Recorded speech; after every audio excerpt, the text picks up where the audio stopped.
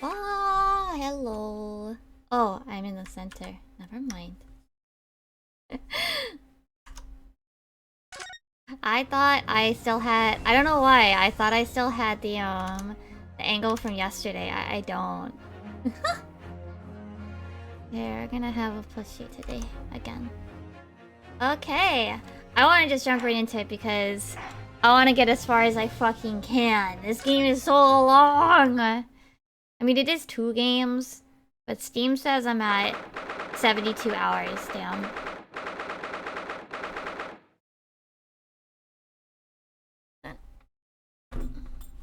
What? It's a little better. I think? I don't know. Okay, I can move myself down a bit. There? Yeah, yeah. Okay. I still can't quite believe what just happened. I know. I inquired with the bailiff after the court session was adjourned, and it seems Mr. Vigil was taken to hospital to recover. Right. 10 years ago now, Mr. Vigil attempted to commit suicide by jumping out of the window of the prison governor's office. But ever since then, he's completely blocked the memory of those events from his mind. Nobody knew his secret. Not his family, not even the man himself, but I stood out into the open. Is it wrong of me to do that? Did I overstep the mark, I wonder? Bruno! Oh, Iris! Oh, thanks for stopping by, Perry. I hope you're doing well. You were miles away. Anyway, I've brewed a fresh pot of soothing tea for you. Oh, thank you. Oh, no worries, no worries. You and Susie have had an exhausting day so far, haven't you? Oh.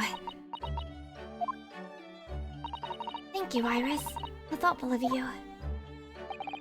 Do you happen to know where Mr. Sholmes is? When we came out of the courtroom back into the defendant's antechamber, he disappeared. Oh, no, I don't know.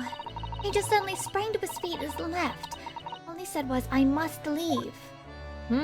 Sus. I wonder if he's pursuing the mystery of Inspector Gregson's death. Well, you know what Hurley's always saying, don't you? There are mysteries in this world that should perhaps never be solved. For the construction of a solution comes only at the expense of the destruction of something else. What does that mean? He knows very well that when you open someone else's old wounds, you often open your own too. But he just can't take his own advice and leave well alone. Solving mysteries is too important for him. That's so true. But that's what I like about Hurley after all. I suppose that's a lot of a great detective in some ways. So then, let's have tea. And then I'll give you a hand. With the gun? Yes, I finished this month's manuscript at last, with barely a day to spare before the deadline. Oh, I'm so looking forward to it. A brand new story to read in the adventures of Herlock Sholmes. You know, I always hide Hurley's violin in the days before I have a deadline. You do? Or Mr. Sholmes? I'm sure that's very wise, Iris. How sensible of you. Now then, my dear fellows, let's make a plan of action before we continue our investigation. So what if I examined the room again? Oh, it's already marked as having been looked at. I think we're good then. This morning's trial. Oh, how did it go in court this morning? I'm actually from East Coast. So it's 6 o'clock here. Oh, shoot, something timed out. Hold on. Hold on. Funny, refresh. No, wait, this one.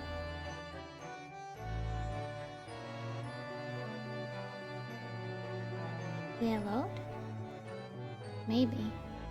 I actually don't know if I use Trigger Fire for anything anymore. Do I actually use Trigger Fire for anything anymore? I think I turned most of them off. Huh. Oh no, Bonk still goes. I can probably fix that with another way. Okay. A couple things still do, but it looks like it fixed itself.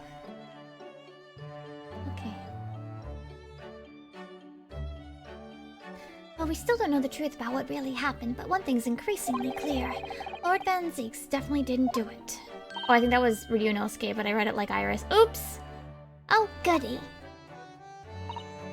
Yes, that's right. We managed to uncover several new facts as well. Oh, really? And there was another development, too. Kazuma. Yes, it's quite clear now that Kazuma-sama is not himself. The way he's acting, it's almost as if he's possessed. Well, he did die, we thought. I mean, at the end of the proceedings earlier, it was like a bloodhound the way he was chasing down Mr. Vigil's forgotten past. Not normally so mercilessly persistent. What's going on in his head, I wonder? I really need to sit down with Kazuma, try to understand what he's going through. The Reaper's innocence. Gregson really was murdered the day before his body was discovered. And Lord Van Zieks has to be innocent, you see. What? The day before? Well, that should be easy enough to work out, just by examining the corpse, surely. Yes, You would expect so, but curiously, no time of death was included in the autopsy report. That's super sus. That is curious. There are still unanswered questions about Lord Van Zieks, though, aren't there? Do you mean... I mean, what was he doing there on Fresno Street that day in the first place? Well, according to the man's testimony, he said he was investigating Inspector Gregson, didn't he? And it turns out that little room was actually the inspector's secret office. Oh, that sounds like it has all the makings of a wonderfully devilish plot. But then, why was that notice board in there covered with all those particular papers? Papers about cases with a link to the Reaper. I'm starting to get a bad feeling about this. Oh dear, that sounds more like something horribly devilish. We must start by looking into Inspector Gregson's movements of late. Gregson's movements. We can't even bribe him with Iris tea. If he was still alive, we could just have Iris give him tea and he would just give us whatever answer we wanted, probably. Never imagined I might have to be investigating an inspector's movements. Well, according to the entry in his diary, he was carrying out an incognito investigation of the Red-Headed League the day before his death. Oh, you mean he was doing the same as Hurley? Well, Mr. Sholmes was trying to apply, whereas the inspector was supposed to be investigating. I do wish it had been the other way around.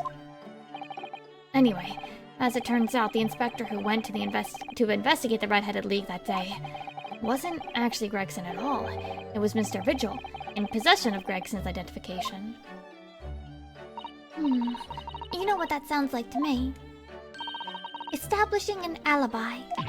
Oh my. Yes, you're absolutely right, Iris. But why would Gregson need an alibi?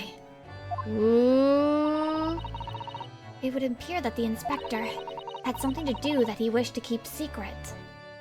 Wait, what if Gregson is the Reaper? I don't believe it. I always thought he was just a harmless lover of fish and chips. But perhaps they were seasoned with something a little more potent than salt and vinegar. That's so terrible. I think perhaps we should try to move away from food analogies. Well, anyway, if Lord Van Zieks felt the need to investigate Gregson... He had, essentially an endless thing of fish and chips. He would have an animation that looped, like in usual games and stuff, where he would always get more fish and chips. Endless fish and chips. Vigil, you say? Isn't that the name of the lady who came to visit Hurley yesterday?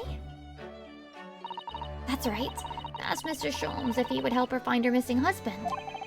Only Mr. Sholmes completely passed the buck to us.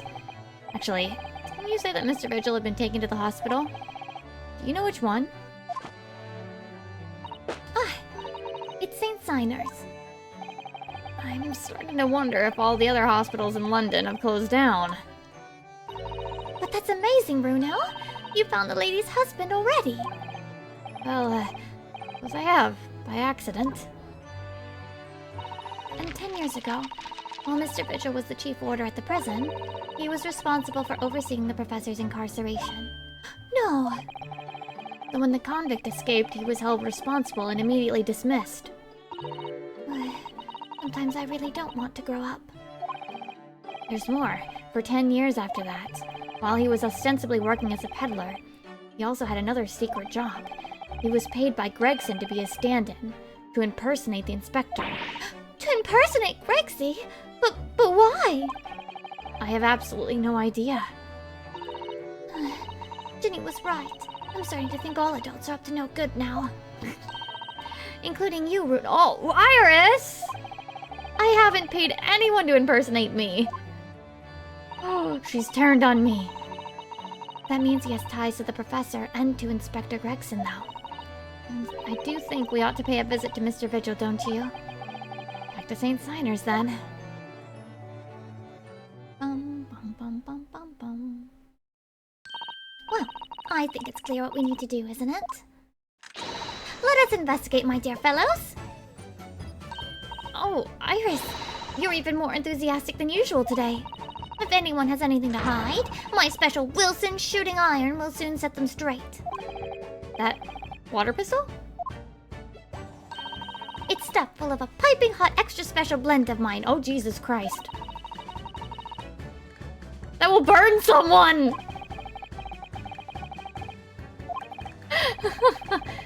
Well, it feels a little strange that Mr. Sholmes is nowhere to be seen, but still, let's go and see what we can find out. Yes! I love Iris's music. It's so fun.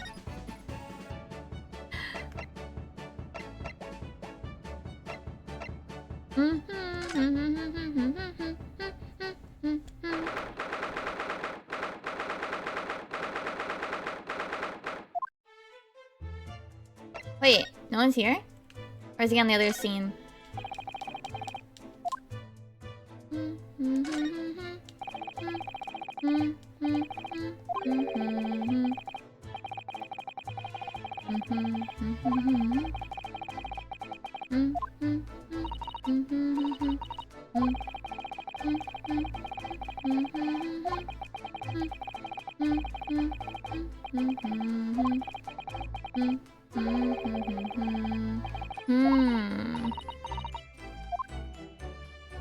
Tendency to jump out of windows, and their solution was put a cushion under the window.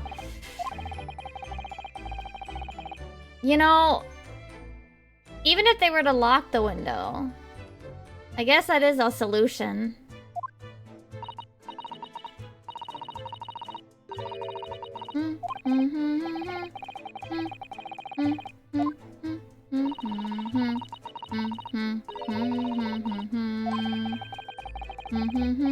Oh, this is the same as like 2 cases ago or something. Were these here the last time? The crutches, maybe?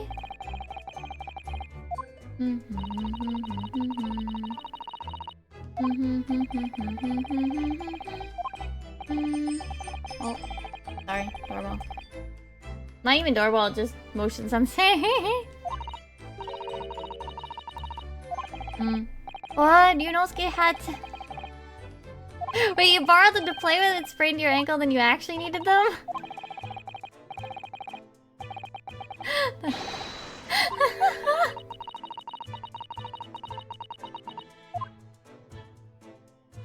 That's kind of funny. Oh, I'm gonna go play with this crutches. And then you need crutches.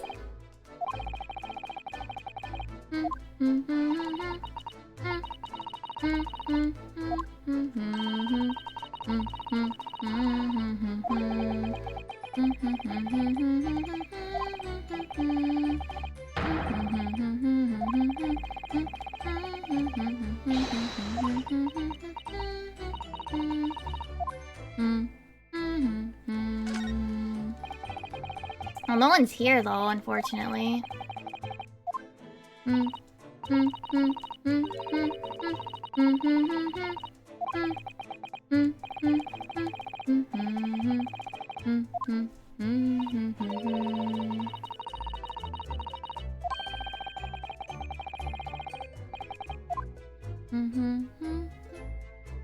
Anything else I can click? Oh, there's a thing on the wall. What is this? Slogan for the award, a cheerful welcome message. Let's see. Pay with good cheer, leave with good cheer. Oh. Full of cheer.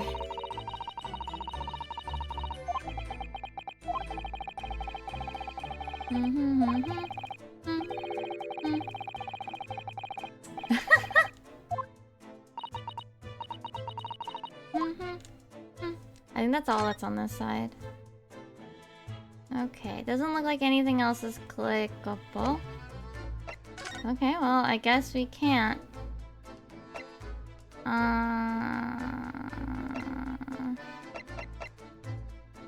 Alright, so there's a handful. Like, this one has a don't you know we haven't been here for a while, so... let's work our way down the list.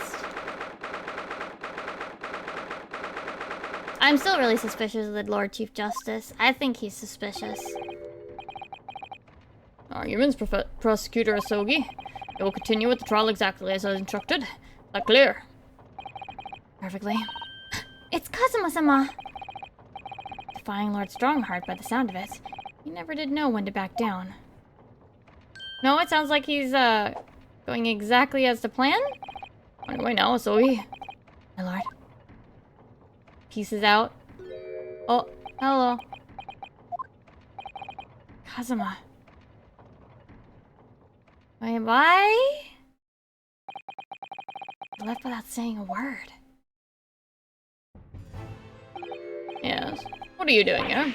Oh, well, I was just hoping to ask you a few questions, if you wouldn't mind. I wanted Van Zeek's trial concluded today. Prosecutor Asogi's unwelcome inquiries are going to make it take longer than necessary.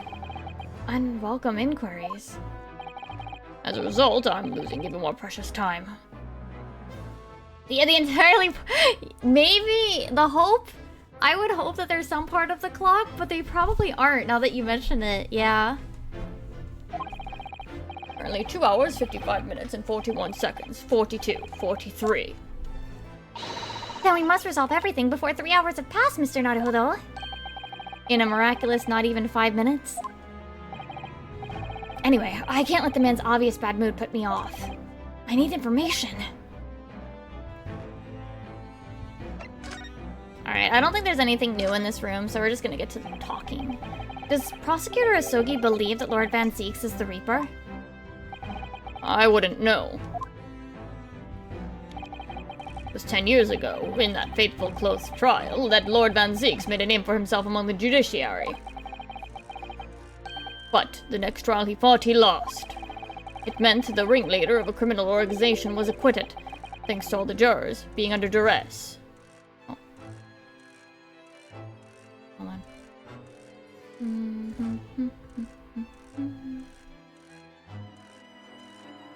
Wow, that got really quiet. Hold on, let me turn up the game. I can turn it down for you guys. My headphones are out of charge. But that's awful. The man's freedom was short-lived. He lasted just 3 days. Yes, let me see. He died in a rockside at his place of work, I believe. Correct. That was the inauguration of the Reaper of the Bailey. And people believe Lord Van Zeeks was responsible? He was brought to trial himself, but it was shown to have been an accident. He must have had a solid alibi then. Nevertheless, the mysterious deaths continued. In total, 16 persons perished in unusual circumstances, ostensibly at the hand of the Reaper. That's a long run of coincidences. Well, the Reaper's true identity may well be revealed by this trial. And the impact that revelation would have on the British public cannot be understated. Is that why it's a closed trial? Precisely. At least I don't have to do summation examinations and judge the jury. The jury always had, like, the dumbest reasons. And some of them didn't even make sense. Like, they weren't even related to the case. This country hasn't seen a closed trial for 10 years. So the last one was the professors? The trial of Genshi and Asogi? Correct. Actually, we heard that originally. You were going to prosecute that trial yourself, Lord Strongheart. Van Zeeks entreated me to relinquish the prosecution to him, that he might avenge his brother's death. And here we are, 10 years later. The son of the man Van Zeeks had condemned, now looking to avenge his father's death in the same way. Isn't that, like, sus? Like, bad? Hello? I do say what goes around comes around. However, it would seem the new young prosecutor is harboring some ulterior motive as well. Kazuma is? I'd like my organization to run smoothly in the exact manner that I prescribe. And with the giant clock in here, I won't tolerate a single cog being out of step with the others. Okay. That's what all these gears are about in here. The young man refuses to mesh with the other parts of my great machine. I will be forced to take steps. What do you mean? That's suspicious. I know I didn't like you from the get-go, but... Something which you need concern yourself. In any case, all your questions will be answered tomorrow.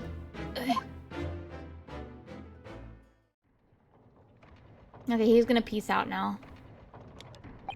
Now, I shall have to ask you to excuse me. As of this moment, I have been delayed from attending my next meeting by precisely 3 hours. Oh my, that's a long time. And I hold you entirely responsible. Even though we miraculously managed to fit everything in not even 5 minutes? I wonder if you might agree to us, talking with Prosecutor Asogi? Discussions between the defense and the prosecution outside of the courtroom are generally frowned upon. However, I will make an exception in this case. Now go. You can find him in his office. Oh, thank you. Okay. We're gonna go see why he's so angry.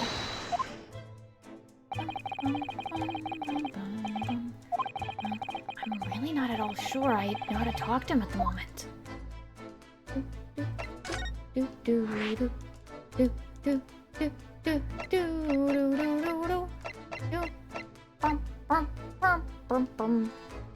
Oh yeah, this is Van Zeeks' office, but like...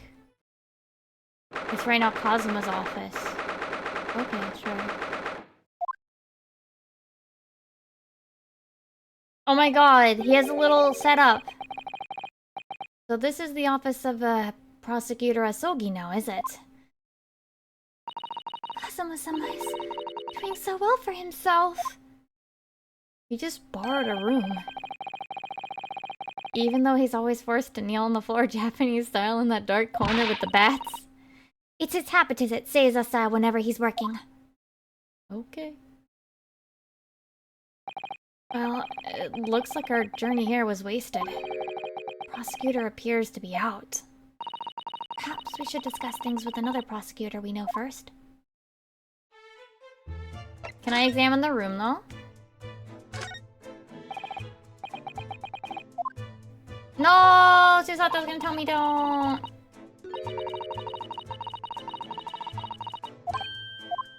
Dang. Dang.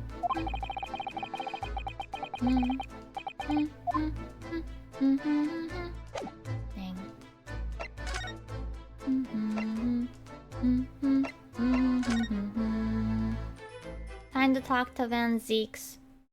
Who I've been saying his name wrong this whole time because nobody read it out loud, so I was guessing.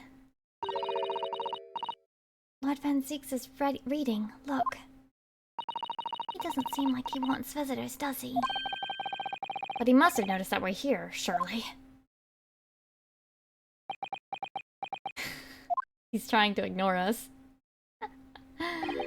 What do you Nipponese want? That's no way to greet the lawyer who's trying his hardest to prove your innocence, is it? Perhaps not. Huh? I apologize. So what can I do for you, Mr. Naruhodo? Ooh! He apologized? Like, and not just been like, oh, I'm so sorry, my hollowed chalice, or whatever.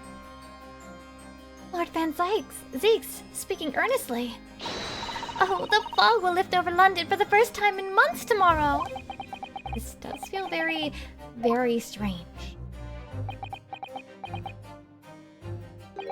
I must say, I was impressed. Oh, well, thank you.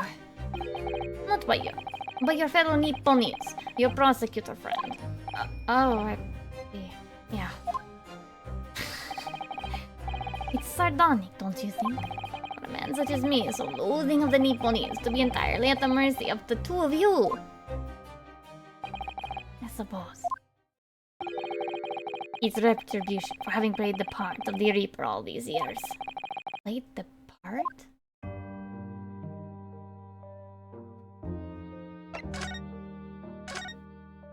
Wait, so then were you the Reaper?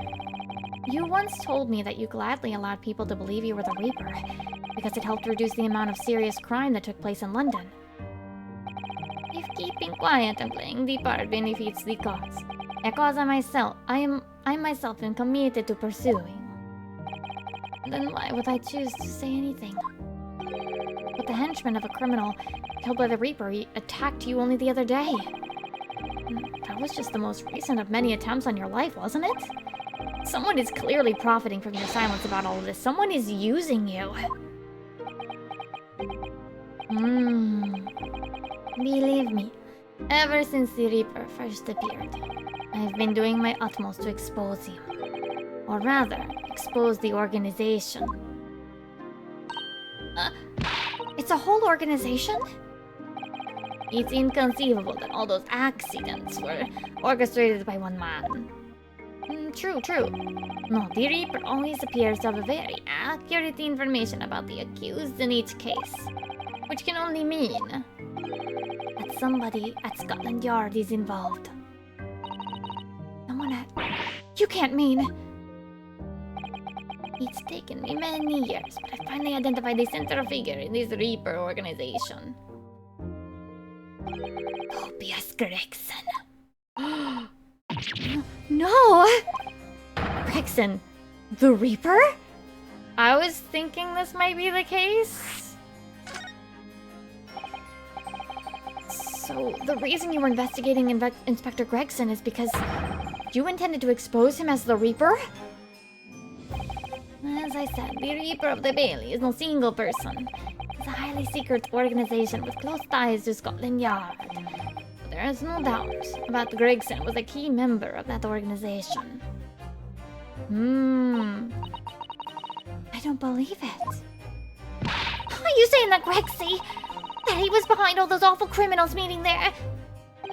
Gregson didn't do the dirty work himself. Oh... He was the tactician. His job was to covertly investigate the marks and plot their assassinations. In order to do that without arousing suspicion, he regularly needed a firm alibi. Which is where Mr. Vigil came in, posing as the inspector. Vigil knows nothing of the Reaper, but the room he rents on Fresno Street was almost certainly the headquarters of the operation. Gregson would have met the assassin there for briefings. So, we don't actually know who carried out the killings then. Actually, I do have a name. You what? Well, if you can name the man, you have the true identity of the Reaper already then. Or, if I can name the woman?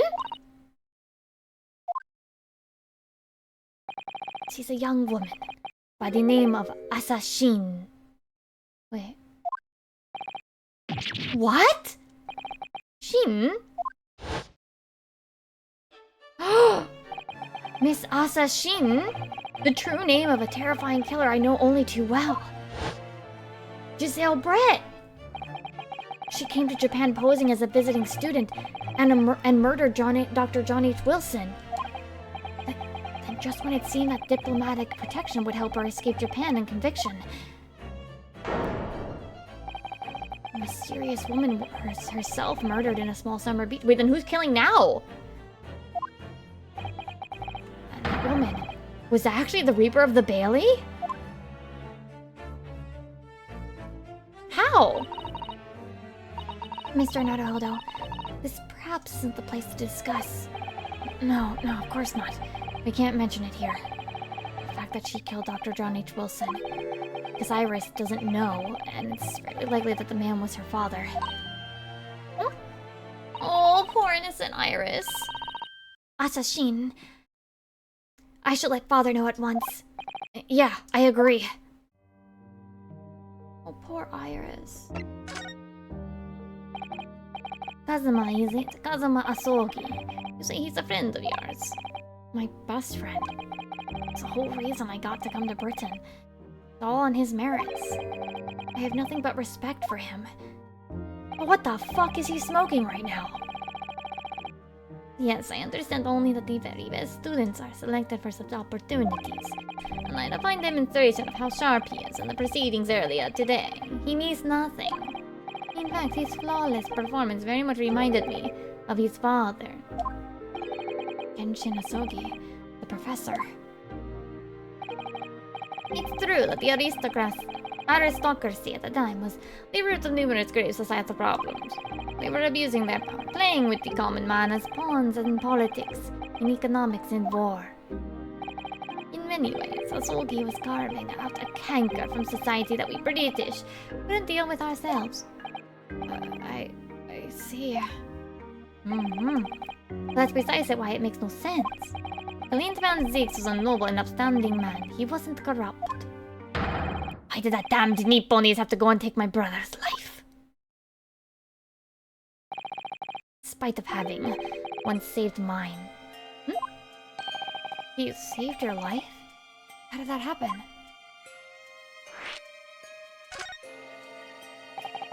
It was 10 years ago, on a foggy night. What was to be the professor's final strike had sent a wave of panic through the capital. So Clint Van Zix had already been killed at this point, then.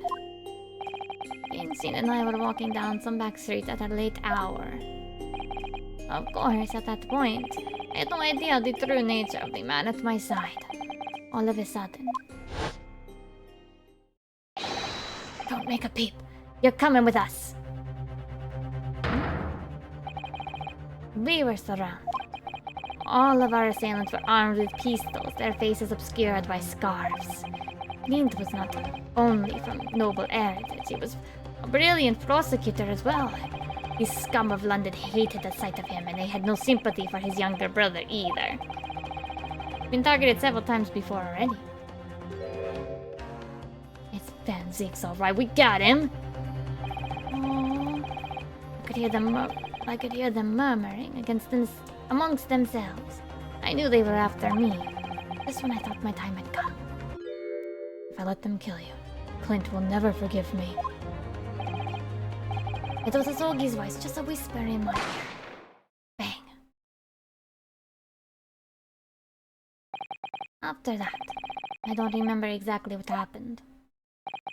The next thing I know, there was silence all around. Genshin laid on the cobbled street. Blood was seeping from his left hand. It shielded me. Wait.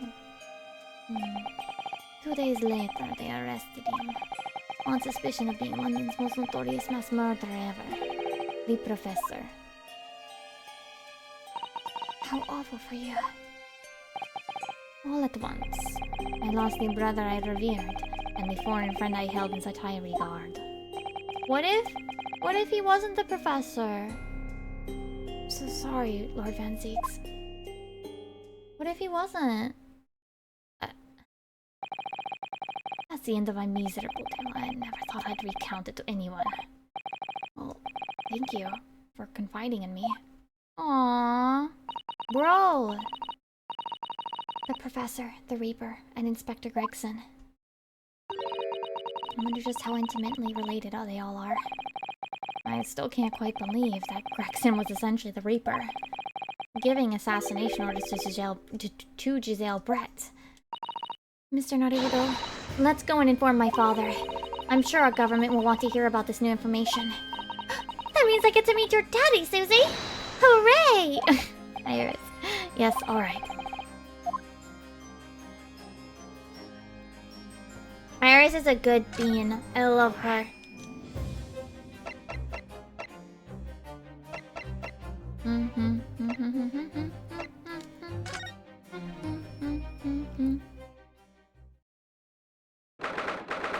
Wait, are we just gonna have this conversation in the lobby? Isn't that a really bad idea?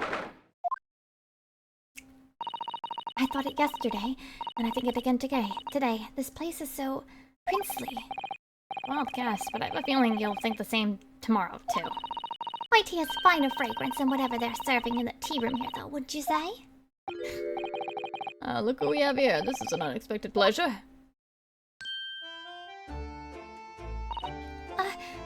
Father! Oh, is this your daddy, Susie? How lovely! Oh, what a charming young lady. And you are? Are we gonna tell him not to tell her? Oh, really? So you're the author of The Adventures of Herlock Sholmes, are you? That's me, Iris Wilson, at your service, sir. Susie's been such a wonderful friend to me over the last year, you know. Miss Wilson, I must say I read your work regularly and with much interest. Iris actually lives with Mr. Sholmes, you know, Father. Is that so? Well, perhaps that goes some way to explaining that bright look in your eyes. Cute! Look at her! She's adorable! Iris is so cute!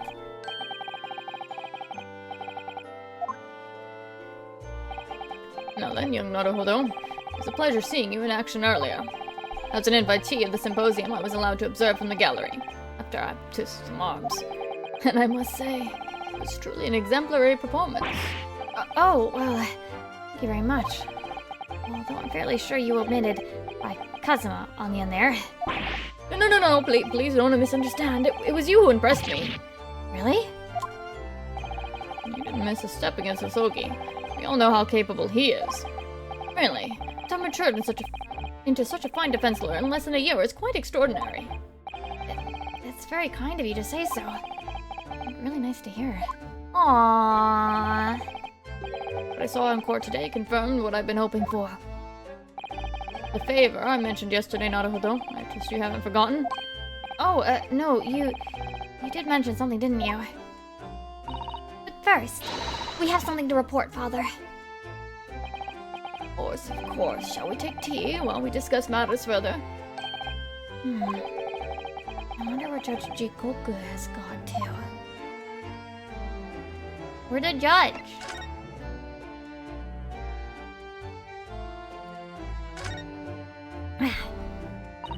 Father, do you know about the so-called Reaper of the Bailey? I've heard rumors. Some members of the judiciary explained it all to me yesterday. Of course, when I was a visiting student here in London, the Reaper was yet to emerge. Right, he didn't appear until after that case, when the visiting students had already been returned home. But Van Zieks, who was in the dock yesterday, was Barak, the younger brother of Clinton Van Zieks, I believe. That's right. And he's known throughout London as the Reaper, as you've heard. But the truth is, it wasn't him behind all those mysterious deaths, it was somebody else. I see. So what you're saying is, there's been a professional killer at work here? Exactly. One by the name of Asashin, in fact. I beg your pardon? Did you just say Asashin? I mean that Giselle Brett woman, who's responsible for killing my great friend? Oh no, a friend of yours was killed. Oh, don't say who it was, don't. Professor Mikotoba, I think perhaps we shouldn't discuss this right now. The friend of the professor is talking about is Dr. John H. Wilson.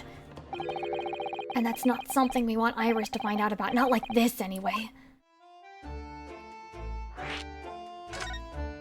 Oh, we're hiding from her. We need to tell her. I've just remembered something. Biscuits. This hotel has the most delicious looking biscuits. It was rather out of the blue. She's doing this deliberately.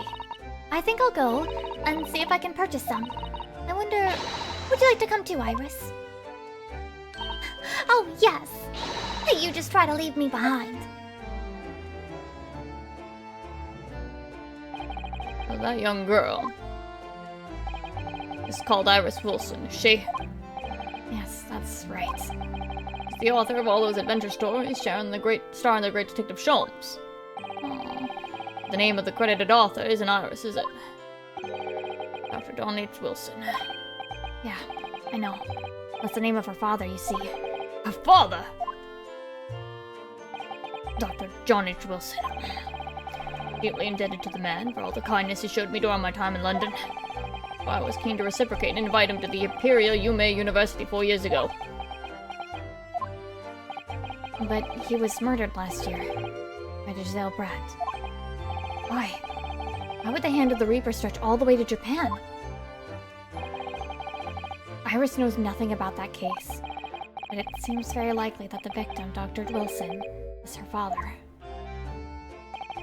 Well, can't say that we ever spoke about his family. I don't know if he had a daughter or not. I can say with some certainty, he was never the great detective's partner. So it could have been another Dr. Wilson, you think?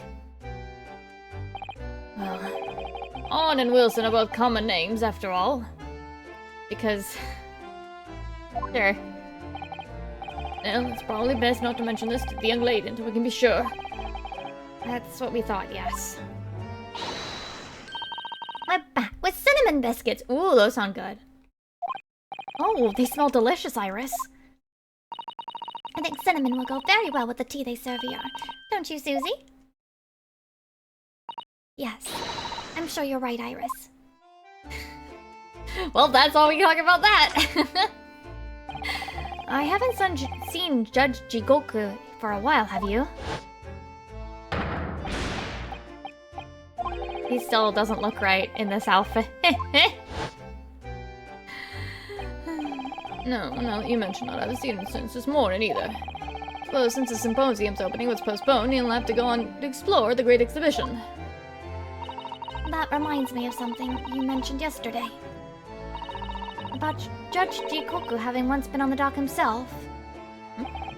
Ah yes, it was all tied up with that accursed trial. The closed trial of Kazuma's father. Seishiro was trying to mitigate Genshin's guilt, so he took the stand to testify. But he got a little carried away and actually managed to break the witness stand. How do you... He also said some contemptuous word about the British Empire, for which he was charged. Oh dear. Although it's worryingly easy to imagine him doing that. Well, it was all right in the end. He was acquitted, and we returned home to Japan together. Thank goodness. Oh yes, talking of Seishiro. I have a copy of the photograph we all took together here yesterday, please. Oh, what a lovely picture. Certainly seems to show we've arrived in Britain. Oh, that's gonna be important. Why would it go on my court record? None of us had any idea what was coming when we took that, did we? No. No, that's so true.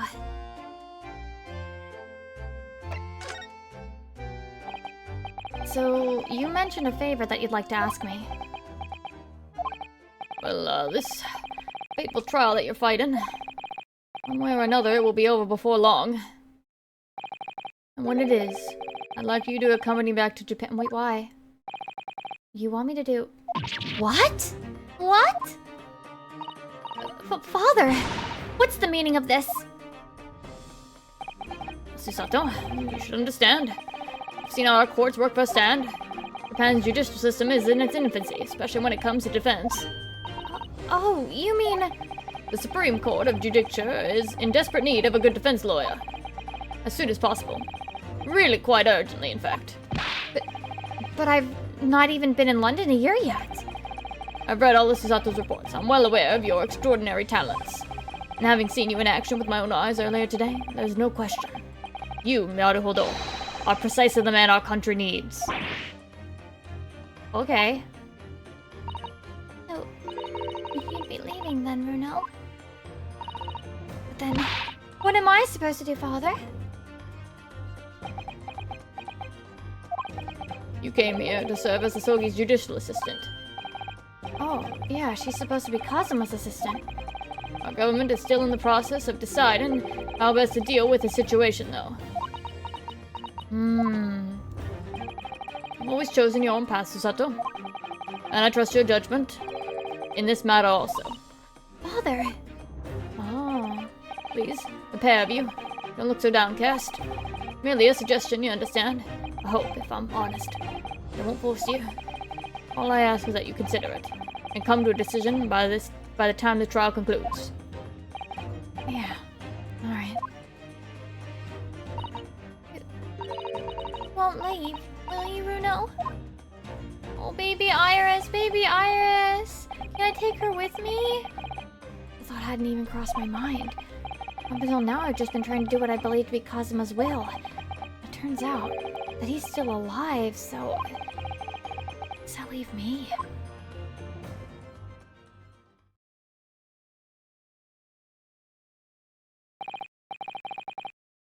Did my thing freeze again?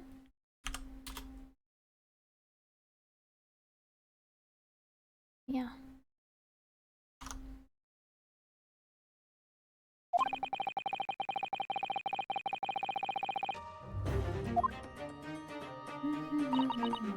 Of course, Father. Thank you. I look forward to next month's installment, Miss Wilson. Oh, good. And please do come to Baker Street sometime, won't you? We'd love to entertain you. I would be delighted. The best of luck for tomorrow, Naruhodo. And give my suggestion your full consideration, won't you? Yes, I will. I'm back home. Dun, dun, dun, dun, dun, dun, dun, dun, dun, dun, dun, dun. You know, Kazuma-sama has always meant a great deal to my father. I'm sure he'd love the chance to meet with him and talk to him about all this. Yeah, no doubt. Asashin? Of course, it's so obvious. Oh, how could I have neglected to consider the possibility before now? Mr. Sholmes! Hurley, where have you been? Why, I joined you all for tea, of course. What an extraordinary question. I didn't notice you at all. No matter, no matter. Anyway, to more pressing concerns, Mr. Naruhodo. Oh, yes? I must dispatch a telegram to your country at once. It is a matter of urgency. To Japan, you mean? Tell me, to whom can I entrust the task? Quickly now, who? Well... My father has just now left to send a telegram to the Imperial Police Bureau of Japan himself. I see. Huh. He looked reliable enough for a bearded fellow. I don't think what father sports could be considered a beard, Miss Sholmes. It's a mustache. There's not a moment to lose. Kindly ask your trusty unshaven father to see this sent. I will, but what is it? No questions at this time, if you please, Mr. Sato. All we can do is pray that for once, my deduction is awry. Doesn't that imply that your deductions aren't normally correct, Mr. Sholmes? Which isn't exactly... Now then... You may be surprised to learn that I'm a very busy man. I certainly have no time to hide behind cities and eavesdrop on other people's conversations. Well, that's what joining us for tea meant. Oh, Oyasumini parent, I hope you have a good night as well. I leave the sending of this in your hands then, my dear fellows. Okay, bye?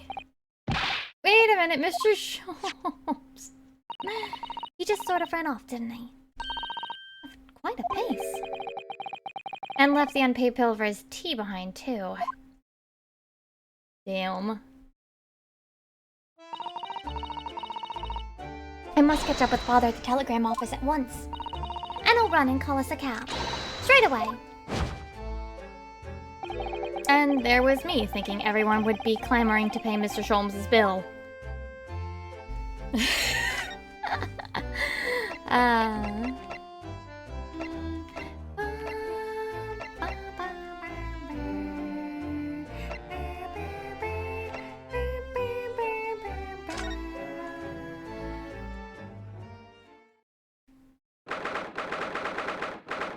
Okay. Let's see what happens here now that we're... It's been a while. This is the word where Mr. Vigil was brought, apparently. To be frank, I'm a little worried about seeing him again. Oh. A lawyer. Hello again. Are you feeling better now, Mr. Vigil? Yes, thank you. Somewhat better.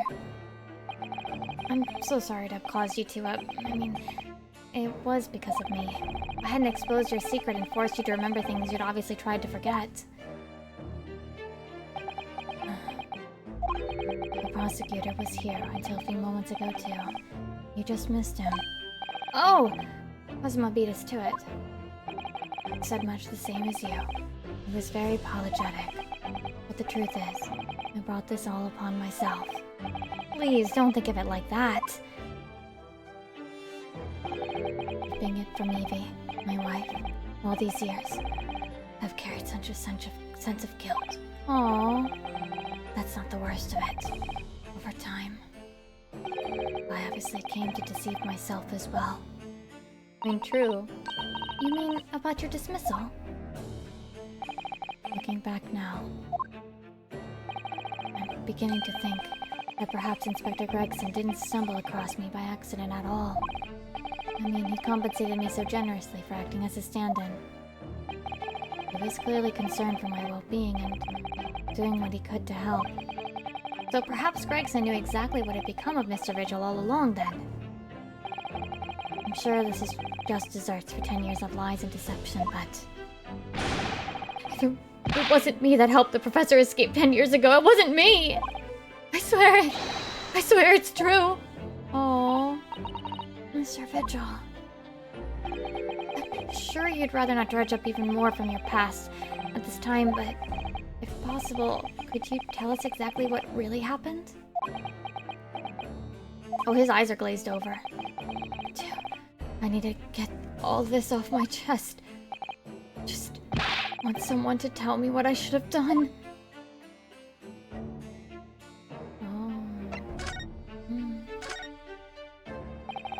Inspector Gregson was obviously engaged in a special operation of some sort.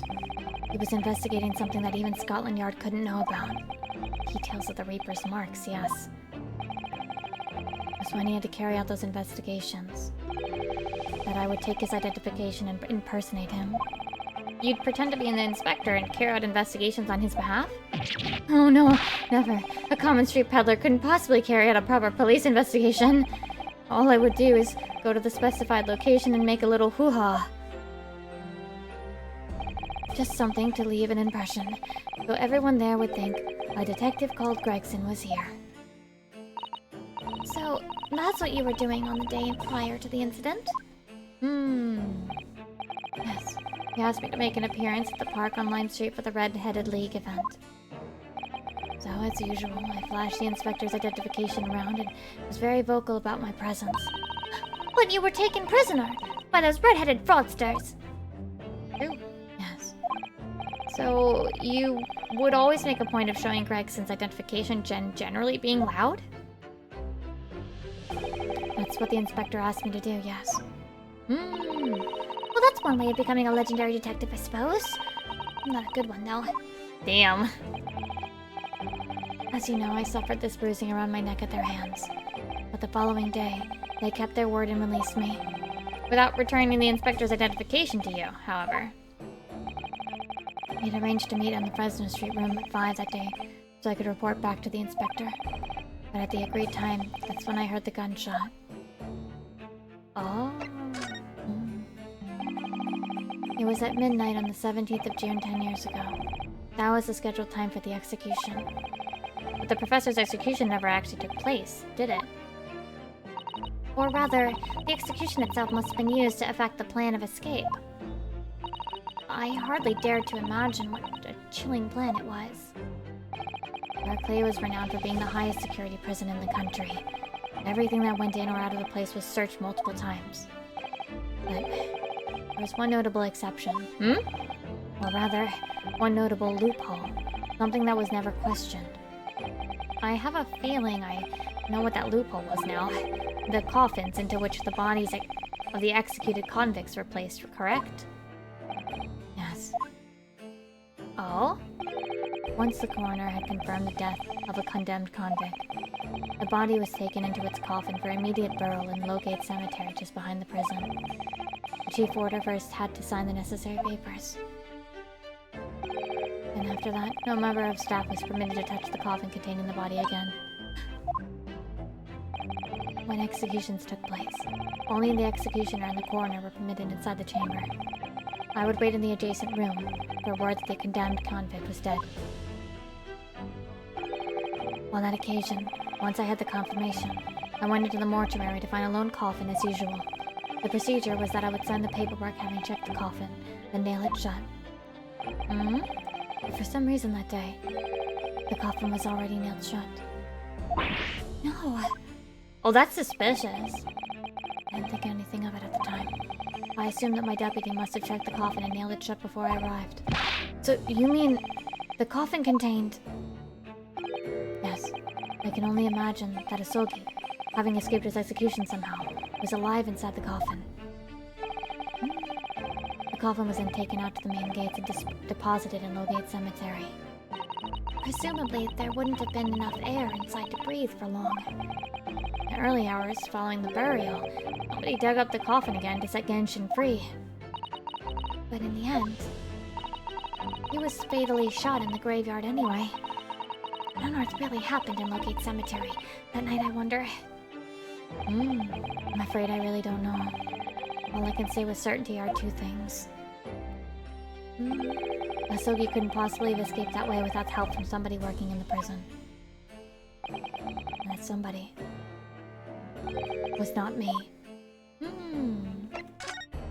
That makes sense. Obviously, you knew the man then. The professor, I mean. Genshin Asogi. Yes, I remember him well, in fact. Would you mind telling us what you know? No. Having been condemned to death as he was, any contact to him with the man was short, obviously. After the trial, which was carried out behind closed doors, attended only by elite members of the judiciary, called for his execution to be carried out at the earliest possible opportunity. The outcome of the trial was set from the beginning, wasn't it? It was a time of delicate diplomacy, when Britain and Japan were in the process of signing an important treaty. That meant that this potentially destabilizing case had to be dealt with swiftly and discreetly. The man had less than a week in total, and I was the chief warder. I oversaw his short stay in the cells until his final hour. I remembered being struck deeply by his noble character and incredible resilience. What do you mean exactly? He was a killer of many men, but he was always quiet and polite. He was a gentleman, and a man of intellect. In fact, I couldn't bring myself to believe what he'd done, so I asked him one day. Those 5 members of the aristocracy whose lives were taken, were you really responsible? I'm guilty of the unforgivable crime of ending another human's life, yes. But that technically doesn't mean 5. The following day, the closed trial took place, and the verdict was no surprise. Guilty. That night when he was brought back to his cell, I saw something. Something unusual. Something unusual? What? The last will and testament of Genshin Asogi. Oh! As I said, it was on the night following his trial after he'd been found guilty. I was doing the rounds of the cells, and when I looked into Asogi's, I noticed that he seemed to have a sheet of paper in his hand. His last will and testament then, presumably. As soon as he noticed me, he hurriedly shoved it behind his back. Oops. Wrong button. But why did you find that so unusual? Isn't it normal for a man to pen a will when he knows his death is nigh? Yes, that's true. But there were special conditions to Asogi's incarceration, you see. What sort of conditions? Even though he was held in a cell designed for condemned inmates, he was allowed to keep his personal effects with him, with one exception. Really? He was allowed his things? That is unusual, certainly. Of course, he'd been convicted of killing 5 members of the aristocracy, but at the same time, he was a guest in our country from the Empire of Japan. The powers that be were determined that his final days shouldn't be needlessly uncomfortable. And what was that exception you mentioned? To the personal effects he was allowed? That's the point. He wasn't permitted to have writing materials. Wait. Specifically, no pens or paper. So, he was prevented from leaving any written record of what had happened to him. Hey, why? Yes. That was the long and short of it. I have no idea where he obtained the paper. Any writing materials would have been confiscated from him upon his incarceration. Said he hid the paper behind his back, and then he pleaded with me.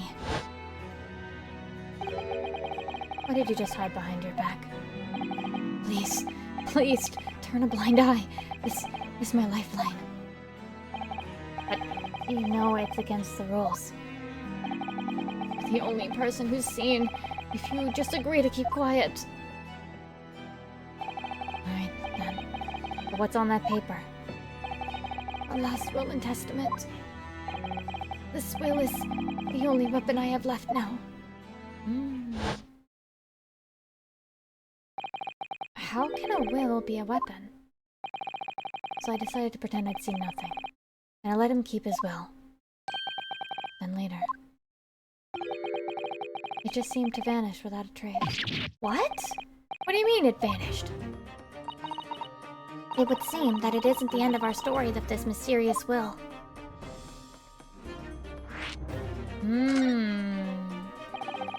I was the only person who saw Asogi's will, but somehow it disappeared? It was after Asogi's execution. Which was actually an elaborate jailbreak. The warders gathered up Asogi's possessions that were in his cell. They were all to be sent back to his family home in Japan, you see. Poor Kazuma-sama. And you're saying that it wasn't anywhere to be found among his personal effects? The will, I mean. That's right. Though I didn't search through them myself. But Governor Kaden was livid. He was screaming, "It cannot have disappeared completely!" That doesn't quite make sense, though, does it? In what way? Well, we'd understood that only Mr. Vigil was aware of the will's existence. In which case, how did the prison governor know to look for it? Oh, yeah, you're right! I really don't know how he knew. But it certainly seemed as though he knew of the will's existence from the outset. Only he didn't refer to it as a will. What he said was... the Asogi Papers. What does that mean? I really can't tell you anything of the subsequent events. Because, well, what happened? Your dismissal, and the way you blocked it all from your memory. I've forgotten all this until today. I don't suppose it's relevant to the case, though. Well, anyway, thank you very much for sharing it with us, Mr. Vigil. We're very grateful.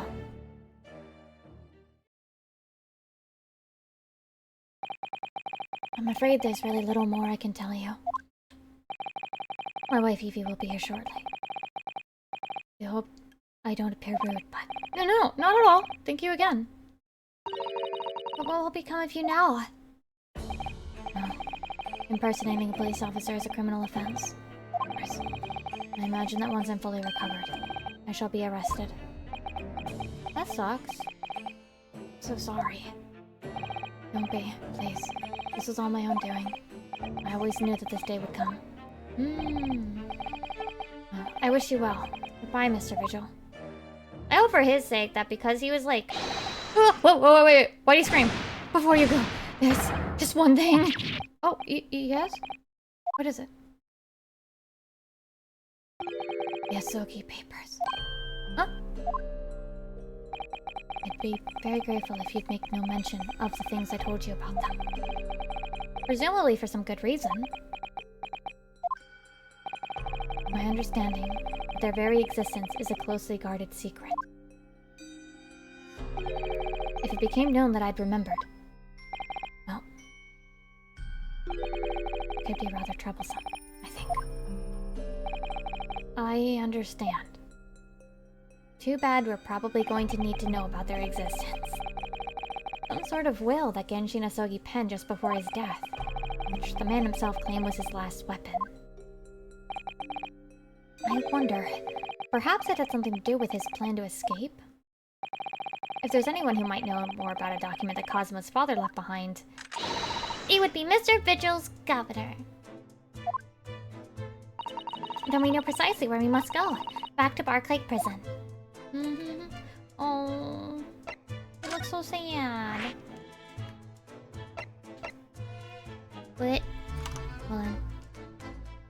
Bum, bum, bum, bum, bum, bum.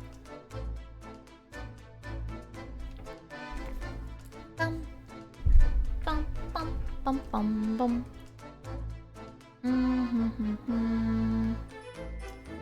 Okay, let me get a stretch. Stretch, stretch, stretch. Okay, that feels a little better. Okay.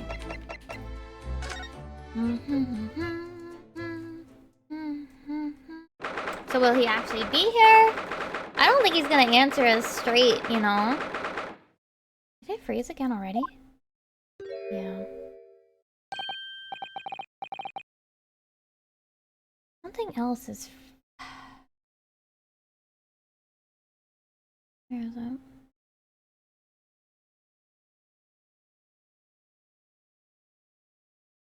And get rid of trigger fire for today. I think I need to get rid of trigger fire. It 503 gateway times out often.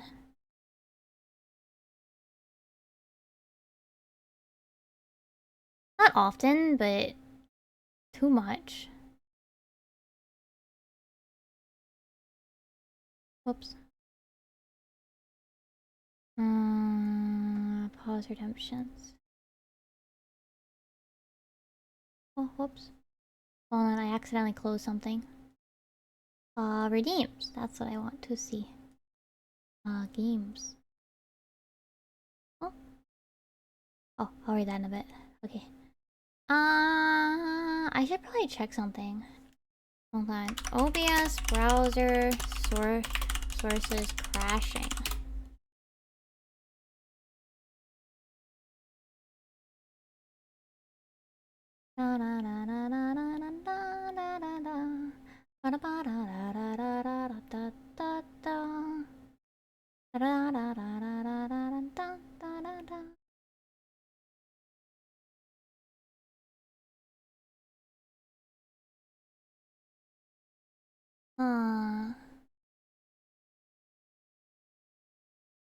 About freezing.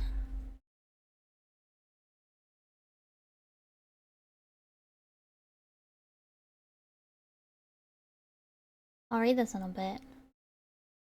Okay.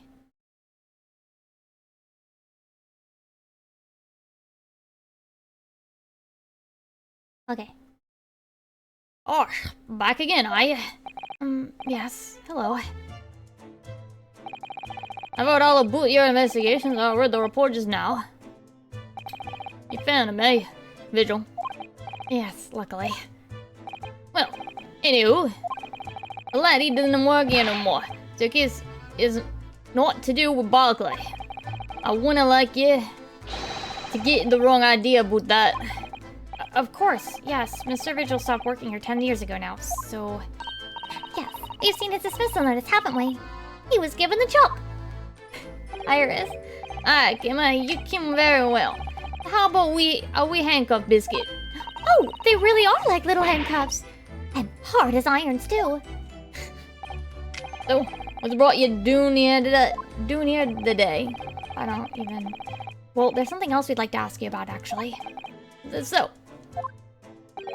We believe there might have been a document that disappeared from Genshin Asogi's cell. I think it's been called the Asogi Papers or something? Uh-oh. Uh-oh. He's gonna tell us to leave, ain't he? Did I not say? Gregson's death is not to do with things that might have happened at Barclay. Leave the past in the past, laddie. Let's not fool or reboot with irrelevant details. His expressions changed completely. We're clearly onto something here. You know, brushing it on the rug is not gonna solve this. That murderer's botched execution, an old miserable escape. Like what Barclay's dug is out, aye. Dug an embarrassment. Because the convict had a collaborator on the prison staff, you mean? Aye. Shame. The coroner confirmed the death of a man after his execution, Courtney Seth. My chief warder at the time, Vigil, who was in charge of that whole affair. But Mr. Vigil says he didn't know anything about it. The rascal wouldn't say otherwise, eh? More handcuffs? Oh, how could I say no? You can never have too much iron in your diet. When Mr. Vigil was handed a dismissal notice as a result of what happened, He was so despairing he jumped out of your office window, didn't he? I didn't like to say, but that's just Vigil trying to get out of it. You don't think he wouldn't have jumped from the shock of his crime being exposed, eh? I do. You wouldn't say otherwise, though, would you? Of course, I can't shun all responsibility myself. I shouldn't have let him deceive me. Actually, there's barely anybody that kens what went on at the time now. With Gregson having been murdered and Dr. Sith forbidden by any visitors. No visitors. Someone obviously doesn't want her giving anything away. Well, we're not going home empty-handed. Oh my goodness.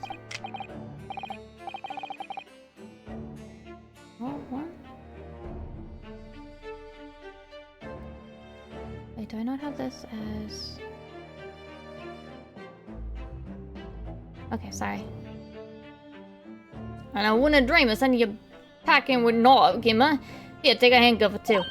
Oh, well, it would be rude to say no. Wouldn't want to become an evic. I think you're gonna have too much iron. Suppose if there's anybody who might still keen about what happened back then, it'd be that latest from the forensic division, Maria Gori. Maria Gori? I feel like there's a pun in here and I don't get it. Ah, it's his daughter. She didn't have no more. Just the one. That weed bands follow with her mam's footsteps. You didn't ever see with our scalpel in her hand. Oh! That tiny child that wanted to cut me the fuck open! Mama, what is this? Where did she spring from? Did she just call the doctor Mama? Dr. Sith's daughter, Maria Gori. We could do with talking to her. Why is her last name not the same, though? So she's Dr. Sith's daughter, but her surname is Gori? There's some family history, I'm not sure.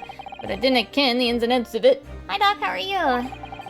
She grew up watching her mams working with the bodies of the folk who died in strange circumstances, and decided to do the same with her own life. I can't understand it myself. Perhaps she was driven by a deep respect for her mother. Perhaps. I'm doing okay. Anywho, she was in charge of Gregson's autopsy, I believe. Right. And the coroner responsible for this incomplete report. Someone once told me that the wee lassie always loved her mam's stories about cutting up bodies. There's even a rumor that she used to listen to the funeral march of the lullaby. No. Not yet.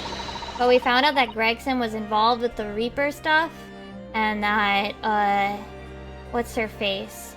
Giselle Brett, aka, Asa Shin, was likely the actual murderer for the Reaper. Yeah. Well, then perhaps her mother might have told her about the autopsy from the case 10 years ago. I'd say there's a fighting chance at least. After all, that was a life-changing case for all of us. We really need to speak with Miss Gori herself about this, I think. Oh, thank you very much. I'm not happy about any part of this. Took years for London to finally forget the whole professor business. No, it's not. Can you don't get up on this, laddie? Stop asking pointless questions. I'm sorry. I don't like dredging up these painful memories for everyone. I think I need to look into something else about why it, like, freezes. Because it's something with OBS and browser sources, specifically, I think. Because in the events viewer, right? Hold on. When it's done loading. It gives me an application, there's an application error. And it's a DLL file. With OBS's browser page.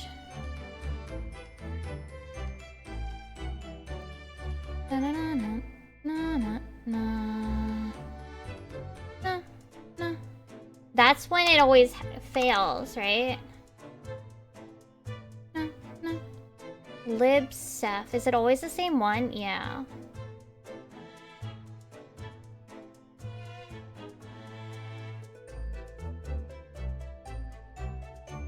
libcef.dll.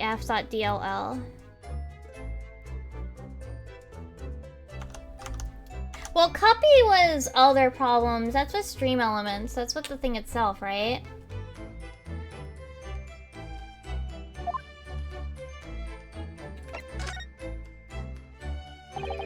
How'd you come to ken about that, laddie?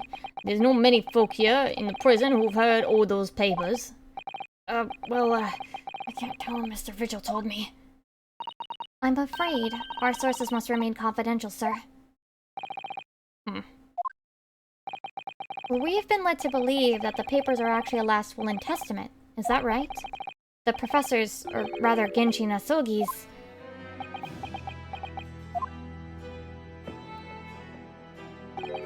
That's right. You're well informed, Jimmy. Oh, is that the end of the silent treatment? But then after the convict's execution, it mysteriously vanished from his cell, didn't it? Havers, no, you're off at half cock there. I think you didn't quite get your facts straight. It was there in the cell, exactly where it should have been. Oh, not what we heard elsewhere. Let me just have a wee hook round here, so I can find it. Ah, here you are. Hey. The last will and testament of Genshin Asogi, written with a calligraphy brush.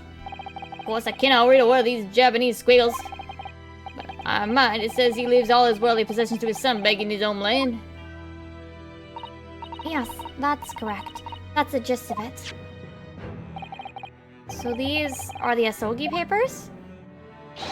Of course they are. Papers written by Asogi need dirt about it.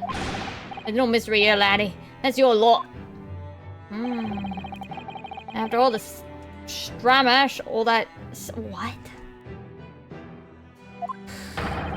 We sent the man's possessions back to his clan in Japan, and that was the end of it.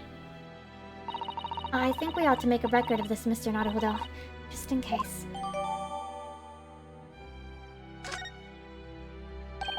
One thing before you go on your way, Mr. Naruhodo. Oh, yes? Those papers are not to do with Gregson's death.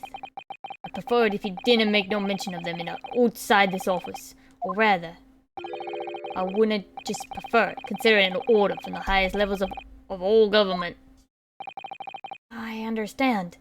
Too bad for you, it's in the court record, so it's probably gonna be important.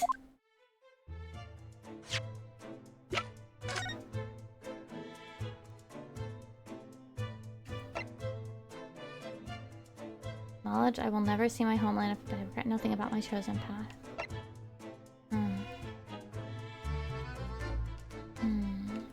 So what was in his possession?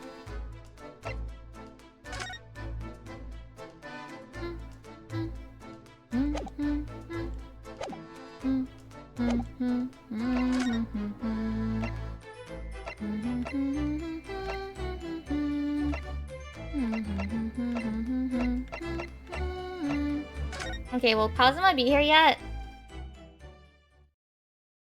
Oh, cutscene, so yes, he is. Kazuma!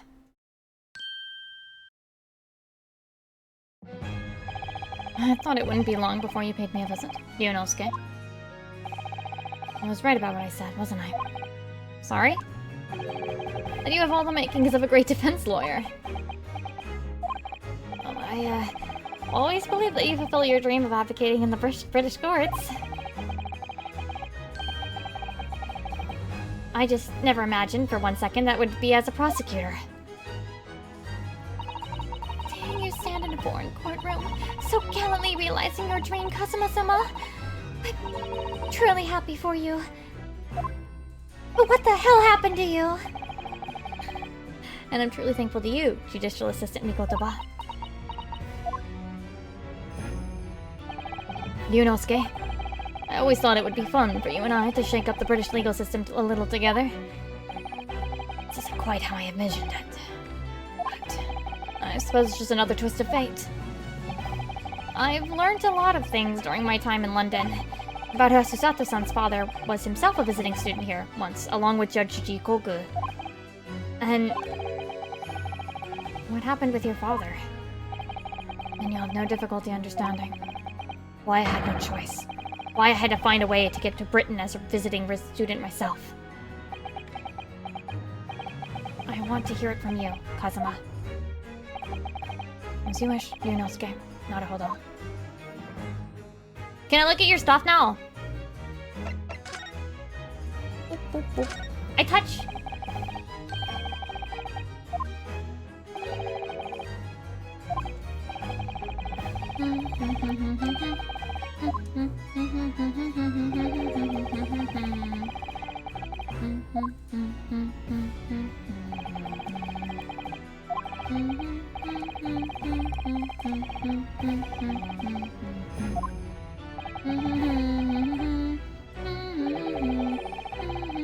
We both know you can't even manage a minute of Seiza.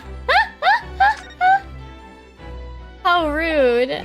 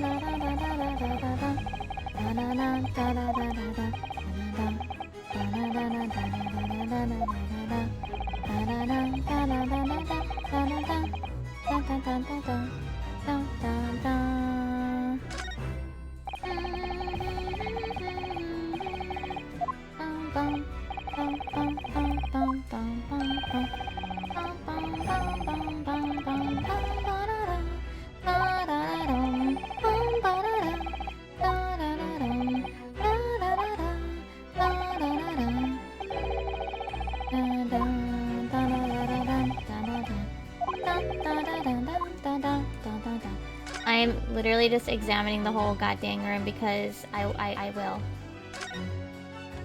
What? Oh wait, I can't interact with the bats. Ah!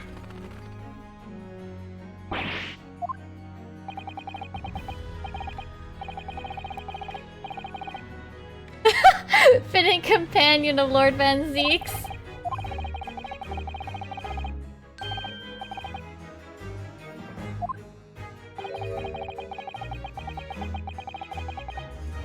Perhaps you have to like birds to attain rank in the judiciary here. Although bats aren't birds, of course. How about a sparrow for you? What's that supposed to mean? Oh, nothing. Sorry. Just thinking aloud.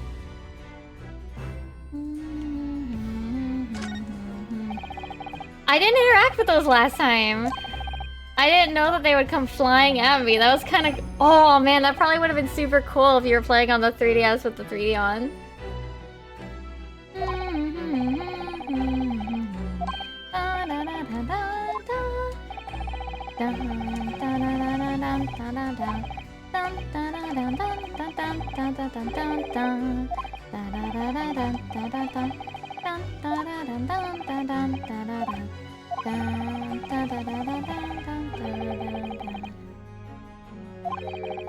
I mean, it startled me anyway. I just think it would have been cool. Okay. Dun, dun, dun, dun. It's getting on for a year now, since what happened in the SS Budia. Dun, dun, dun. Dur, dur, dur, dur, dur, dur, dur, dur, dur. We were headed across the oceans from Japan to Great Britain, when a bizarre series of coincidences led to those tragic events. I thought I'd lost my best friend forever. I must have been unconscious for a long time. When I awoke, I was lying on a bed. It was a narrow little room. There was a posy of flowers by the pillow. It took me a little while to realize I was in the cabin of a ship. I slipped out of the room and headed up onto the deck. Were you already suffering from amnesia at that point? Yes. I didn't know what had happened or where I was. It was just this voice in my head. You have something else you have to do. something no one else can know about. Go to Great Britain. Your task awaits you there. Okay. It was a calling I couldn't ignore. It compelled me relentlessly. Out on the deck, I saw that I was on a huge steamship and we were docked in a large port. It must have been Hong Kong. Yes, it must have been. Presumably just before they were due to carry out your, body off the ship. I had no idea of the situation. I did have the feeling that this was in some way my last chance, so I concealed myself among the sparking passengers and went ashore. Then, I disappeared into the crowded streets of that foreign port city, so I could plan my onward journey to Great Britain. Wait, how did you get here? Why didn't you just get back on the ship? Just under a year ago, with all my past memories lost to me, I was left behind in Hong Kong. Everything was foreign to me. The sights, the sounds, the smells. My head reeled. I was truly at a loss. I realized now that I'd escaped as a dead man. With nothing but the clothes on my back. No money, of course. Oh, how terrifying for you. Luckily, though, I had 2 feathers in my cap. One being your knowledge of English, I suppose. That's right. And on the back of that, I was able to pick up some work as a deckhand on a cargo ship. Eventually, after calling countless ports, I finally arrived at Dover. That must have been some 3 months ago now. Your formidable tenacity of purpose showing itself again. I mean, the man had lost his memory and literally nothing to his name, but he still managed to make his way to London on the opposite side of the world. Of course, I had no idea why I'd move heaven and earth to get here at that point. So, how did you end up becoming Lord Van Zeek's apprentice, then? That can only be called an extraordinary stroke of luck, really. You see, I was up to the border because I had no papers. It took me straight to Scotland Yard. And by sheer coincidence, Lord Strongheart was there to attend a meeting. That's when the second feather in my cap came into play. Would that have been your knowledge of the law? Yes, exactly. Lord Strongheart was curious about an Easterner with intimate knowledge of British law. He took me back with him to Supreme Court and assigned me to prosecutor's office. And then, 9 days ago, you finally got your memory back, after the trial involving Drebber. Yes, I did.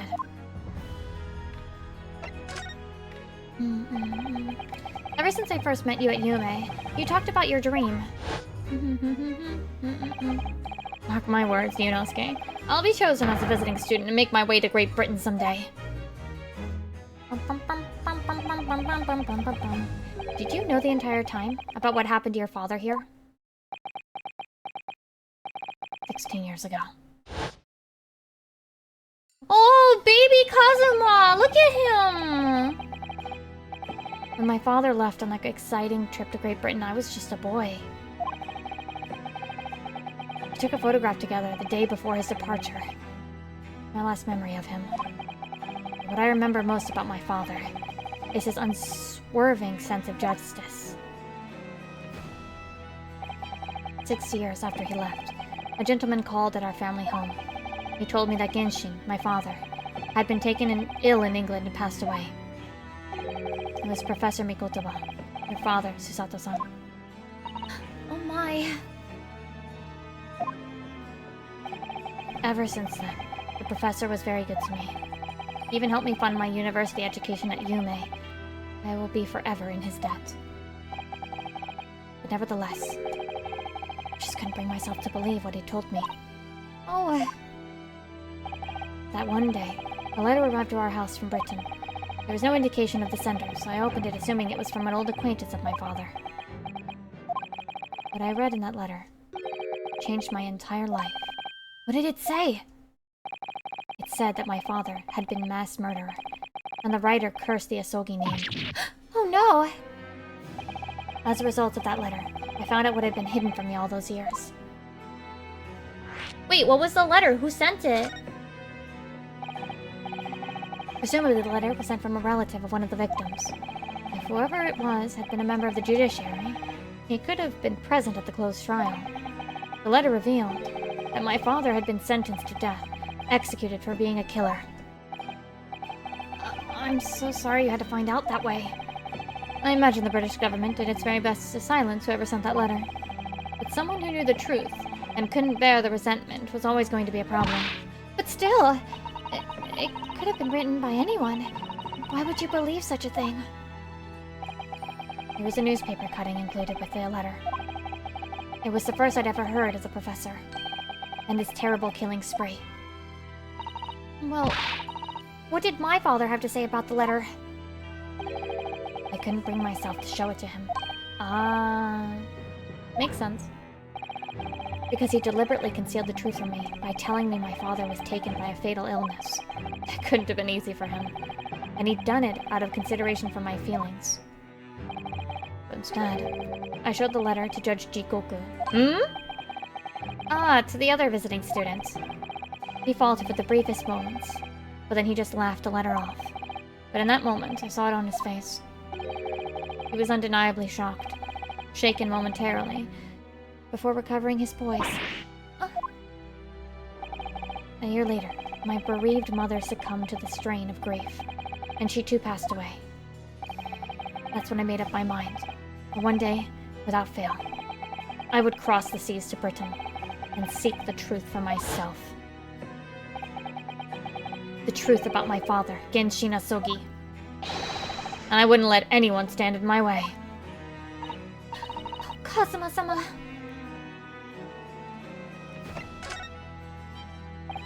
What we learnt today in court turned things completely on their head. It was an impressive piece of lawyering. Do you know Skenato Hodo? Lord Van Zeeks isn't the Reaper, you know. I almost don't want to believe it myself, but it turns out that Inspector Gregson himself, the victim was... It's clear that the Inspector was behind the Reaper's activity all along. What? You mean you knew? The real question is, who's been giving orders to the Inspector? Yes, Barg Van Zykes is the real Reaper. What? And I know that 10 years ago, it was him who decided my father must be a mass murderer and sent him to his grave. No, he was merely seeing that justice was done as the law dictates. He is not to blame. Ultimately, it's people who condemn people. The law is just a tool that they use to do it. And when a man condemns another, he must take responsibility for his actions. Of course he must. But I know for certain that my father would never have taken another man's life. Kazuma. On the contrary, my father's life was taken by the Reaper. What if I present the Asogi paper?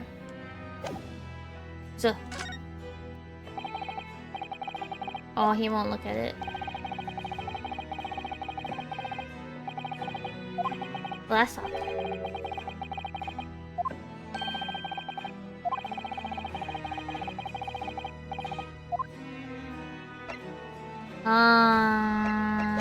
Well, is there any places that say... Wait. She thinks we missed something.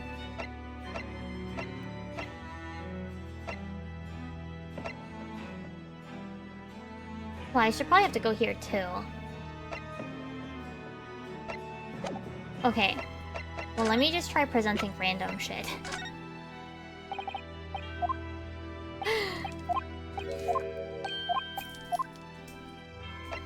What else could I want to present him?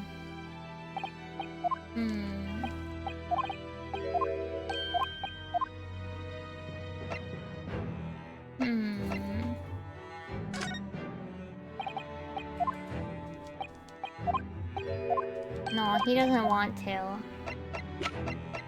He doesn't even want to look at the papers. Oh.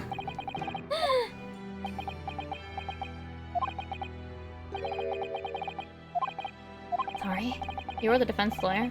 You have a talent for it. I've always known that you would. And now, you've chosen to take that path in life. As your friend, I couldn't be happier for you. Or more proud. Kazuma. Do keep hold of that. Besides, I'm a prosecutor now. That armband would have no meaning for me. Well, if you're sure. Thank you, my friend. Alright, I don't know if I have... I don't know what else I could present to him that would make sense. sense to present to him. Oh! The Reaper. At last I get to take my revenge. Kazuma. Lord Van Zieks isn't responsible for your father's death, and he's not the Reaper. He's the defendant and deserving of a fair trial.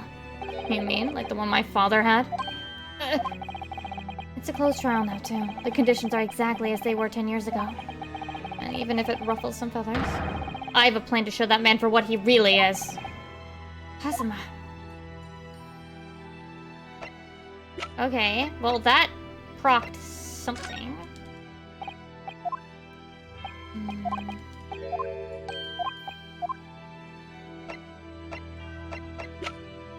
Really? You don't want to look at the Asogi papers?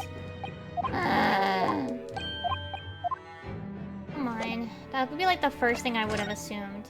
She still thinks we haven't done everything, but I feel like we're missing something that we need to present to him. So...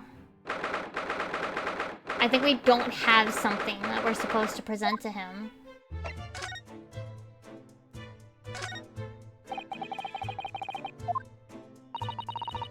Okay, let me go get snack while we're still investigating. Or I don't feel as bad if I just munch. 1 sec.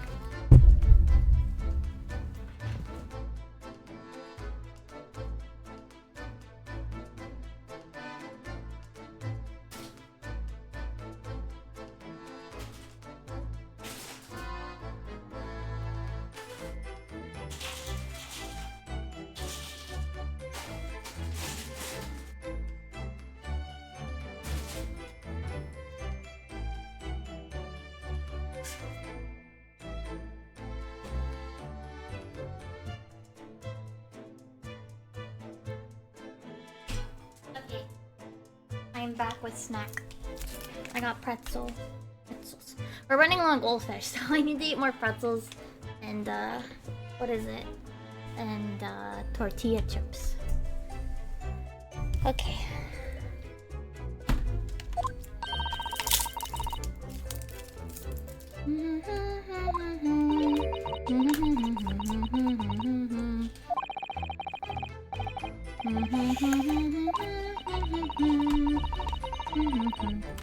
Oh yeah, I finished editing the first part of this case already.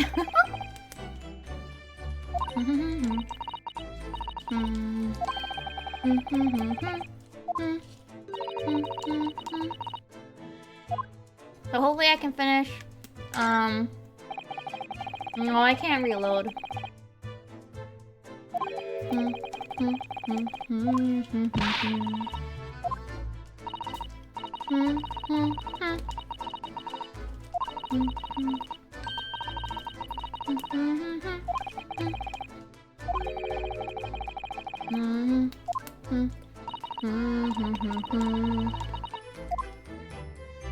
No one can reload the chips anymore.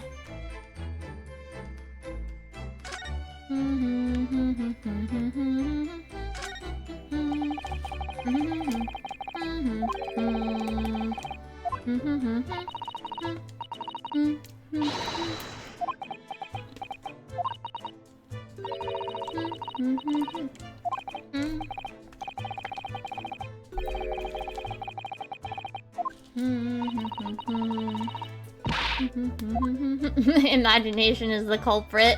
Most certainly guilty.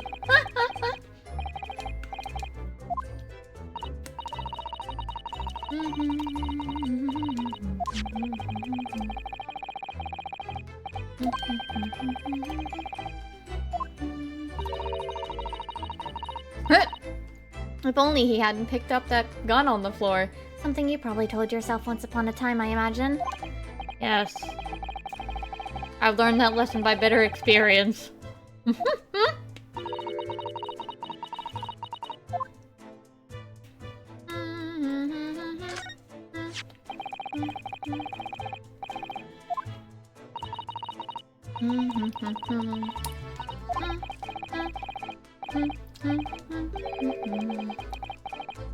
They can't possibly commit any crimes, can they? I mean, redheads stand out like a sore thumb.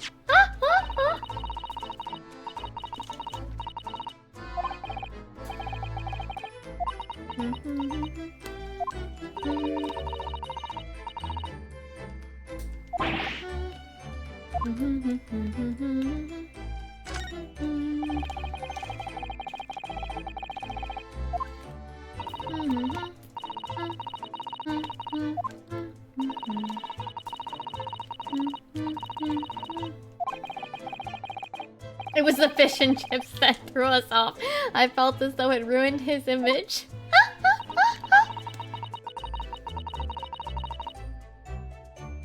I really don't think we should blame one of Britain's staple cuisines. But think about it. Imagine if it was Mr. Sholmes. How would you feel instead of that old briar pipe that's always in his hand? Mr. Sholmes had a bag of chips. Rather disappointed, if I'm honest. Damn! Exactly.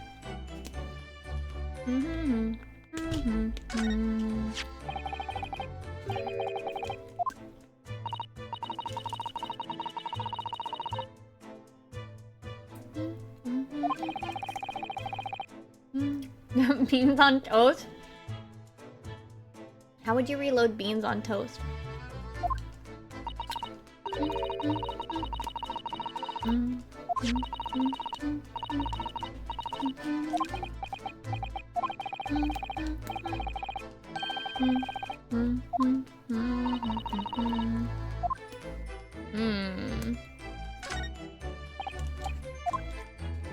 Okay, they still don't have anything to say. Okay.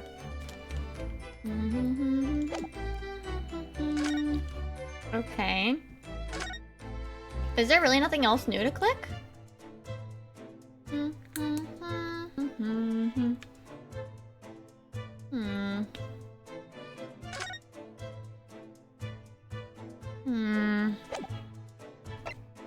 Okay.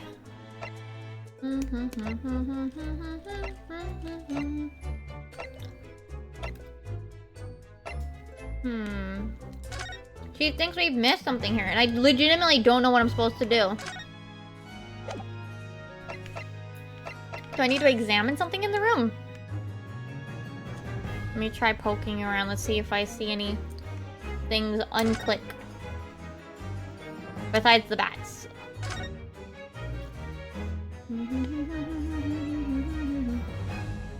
No, nothing else. Then what am I supposed to present? Alright, am I just gonna present everything one by one? Probably. That's cool. We're just gonna present everything.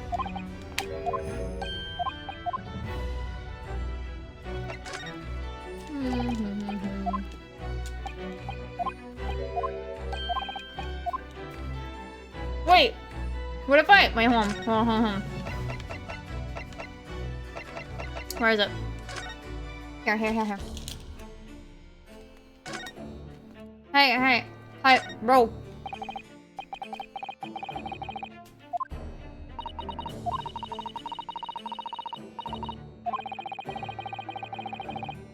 The floppy lip.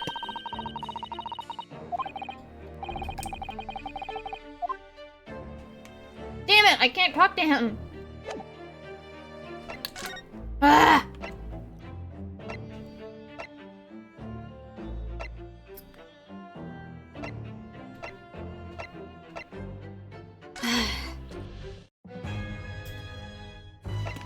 Alright, back to presenting everything. Because I don't know. Nowhere else seems to have... I already did that one. I think I did this one. But I'm gonna do it again. I did the gun.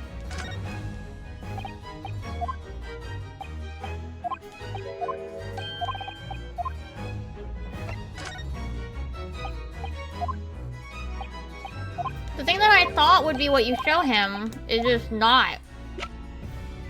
I did that, I did this. Oh, okay, this came up in the trial, didn't it? Something a little dubious, I mean. The fact that no time of death was recorded on Inspector Gregson's autopsy report. Yeah.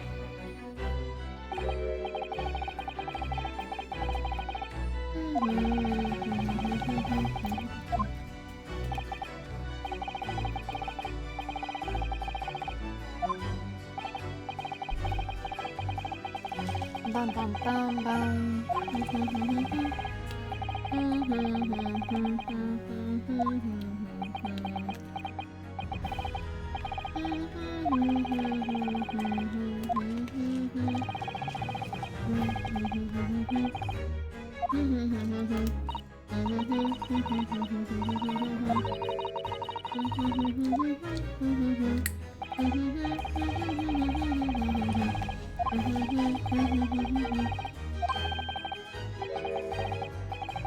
Oh, now we can go there. Weren't we there last time?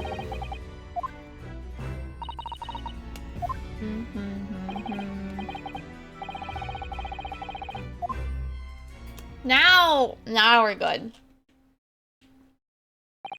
Yunosuke, I want to thank you. What for?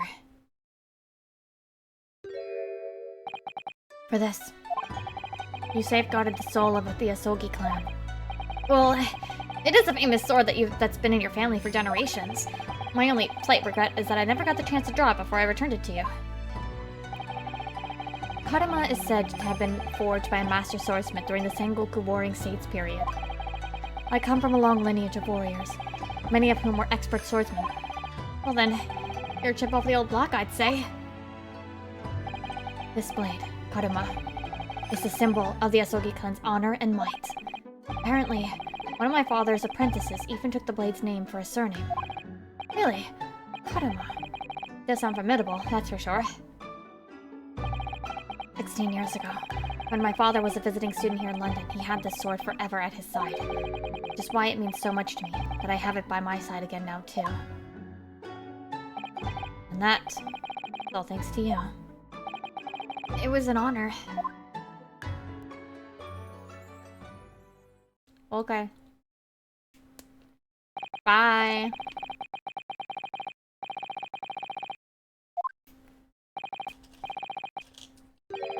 You've changed. Oh! No, Yunosuke. I haven't changed at all. It's you who's changed. I can completely understand your resentment of Lord Van Zeeks, given what happened, but the fact is, those events and this case are, well... Unrelated? Is that what you want to say? How can you be so sure? Well, what do you mean? Never mind. That man is the Reaper, and it's for that reason that the inspector was killed. I'm going to prove it as much in court and by whatever means necessary. I can't let you do that, Kazuma. I know you'll do what you have to as a lawyer. I'm sure I don't need to tell you. But I won't be taking any prisoners in the courtroom. I would expect nothing less. Until tomorrow, then, in the Old Bailey.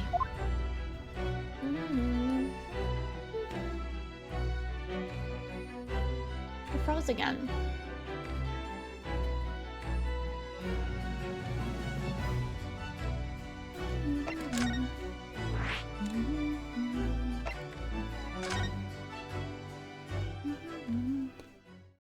Oh, it's got plushies!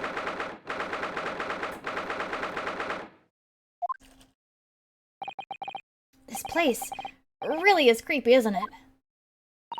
Well, being a dead room, it's probably full of the spirits of the dissected. But actually, there's a rather pleasing scent of roses in the air.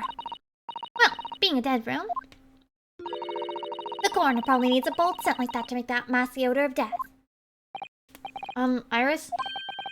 Do you think we could change the subject? Oh. What was that? Ma'am? Child?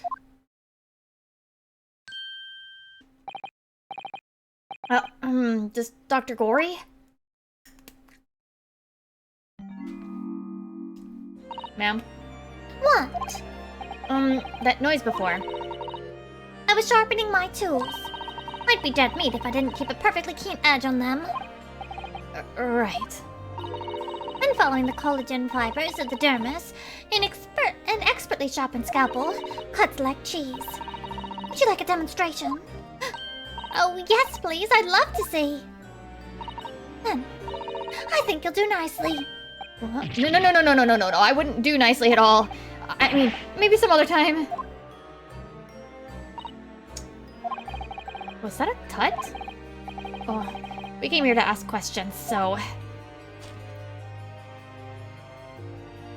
Wait, I want to examine the room.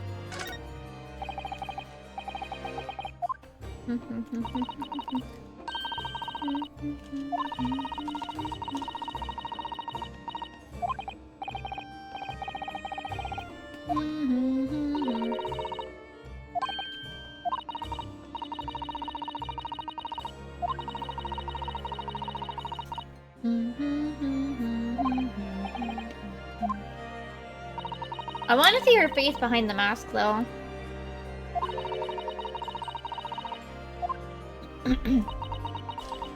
You know?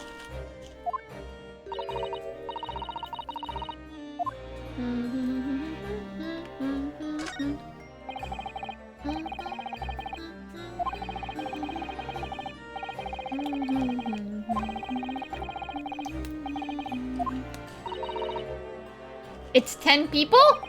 Pardon? Made for the bones, 10 different people, almost what?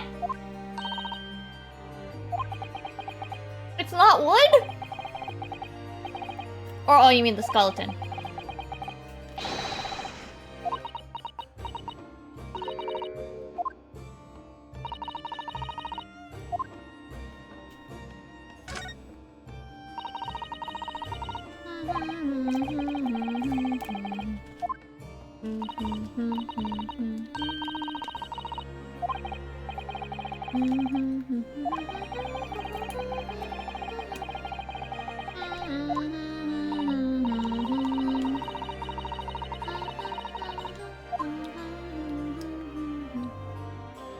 Oh, she has cute little presents and stuff too.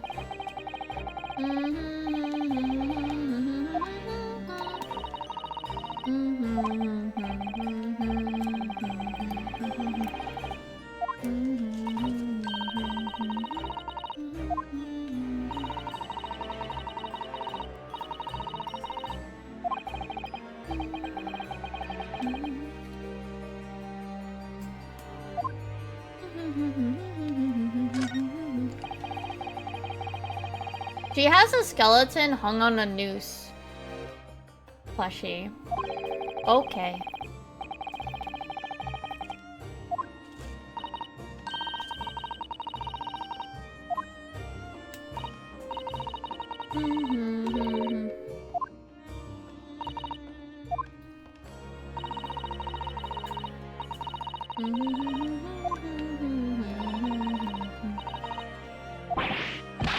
No more monkey anythings. Okay.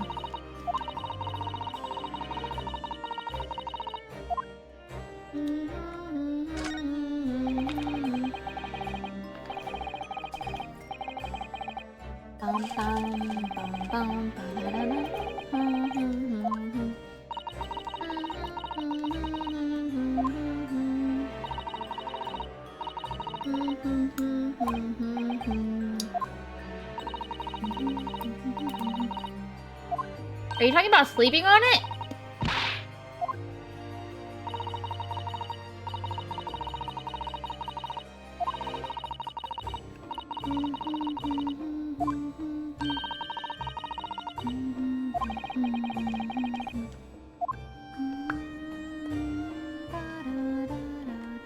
Okay, I think I've interacted with everything in the room. Okay, we may now discuss.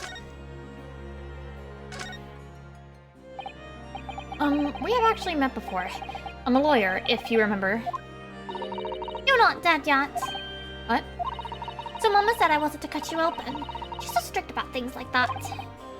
Well, good. Princess has some scruples, at least.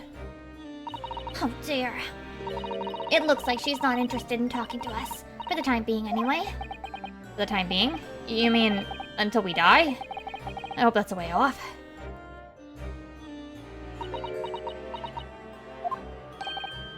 Sorry, but I wasn't planning on dying anytime soon. Surely there's some less drastic way of making her listen. We have to present something to her.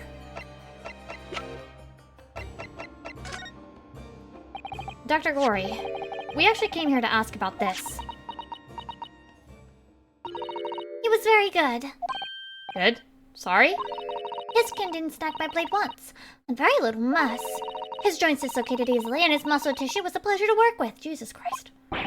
We can skip those details. But there's one thing about this report that's caught my attention. You don't seem to have recorded a time of death.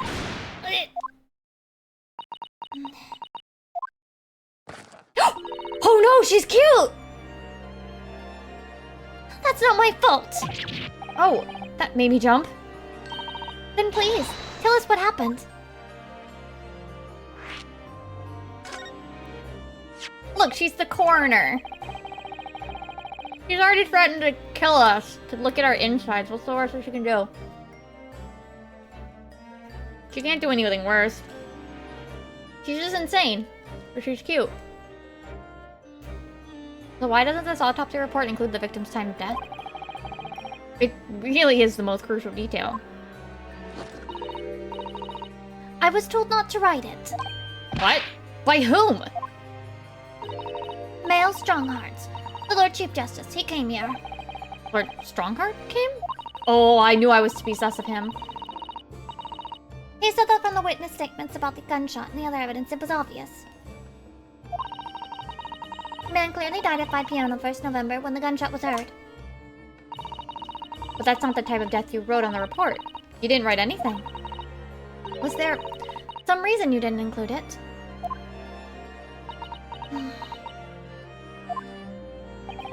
Dr. Gory, if you're hiding something under Lord Strongheart's instructions, then sooner or later, you're going to go the same way as your mother. Ooh. Give it here, then. Huh? What's she scribbling so furiously? There. You've written... What? What's she written? Tell us. Indeterminate. Indeterminate. But... I see. Why? What do you mean by that? Why was the time of death indeterminate? When the specimen was brought in, it was still fresh.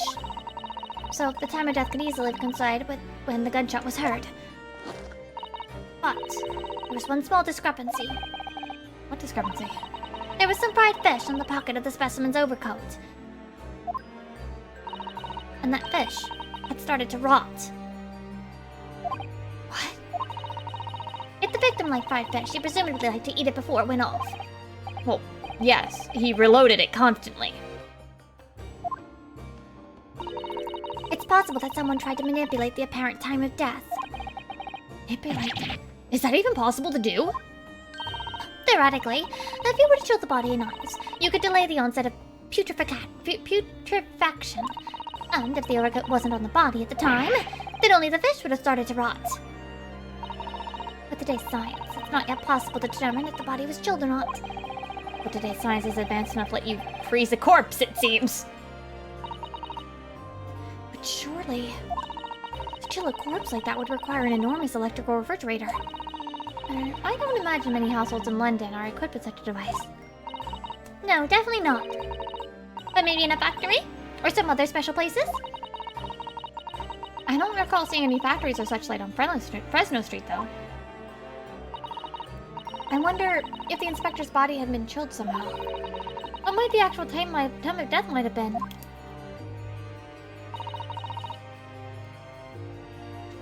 I couldn't say for sure. But at the most, it might have been a day earlier. No.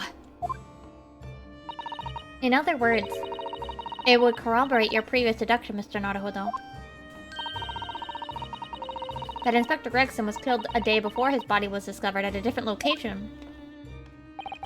Did you inform Lord Strongheart of this possibility? He simply said that there were no electrical refrigerators of that size in the vicinity.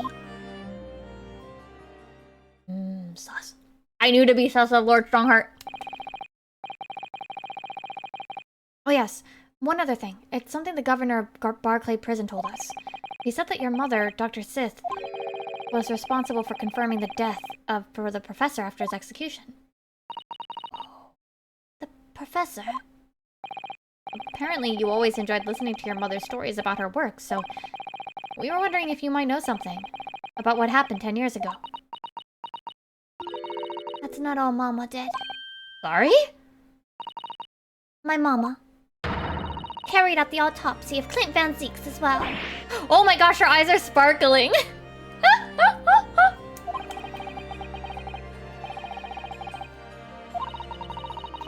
The idea of carrying out an autopsy on a member of the aristocracy was completely unthinkable back then.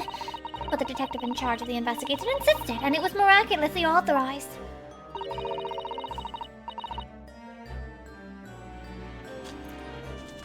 I can respect her enthusiasm for her job.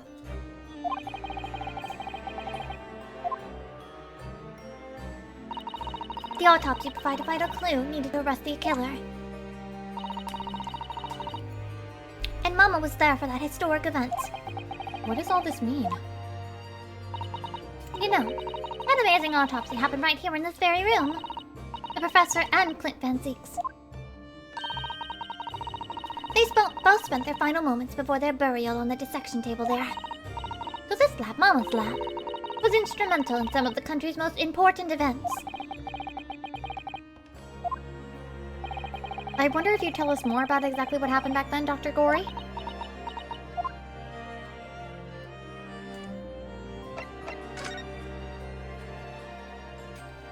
She's cute, though. The professor's execution was Mama's first big case. She had to be in attendance at Barclay's prison's execution chamber. And sign the certificate that confirmed the convict's death. Mama is the best coroner in the world, you know. I was so proud of her. But the execution didn't actually take place. No. And worse still, Mama actually helped with the jailbreak. I didn't want to know. Oh. Oh dear, you found out recently, you mean? I believed in her and Mama, but I wonder if I'm starting down the same path as her. Oh, sweetheart! You mean because you omitted the time of death on this autopsy report? But that's because Lord Strongheart forbade you from including it. Just like Mama. I dropped my blanket. I'm sure she was coerced by somebody too. Yeah, that's my feeling as well. There's no doubt there were powerful forces at play 10 years ago. The execution couldn't have been staged without a lot of people at the prison knowing about it. Obviously, the prison governor must have been in on it as well. Oh? The big man with the little handcuffs? According to what he had told us. He was tricked by the chief warder. He says he knew nothing about it. Of course he said that. I'd say the same thing. Just who was behind all that jailbreak all those years ago? Oh. You mentioned the autopsy of Clint Van Zeeks. It was at a time when carrying out autopsies of a murder victim was very unusual. It's still not a practice that observed in our country, even now. It turned out that he was the professor's final victim, and when the autopsy was performed, Mama was present, although only as a secondary assistant. The person leading the prosecution was called Dr. John H. Wilson.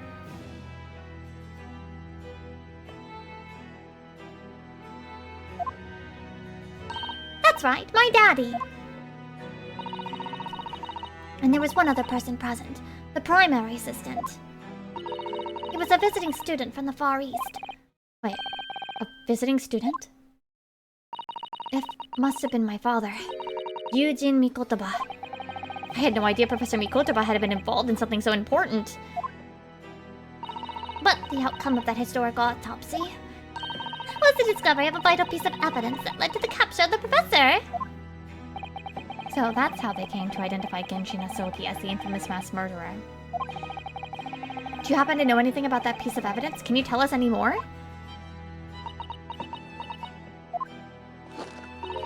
Would you like to see the records for yourself? Huh? Would that be alright? What's the point of keeping records if people can't look at them? They're filed under V, at the back of those cupboards. with the other records from the last decade. Thank you. Okay, but she's kind of nice.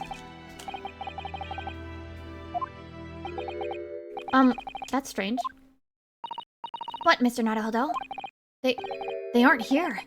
There's nothing under Van Zeek's. There must be! Perhaps somebody took them away. No. No one's allowed to take documents related to the Professor case out of this room. But you're right. They're gone! Well, when was the last time somebody looked at them? Do you remember? Was... Oh yes, I remember now. It was 2 years ago. A consulting detective came one day, saying that he'd like to see the records. You don't mean... Herlock Sholmes was his name. Deep down, I knew that was coming. Do you think he stole the records? Oh no, surely not. Iris, that can't be right, can it?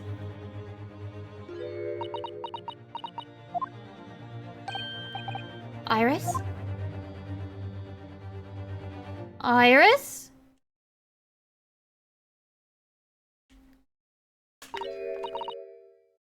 Bruno. I hope you don't mind, but... What is that, Iris? I've just remembered something very important I have to do. I'm going to have to leave you now. Oh, this is very sudden, Iris. We'll come with you then. Oh, no. There's no need. You and Bruno can take your time here. Bye for now then. Good luck. Wait a minute, little girl. Me? I remember now. You've been here before, haven't you? Have you, Iris? Yes, 2 years ago, when the detective came. You were with him, weren't you? You were a living specimen then, too. Oh, that's the way it usually works, yes. Was I? I really don't remember. Anyway, sorry, but a mustache! Wait, Iris! I'll brew up a pop for you when you get home! What's the matter with her? She's behaving really strangely all of a sudden. Well, in that case, we won't keep you any longer either. It's been quite a while since I had any visitors. This was really fun! But next time you come, I'd prefer it if you were ready for dissection. I can't make any promises, sorry. It's been strange that the records of Clint Van Zeek's autopsy have disappeared, but I think we've asked all we came to ask now. He's cute though. I mean, don't get me wrong. You know? I get it. But she's cute.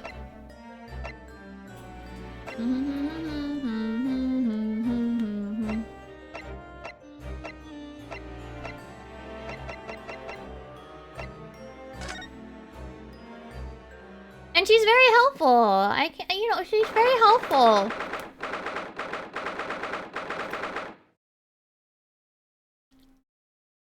Maybe she's actually pretty good, you know?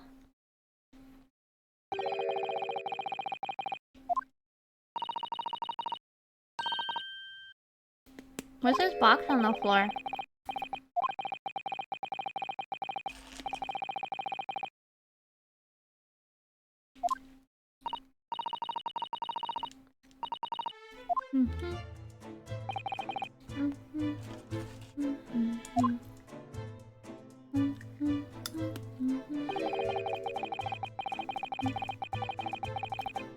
No, she's a good person.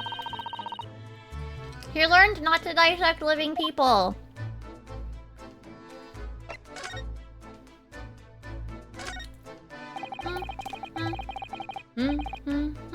Wait, the chair's broken too.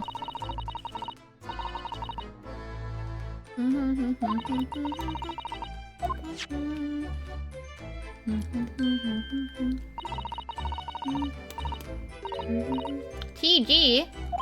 Tobias Gregson. What do you think you're doing? Oh, what's up, Gina? be hers now, I guess.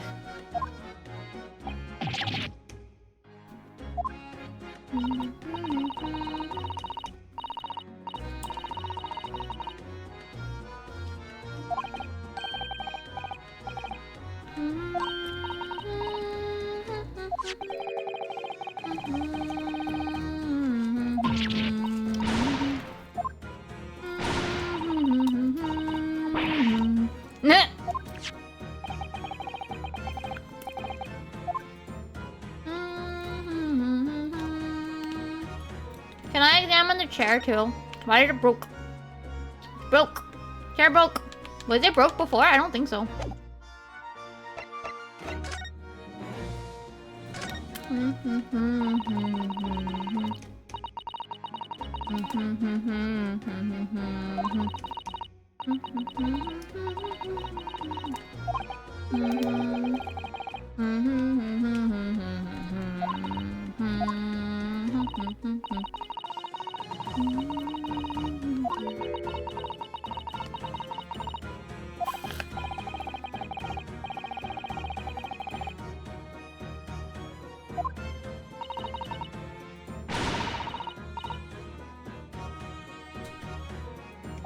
Ba-da-da-da-dum, ba-dum, ba-da-da-dum.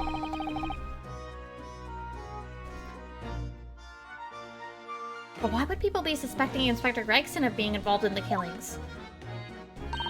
There was a notebook in his office. Oh no, this doesn't sound good. On details about all the crimes that have been pegged as the Reaper's work. What? Did you see it, Gina? Did you see the notebook? They wouldn't flaming let me! Because I'm just an apprentice, apparently. But it was me who found it, and he was my boss. That's right. I was pretty miffed about it, so... Well, I just need to peek at what he said anyway. Oh! That's our Gina. Okay, Gina. So, you managed to see what was written in Gregson's secret notebook anyway, did you? Well, I see it. It's my right to read what he wrote. I love her. And what had he written, Gina? Dates, times, places, names. A all long list of them. All details about the blood is supposed to have been done in by the Reaper. But there could have been an explanation for that. Perhaps as a record of the Inspector's investigations into the Reaper's activities. Exactly! That's what I said! That's the first thing you'd think, right? As it happens, it was full of names I recognize anyway. Well, the Reaper's targets were almost exclusively known to the leaders of London's criminal underworld. Yeah, but there was one name right at the end that was a bit odd. At the end of the list, you mean? Pretty sure the date against it was 31st of October. Oh, the day before the Inspector was found dead. So, what was the odd name? It wasn't like a name I've ever seen before. It was something like, no, it's no good. I can't remember it. I don't think it was an English name, put it that way. Oh dear, what a pity. It was something else too. I don't know if it matters, but the same name kept coming over and up over and over. Shin, it was. Don't suppose it means everything, but...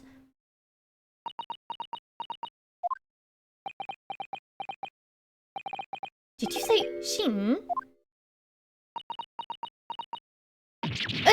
What? It does mean something?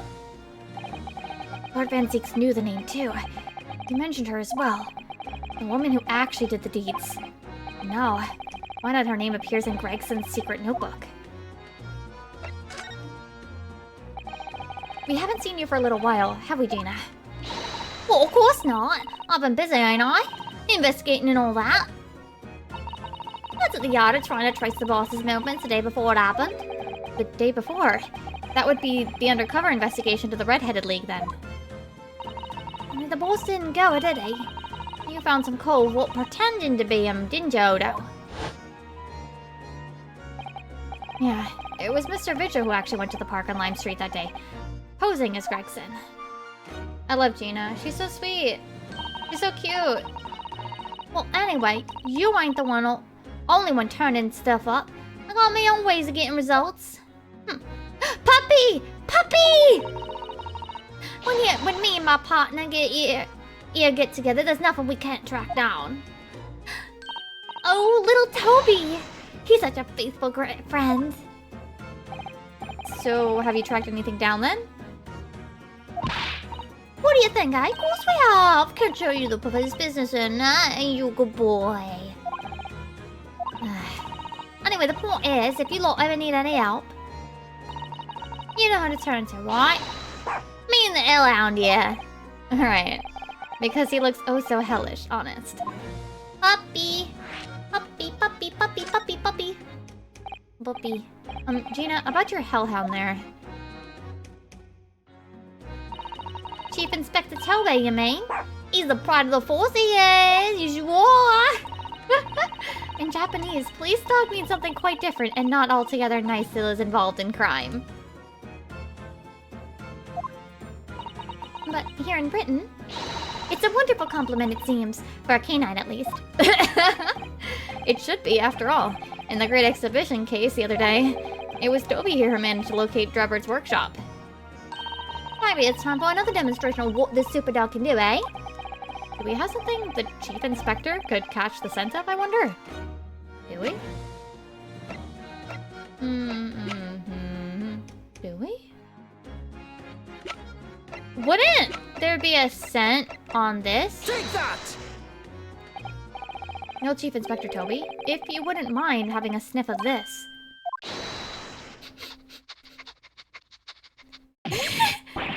He might be a little too keen, don't you think? Huh? Hey, sure work of Gina there. Look what he's gone to! Oh my, that trunk clearly still has a very strong scent of Inspector Gregson. In other words, It must have belonged to him.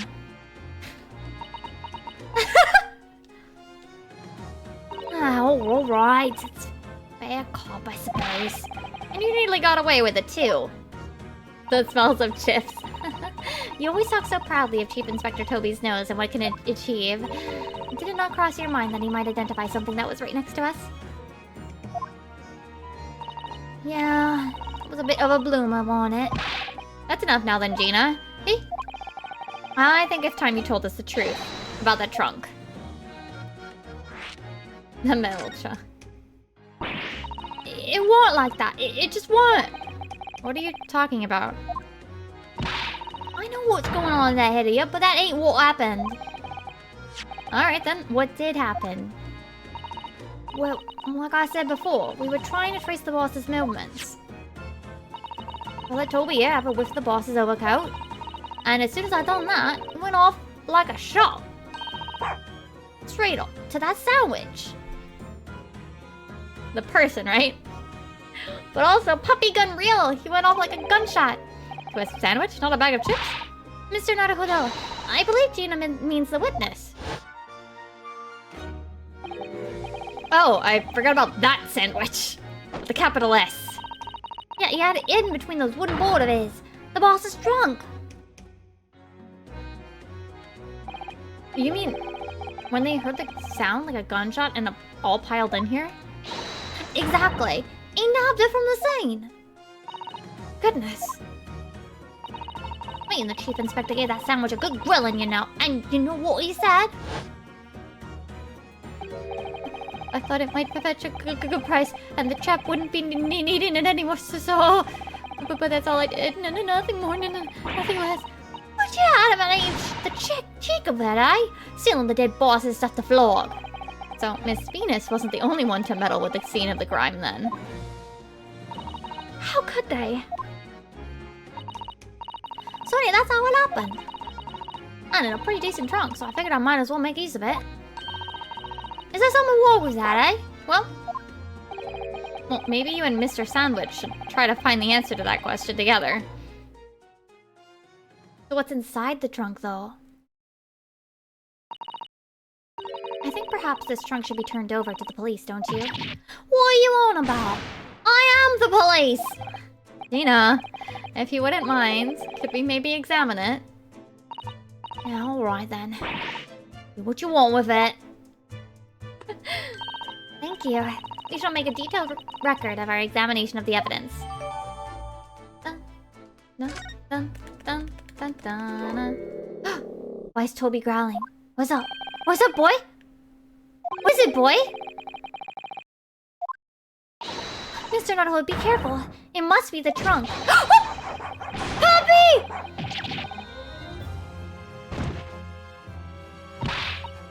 Puppy, what are you doing? You're gonna lick his face off. Mr. Naruto, Mr. Naruto! Gina, quickly, hail a carriage. Wait, wait.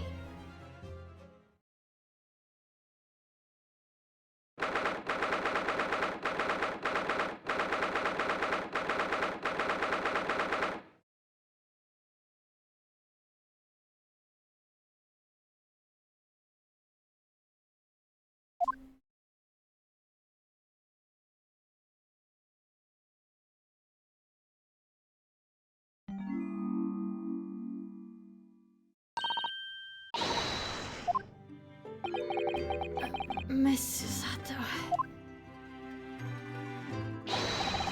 Toby's the puppy of the execution of the dog that was used to attack. Ah! Conscious at last, a blessed relief, my dear fellow. I'm gonna take a look at the court evidence now.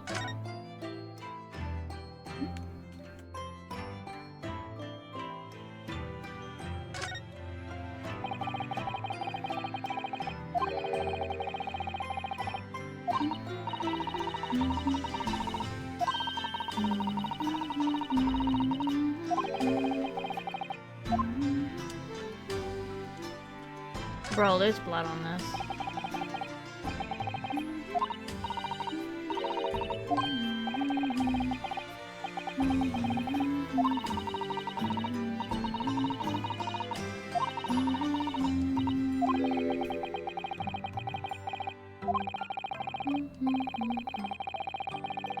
It does look like a grease stain from all the fish and chips. Sure.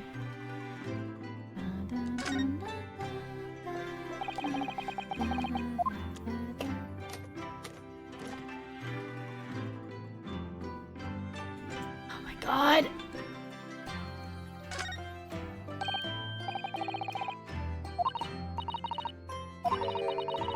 A passport authorizing him to travel overseas.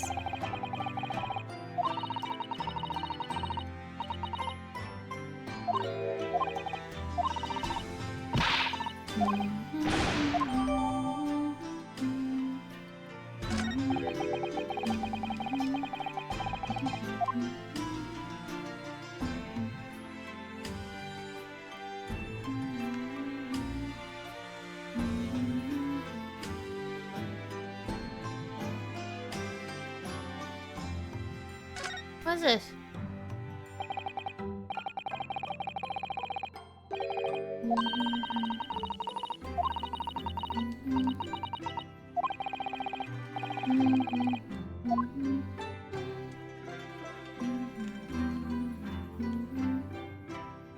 I hate turning these things over. It's so annoying.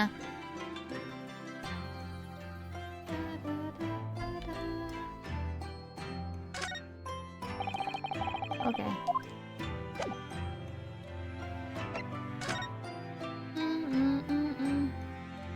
One additional person, right? He was taking her with him.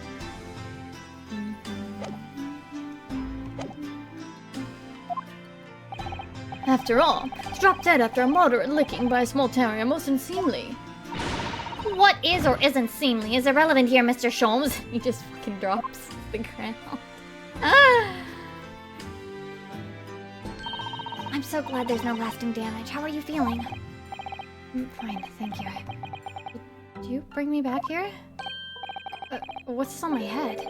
A bandage? Sadly, we had no ice. So that's a compress of sugar water.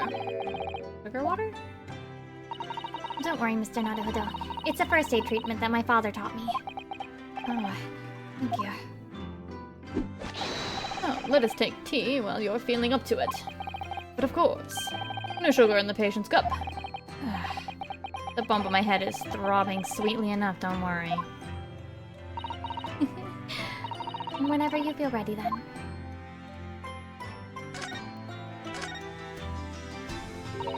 Are you alright, Mr. Naruhodo?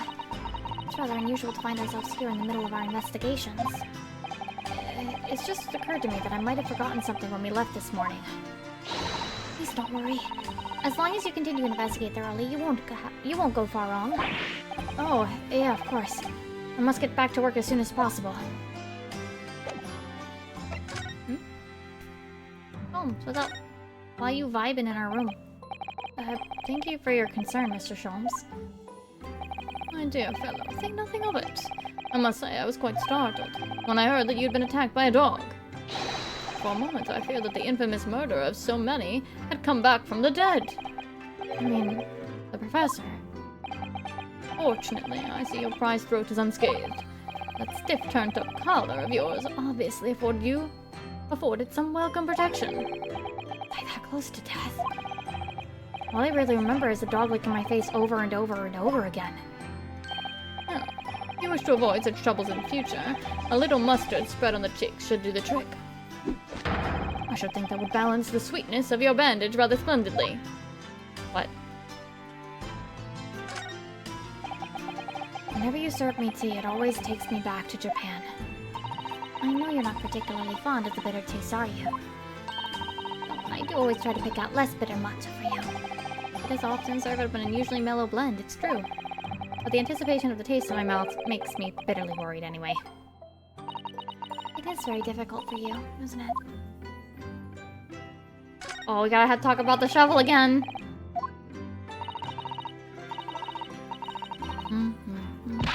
What would you guys call this one?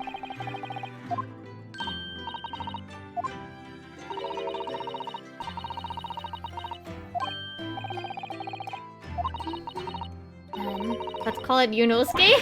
No, no, no, no, no.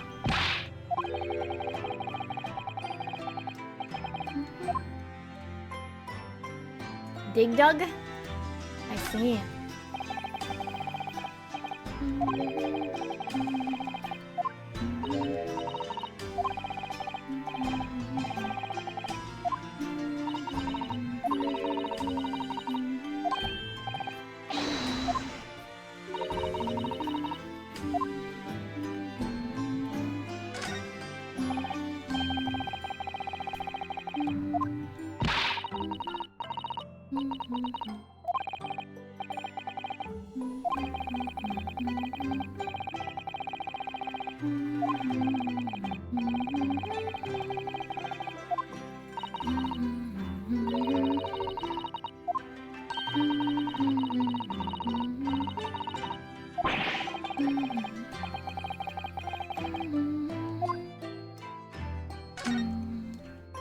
Did she get a new, like, desk mat? That's cute.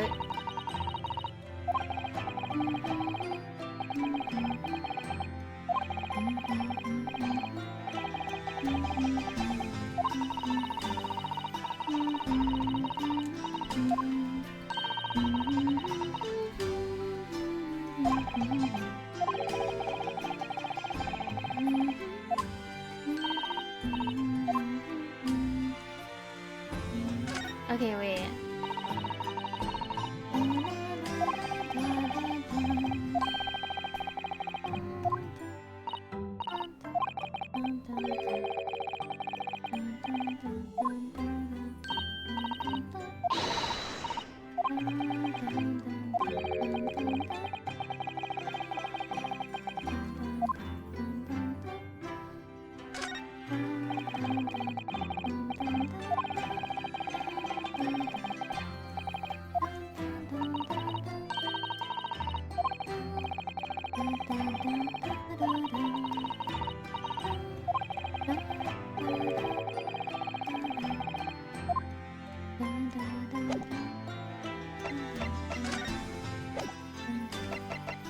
What if I present the box?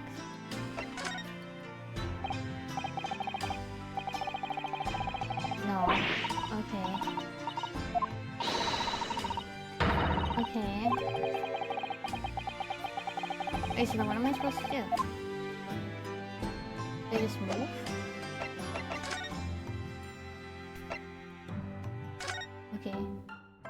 if we go down here to have tea?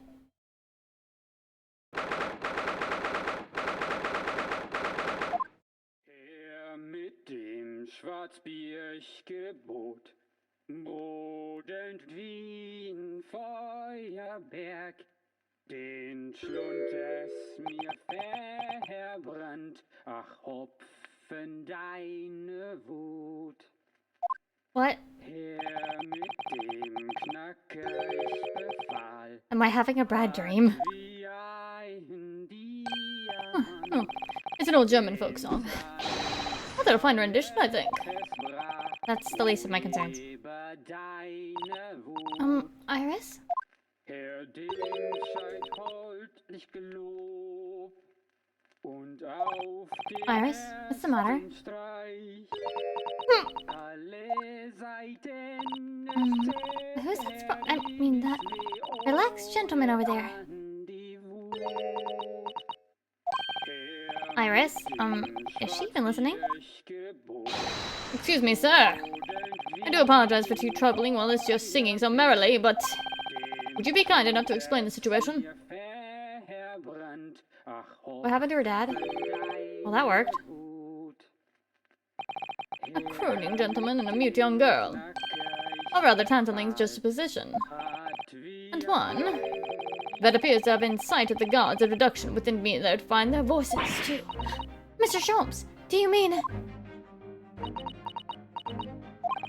The strains of reasoning within me are playing now as a delightful duet. One melody sings of a reunion full of nostalgia, while the other is a morose theme of the great secret you're trying so desperately to conceal, Iris.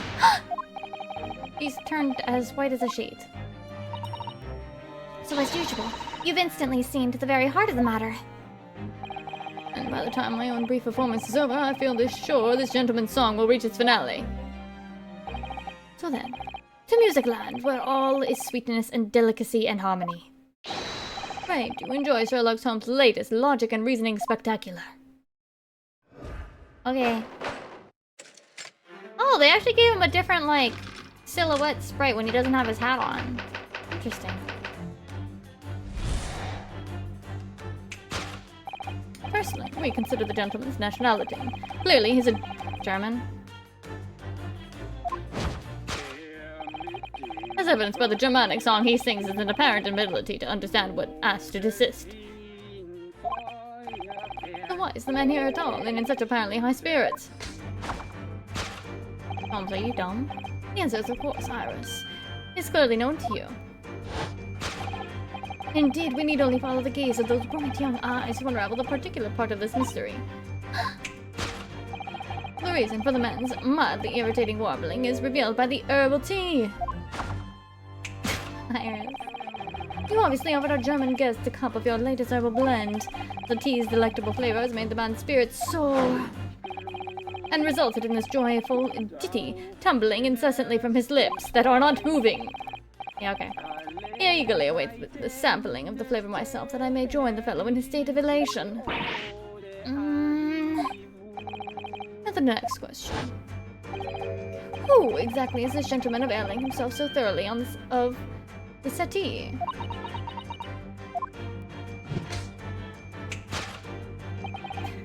As it happens, a number of years ago now, a certain gentleman of German origin engaged my services in solving a particularly delicate case.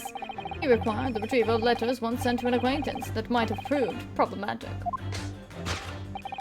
In order to conceal his noble identity, he also arrived at my office in a mask.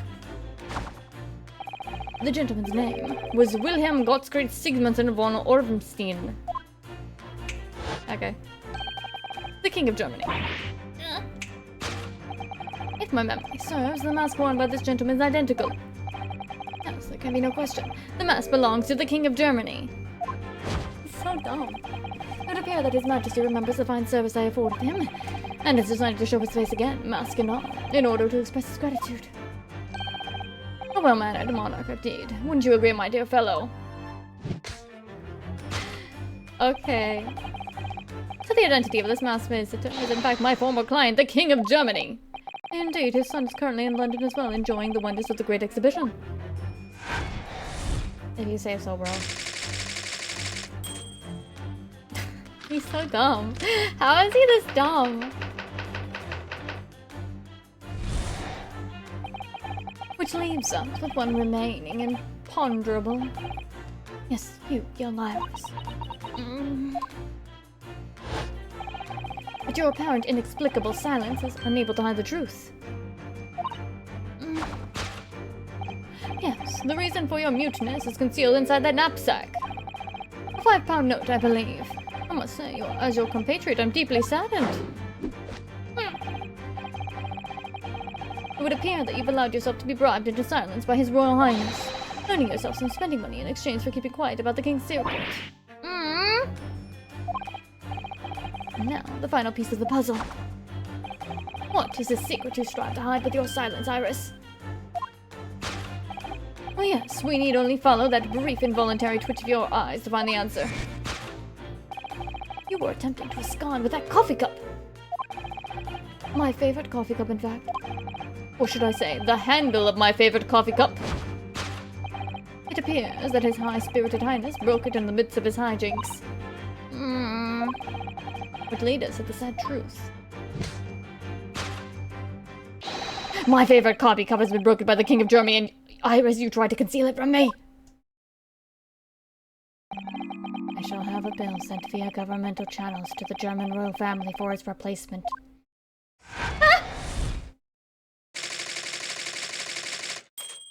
Okay. Alright, Sholmes. This concludes Herlock Sholmes' great deduction. This painful puzzle. If you say so, bro. Does anybody know what this song is?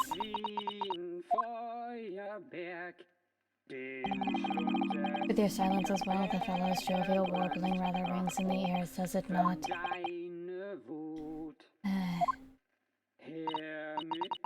Mr. Sholmes, I must say something does rather trouble me. Hey, Mr. Soto, do tell. His Royal Highness. His mouth isn't moving. Or any of part of him. And you haven't said a word either, Iris. Mr. Sholmes has it all right. You might as well own up to it now. Your reasoning isn't entirely without substance, I must admit. And one other thing, Mr. Sholmes. Yet another grievance, Mr. Naruto. Surely not. Well, I actually read the story of that case recently, the one that you were just describing. And according to that, at least, it wasn't the King of Germany. It was the King of Bohemia. Goodness, what's up? Yes, that's quite true. Master Gotz, the prince, testified to that in court. In his words, I have come to see the great exhibition all the way from my home in Bohemia. I would ask you to keep that minor error to yourselves. It could easily become quite the scandal. I believe, Mr. Naruto, that it's our turn now to make some corrections to a number of minor errors that may have slipped in. Yeah, even Mr. Sholmes is willing to admit he might be slightly wide of the mark this time. Although it's clear that Iris is definitely hiding something. We need to find out the truth behind this mysterious scene. One truth is incontrovertible. My favorite coffee cup is no more. So, shall we embark again? On a joint presentation of Herlock Sholmes' logic and reasoning spectacular. First correction. Let's go.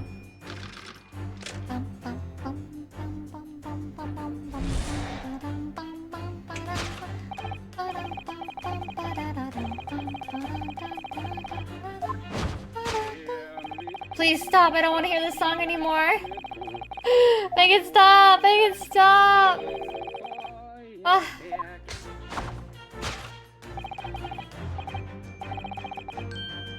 Make it stop.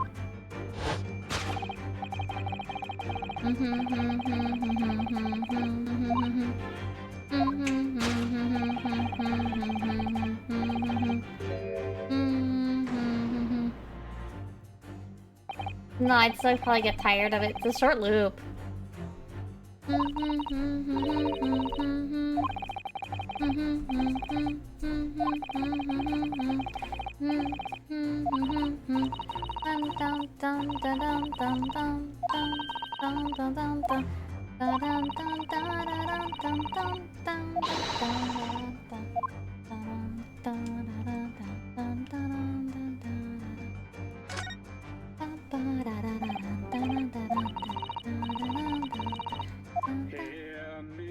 Make it stop!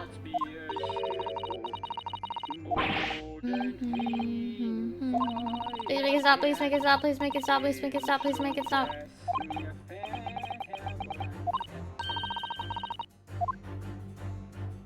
Take that!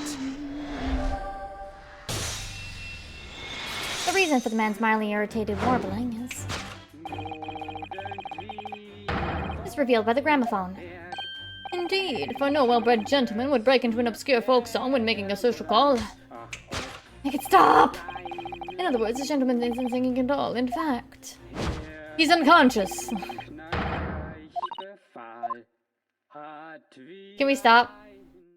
Can we turn it off now? Oh, thank you, God! Freedom! I ask you, Mr. Naruhodo. Yes? How could I have purchased a recording of that gibberish? How should I know? Well, never mind. On with the deduction. We're free!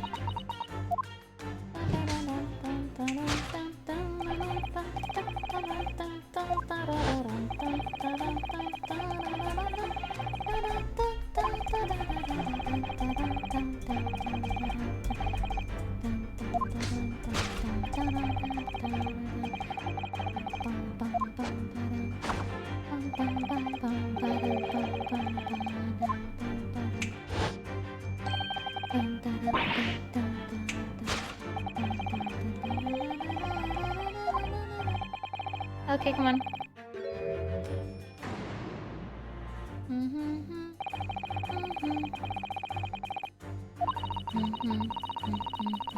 He's Germany. Why does he persist? Master Gods, the boy whom you had in tears. Remind me. Or anyone else? You think they all wear masks? The aristocracy. Do the aristocracy all wear masks?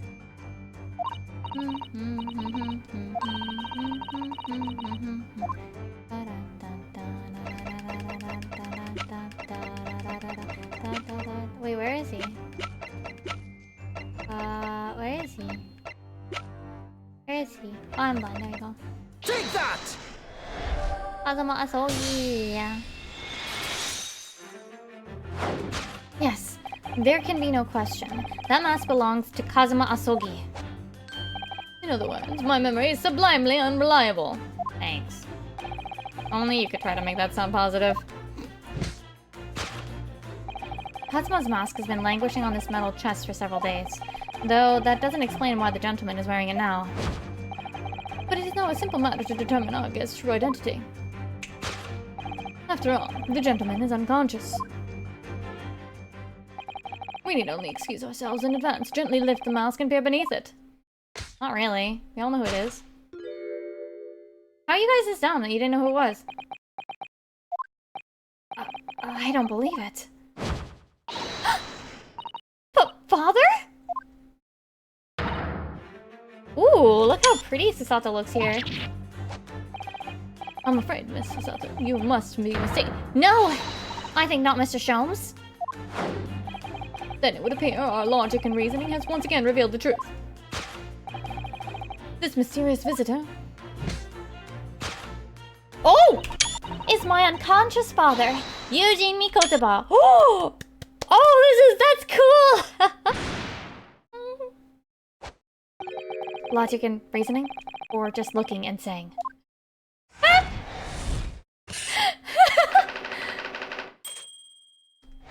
That was cool.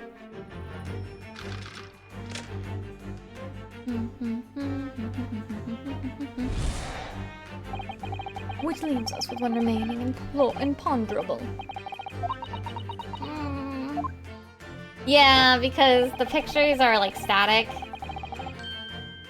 And don't reflect the DLC.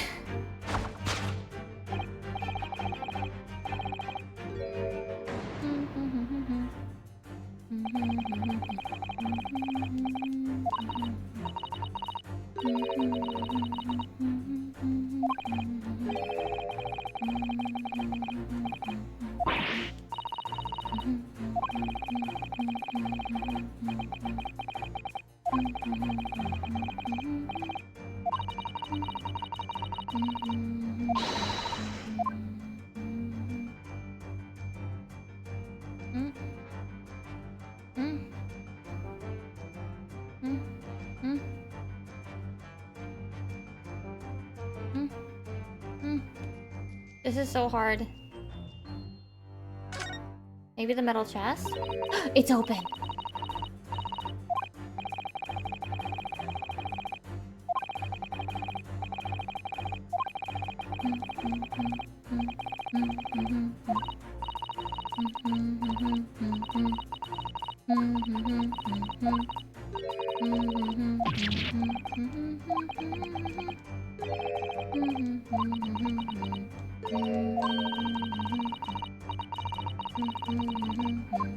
It's not even like a big lock.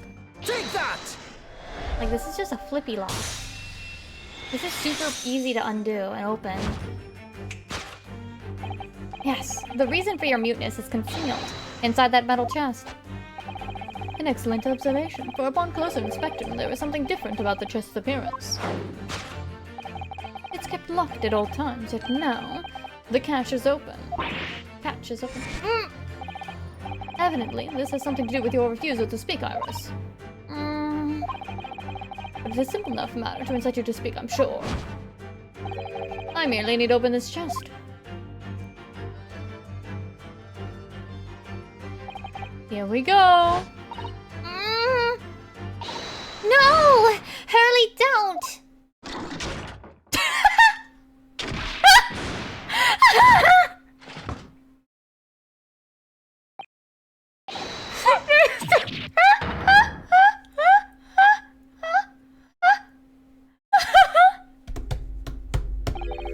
He's dead. Never. Oh, Hurley. I told you not to open it. So you found your voice now, Iris. In other words, what just happened clearly reveals the truth here. Yes, the real reason for your silence until now is...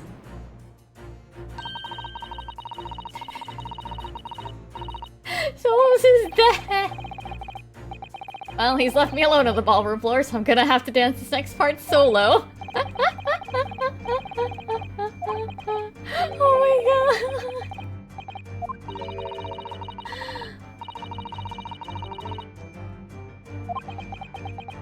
This is fantastic.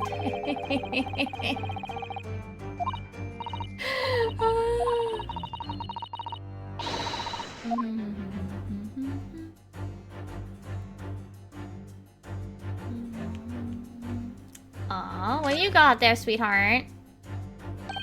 That's a key she's holding. Look.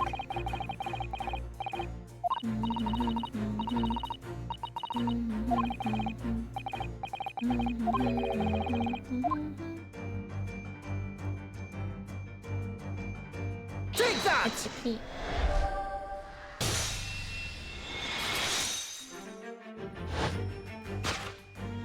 Yes, the real reason for your silence until now is that key behind your back. When Mr. Sholmes was thrown into the air before,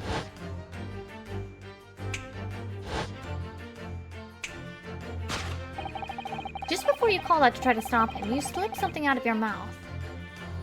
Wait, she held the key in her mouth? That something is the key now in your hands. No doubt the key to the chest. You're so clever, Bruno! So now it becomes clear. Thanks to Mr. Sholmes' graphic demonstration, we can imagine what happened here. But Professor Mikotowa also opened that metal chest, only to be punched into the air. And land sprawled on the settee. But wait! That doesn't explain all the facts! What about the stylish scarf? And the cup of tea? And above all, why would he be wearing Kazuma-sama's mask? Well, for those curious details, I can think of only one explanation. Clearly an unbelievable miracle took place in this room. Isn't that right, Iris? Consider how the room was arranged before this whole painful experience took place. When Professor Mikotowa opened the chest, completely unaware of what awaited him inside, the mask was flung into the air just as he was, only to land neatly on his face when it fell back down. And the teacup's journey through the air ended with it caught on the unconscious professor's finger. Okay, yeah, sure. You mean to say that the stylish scarf is actually just a tablecloth? This is the greatest detective's office, after all. A place of miraculous deductions.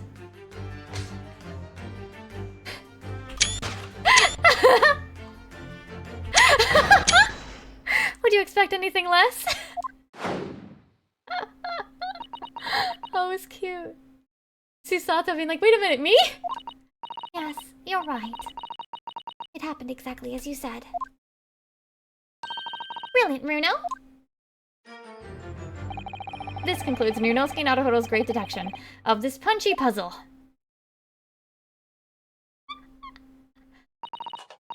Wow.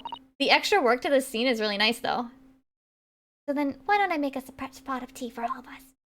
Oh, Objection! An objection from Hurley! An admirable performance, Mr. Naruhodo.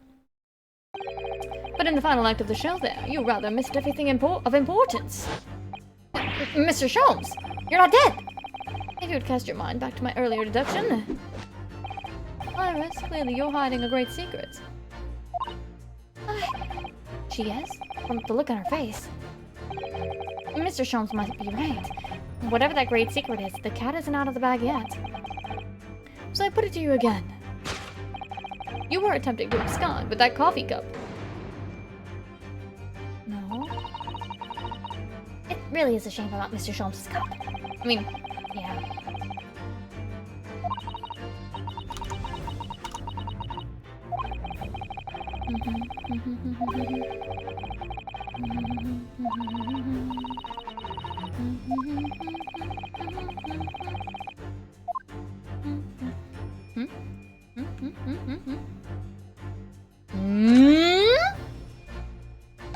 I knew I saw that when we were, like, the model was happening, so... Is Iris trying to hide them underneath the tray? The insignia, Mr. Naruhodo. It's an official Scotland Yard document. What would Iris have? Take that! On with that case file. Ooh, the music is picking up. Iris, as you know very well, nothing escapes the attention of a great detective. Or rather, a Japanese lawyer, apparently. Oh no.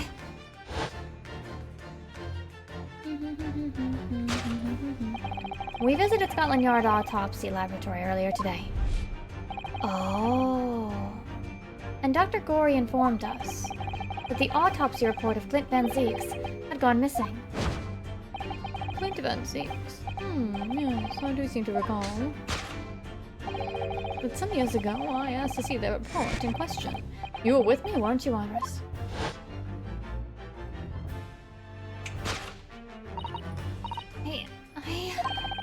You mean it was you, Iris? So these papers you have there are... Sorry. Kill me! Baby, yes. Always forgive Iris. She might have to go to jail, but we can forgive her. Eh? Forgive? Yes. Get her out of jail? No. In truth, I would like to have thought I could have predicted the booby-trapped chest. But it caught me completely off guard. I was very nearly the late consulting Detective Sherlock Holmes. I'm sorry, Hurley. So you mean this autopsy report really is... Yes. I took it from the lab, even though I knew it was very important. Was there something in it that troubled you, Iris? Not exactly something that troubled me. Something I'd been looking for. When I saw this report, when I saw the writing in it, I knew it was Daddy's.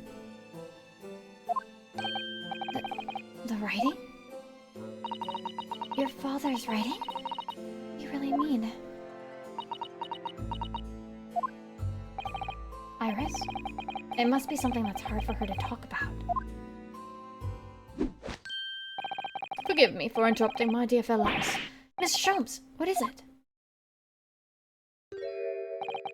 I feel as though the poor unconscious gentleman on the settee has been somewhat forgotten.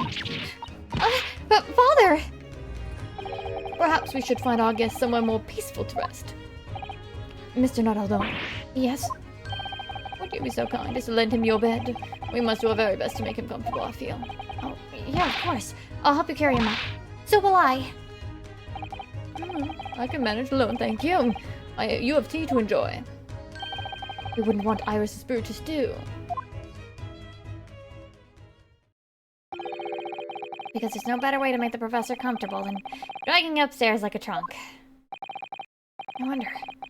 Perhaps that was deliberate. Maybe Mr. Sholmes is making himself scarce to give Iris a chance to talk more freely. We must use this opportunity to talk with Iris. And find out what's going on. Iris, baby. Sweetie. Would you like to tell us about it, Iris? About your father? I'm sure I told you before, didn't I? But Daddy used to be Hurley's partner. Yes. And that notes about all the cases they solved together are kept inside that metal chest. That's right. Hurley told me, you see. He said that Daddy's somewhere far away now, so we can't meet. That's one way of describing it. Then, when I secretly unlocked the chest and read through the papers inside, I started to build up a picture in my head of what Daddy must be like. Well, that's only natural. You're just like any other girl of your age. I read that Daddy was a professor of medical science. I studied and took my degree too. You're like 10, huh? In that respect, You're not quite like any other girl of your age, though. but one thing that I could never find out. Daddy's name. His name wasn't anywhere on any of the notes that he'd made about his work with Hurley. Then one day... That's what happened, isn't it? When you saw this autopsy report, you finally managed to work it out. Is that right? Yes. That was the handwriting in the report that caught her eye. When I saw the writing on that report, I could hardly believe it. I know that handwriting, I thought to myself. Because it was the same as the writing you'd seen on your father's case notes. Exactly. I was desperate to compare the two properly. I needed to see them side by side. I asked the doctor in the laboratory, but I was told I couldn't take the report away. And even worse, I was told that it was the first and last time we'd be allowed to even look at it in there. So you decided to steal it. When I compared the autopsy report with the case notes I had here, there was no doubt. The handwriting was exactly the same. Daddy's. And the signature of the coroner at the bottom of the autopsy report read Dr. John H. Wilson. That's how I finally found out. I learned Daddy's name at last. See, Ever since then, I've called myself Iris Wilson. And that's also when I had the brilliant idea of writing stories all about Daddy's exciting times with Hurley. I decided then and there that I'd write the adventures of Herlock Sholmes. Iris, I had no idea that stories had quite such a deep personal significance for you. I can see why the autopsy report was so important to her now. Why she was prepared to break the law to get her hands on it. Oh, Iris. I must apologize, Iris. This is really all my fault. Huh? Hurley? I made a promise, you see, that until the time was right, I'd keep the details about your father a secret. I know. I've been very naughty. I'll take the autopsy report back to Dr. Gory and apologize, I promise. yes, we'll go together, I think. Well, then let me look after it for you until we get there. Yeah, I want to read it.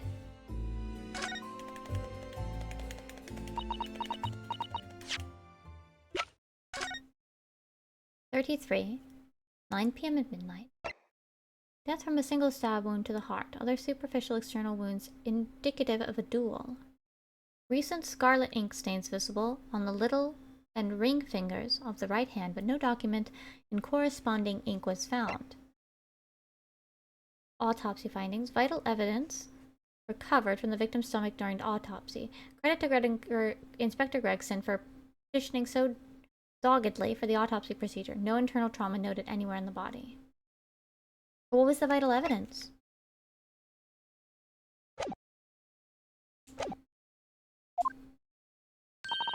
I must go and water my herbs, I think. See you all later. Poor Iris. She must be feeling awful. I know Mr. Sholmes is here for her, but still.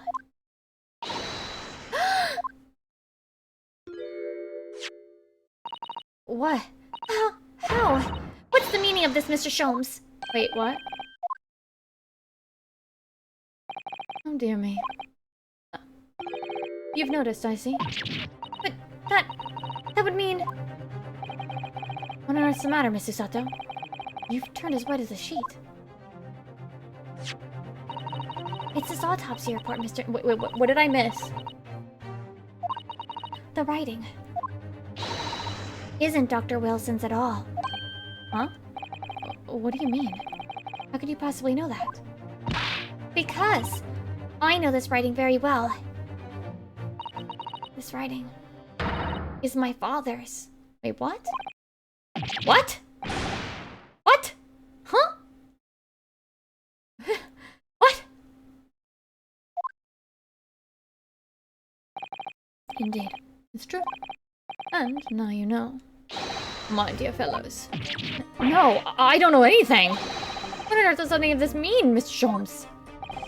Because the idea that's slowly forming in my mind is just too extraordinary to believe. Please, you have to explain.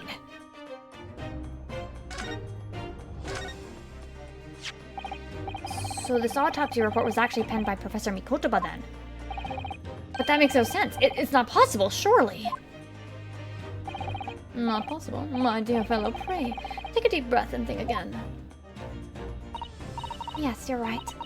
In some ways, it actually makes a great deal of sense. It does? 10 years ago is when Father returned to Japan after his extended study tour in Britain. And prior to his return, where was Dr. Mikotoba engaged? Of course! He was an assistant in Dr. Wilson's laboratory, learning about forensic science. And as an assistant, he would have aided with the dissection work, making detailed notes, which would be assembled into the full autopsy report. Once the work was complete, the head coroner would check the contents and put his signature on the document. In other words, the only writing of Dr. Wilson's in this report would be his signature at the end. I see. So Iris got the wrong end of the stick, you mean? She saw that and assumed the whole report had been written by Dr. Johnny's Wilson. Which is very understandable, of course. What a complicated situation. Wait. Then is Iris half? Hi, Rose, how are you? So your partner was Mikotoba? Thinking about it, most of what we know about you, Mr. Sholmes, comes from the published stories of your exploits. Yes, The Adventures of Herlock Sholmes, written by Iris. And we really have no way of knowing what's fact and what's fiction. Most troubling for you, my dear fellow, I'm sure. What about this partner of yours? Did he really exist or not? Well, you've come straight to the point, I see.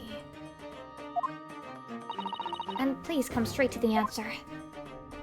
I believe Iris explained it in one of her installments. He was a trusted comrade, and the only person I could have truly called a friend.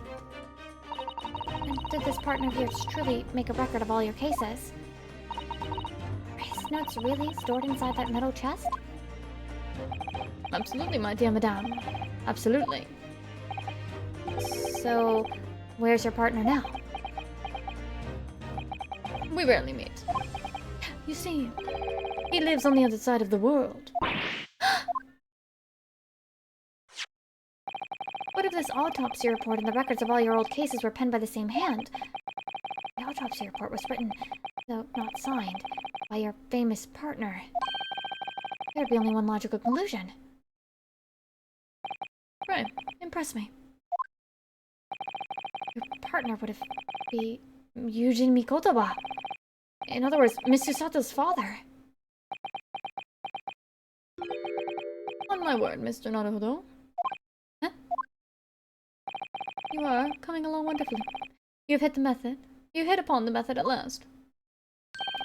You finally grasped me out of deduction. You mean to say... Allow me to introduce you. To my great friend and partner, Mikotoba. Professor Mikotoba? What?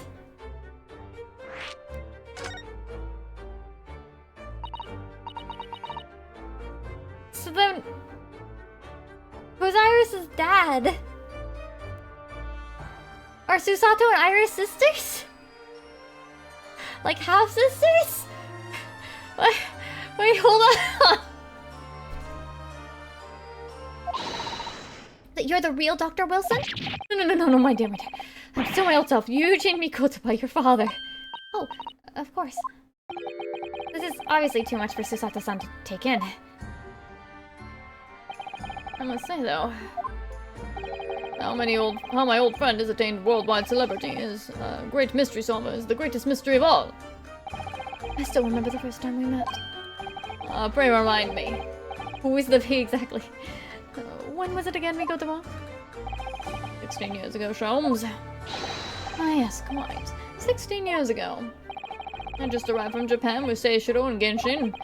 I was in search of lodgings close to the hospital, some comfortable rooms at a reasonable price.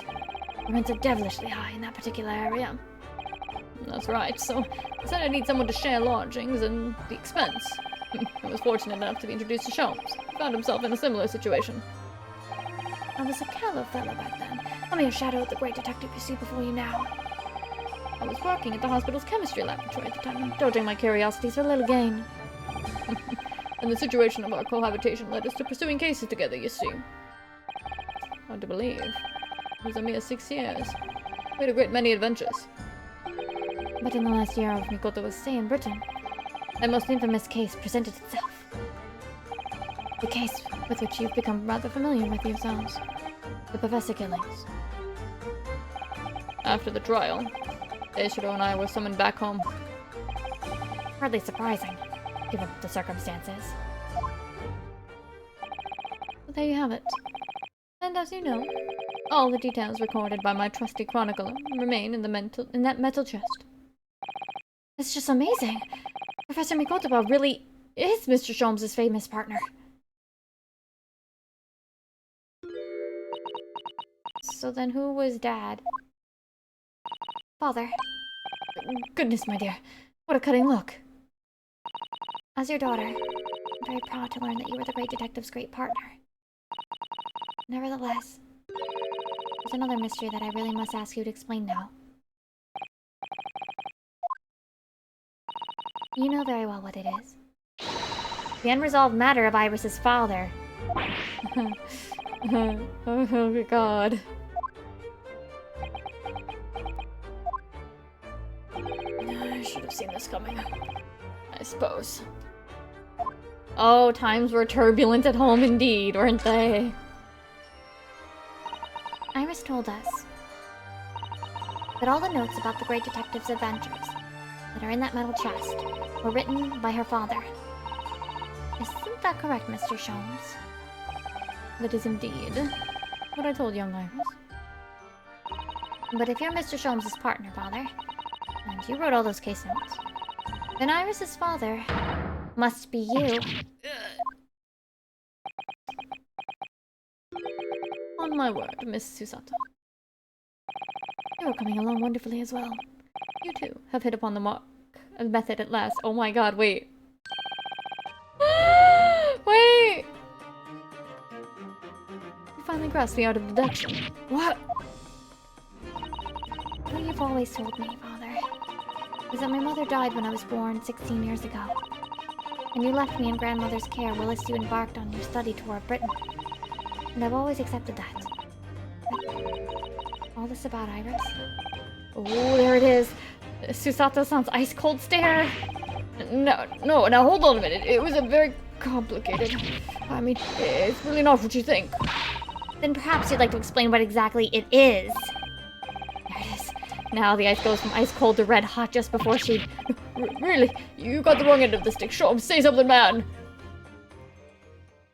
Wait.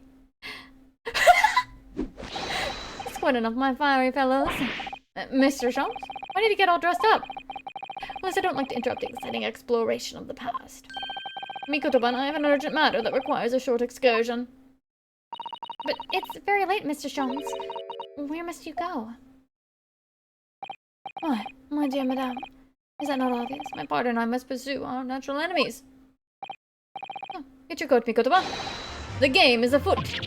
But Shumps, I really must give Susato a full explanation, I think. Later, my dear fellow, later.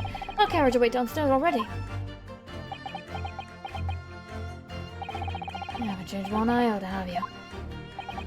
I mean, really. I visited our home after 10 long years. When I opened that chest in a fit of nostalgia, I quite inexplicably passed out.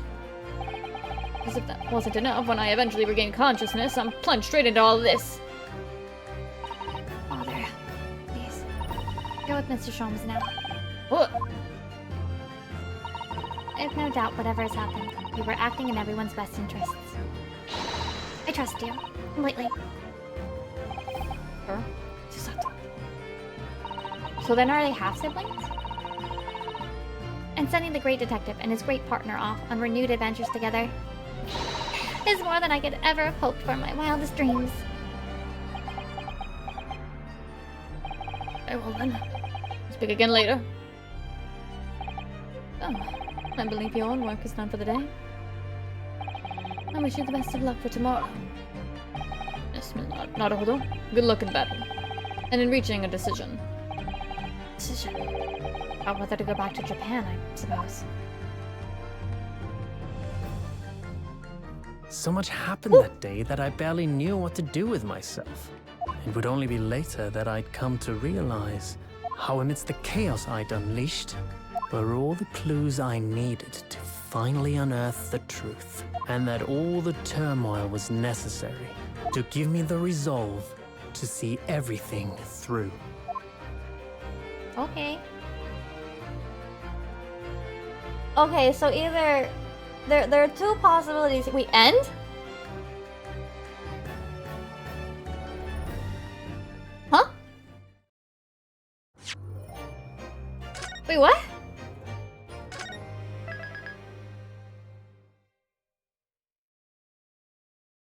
This starts with trial part 1? Okay.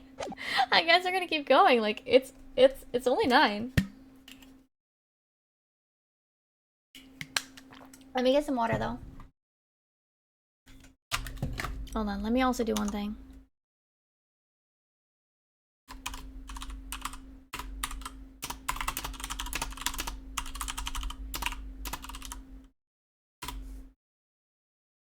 Let me get some water.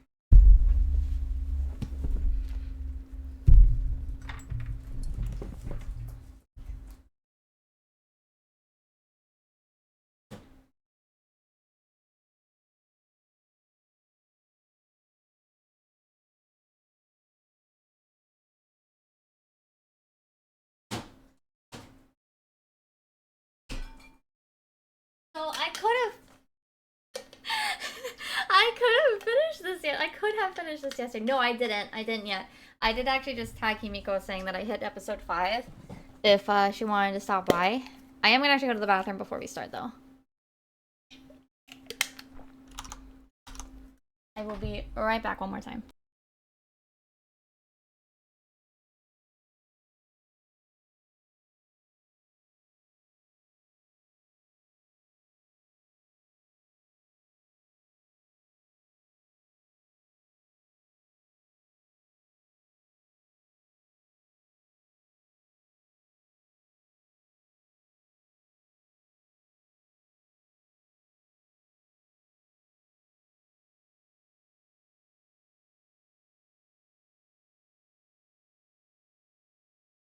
I'm back. Should I make tea? Now that you posted the tea emote, I kind of want some. You know what? Fuck it. We're making tea. Let me be right back again.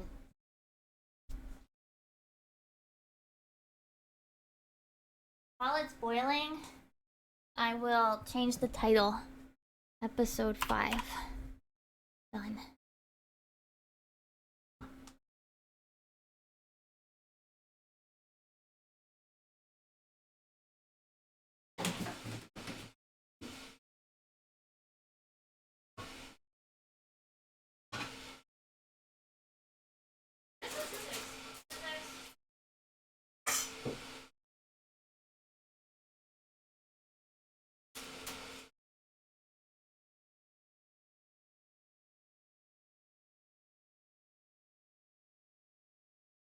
Bum, bum, bum, bum, bum, bum. Okay.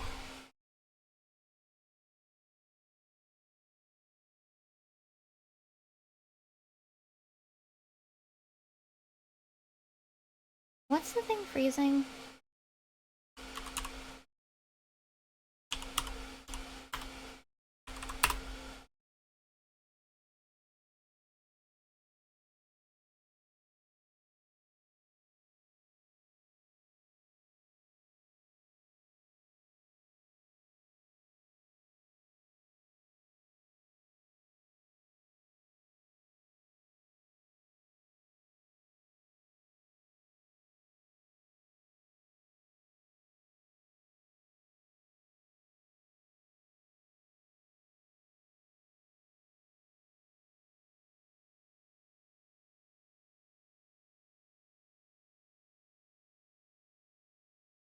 Alright, I'm gonna make a note for myself. Hold on. While I'm waiting for my tea. What color should I use? Maybe green. No? Oh no. Yeah, green. We're gonna use green. I need to try to run an update of OBS. And I actually do need to update my graphics drivers. Update or reinstall OBS. And update VFX drivers. That's the one thing that's coming up as like errors for why the one DLL is crashing. So,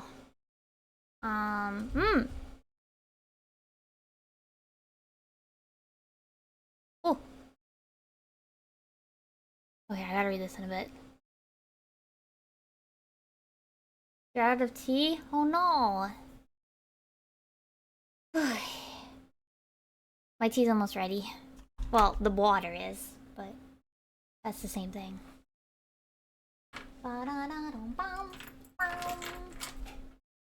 Not out of chips? I see, you stole them from Gregson.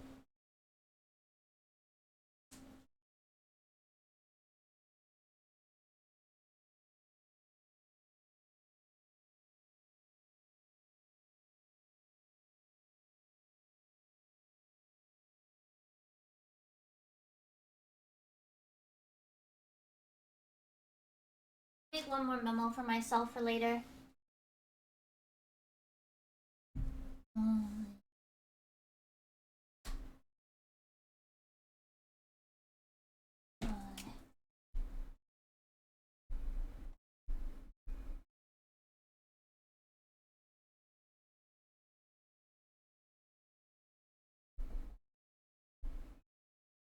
Okay, I made my memo.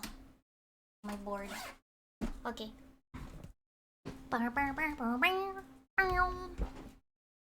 Okay.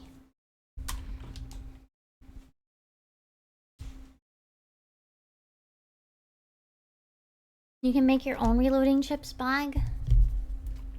I see. I have to remember to charge my headphones after today. Ew.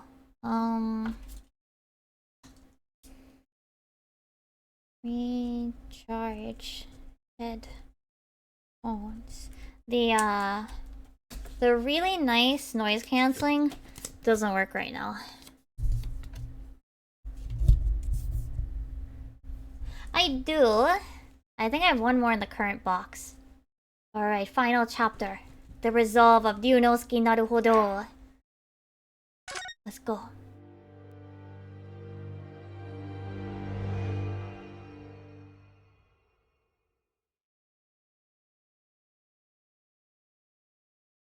Will it start with a narration? No.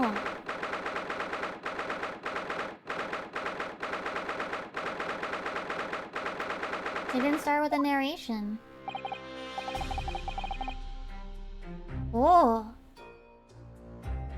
Oh, a slightly different mix. Today, we unravel everything.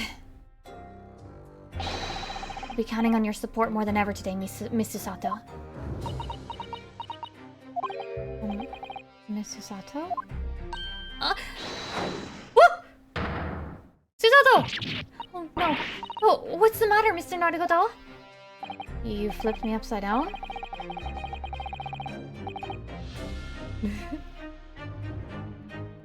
Nothing. I was just saying that I'll be relying on your support today, but... I'm so sorry, of course. I know. Oh, wait, sorry. I just got notified by Himiko replying. I know I can be rather incompetent at times, but... Hi, Himiko, how are you? We just started. How long should I be expecting this to be?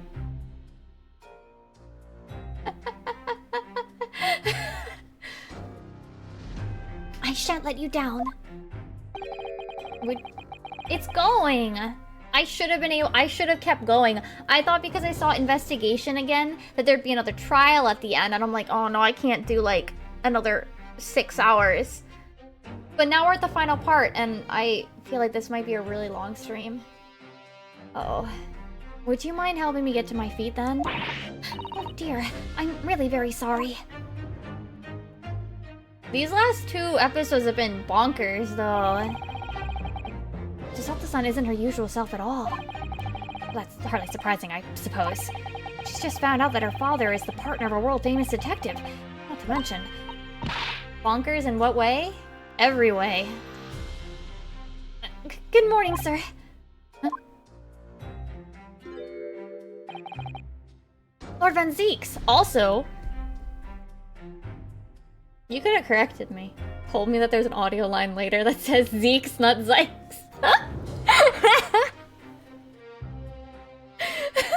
Like 60 hours in.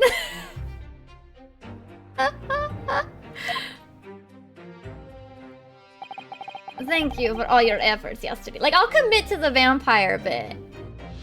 Like, I committed to that after I heard his first objection audio. But like, I could have been corrected on his name. Did I just hear that correctly? What? Oh, no, nothing. Just, I hope we can clear things up today.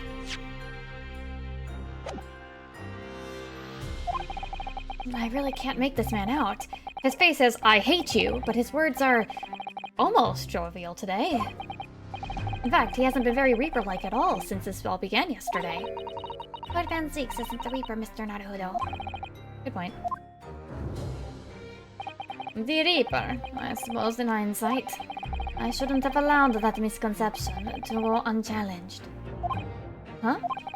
It was my tactic acceptance of that pseudonym. My failure to stop the Reaper from becoming something more than a mere legend that led to this. But you're not to blame at all for that, Lord Van Zeeks. It's only because serious crime in the capital dropped off so sharply when the public started calling you that. That's why you didn't say anything, isn't it? To be frank, I'm not sure that was his sole reason. What do you mean? There was a rumor at the time that the Reaper was really the ghost of my late brother. That having been slain by that evil killer, Clint's restless spirit returned in some sort of demigod, to wield the deadly blade of justice where I, by dint of the law, could not. Yeah, we've heard that story too. When I lost him, I felt as though I'd lost my guiding light. Didn't know where to go or what to do. And so, in some small way, I wonder if perhaps those rumors made me feel his absence a little less keenly. Aww! Poor dude. Even if I knew it was just an illusion. Some nonsense conference up by an over-imaginative public. This is obviously extremely important to you. Lord Clint Van Zeeks. Well, what's important now is uncovering the truth. That's all that matters. I know that you didn't take anyone's life. And I intend to prove that beyond a shadow of a doubt in court today. I never thought I'd say these. But I can see it in your eyes. That burning desire to cut through all the lies and deception. I can't deny it any longer. You are a lawyer of absolute integrity. Thank you. Can't believe the man has bats in his office. Now tell me, why do I detect the scent of expensive tea leaves in the air? Oh, Iris! When did you get here?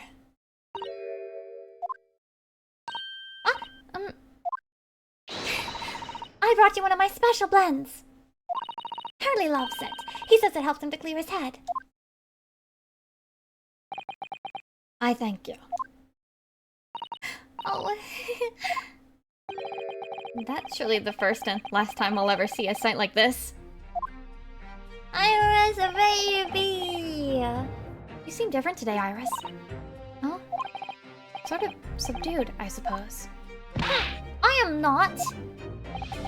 What happened yesterday is obviously still playing on her mind a lot.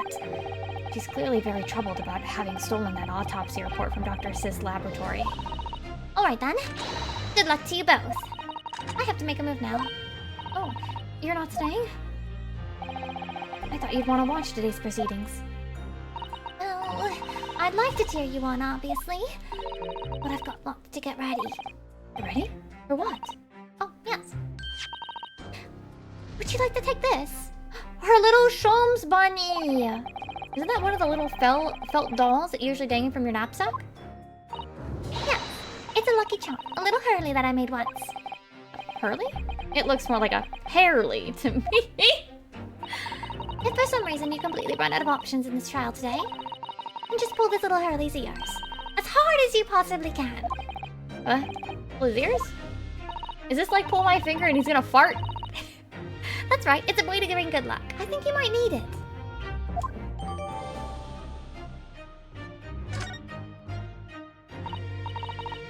You think what we'll need is luck? Okay, but can I examine it? Oh, look at his silly little face! I love it!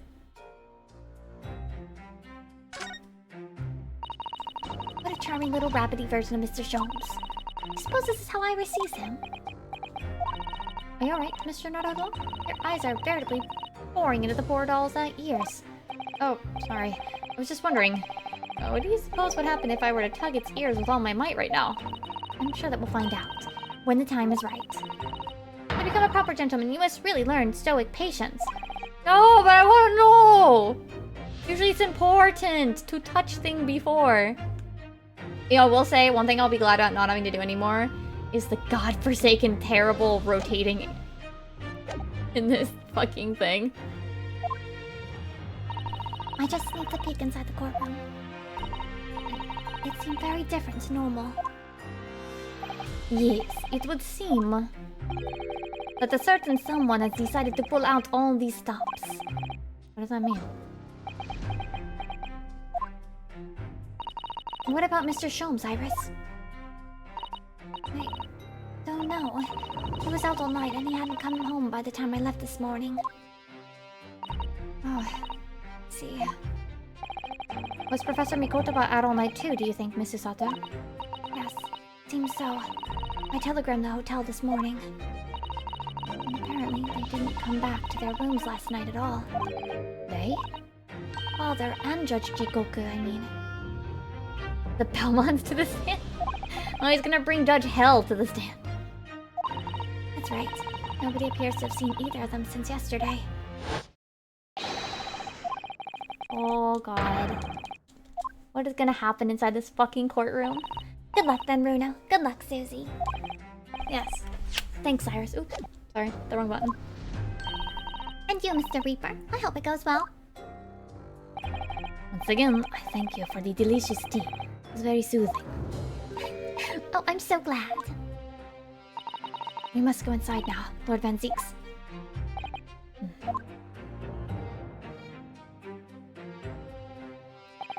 Lord Van Zieks has always been the formidable prosecutor I've had to lock horns with in court. Today I battle with another in pursuit of the truth. My best friend, Kazuma Asogi, who I trust more than anyone else in the world. Now I understand what it was that drew me here and to Britain all these months ago. Now I know exactly what destiny had in store for me. I've been leading up to this one day, to this one trial, to this one final reckoning.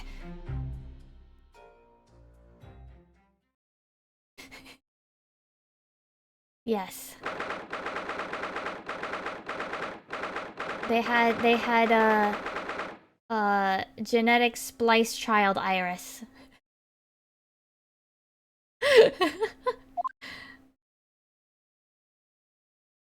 Wait, what? It feels even more oppressive in here than it did yesterday. There are cold stares piercing me like knives at all sides yesterday. Mr. Naruhodo, look! Him!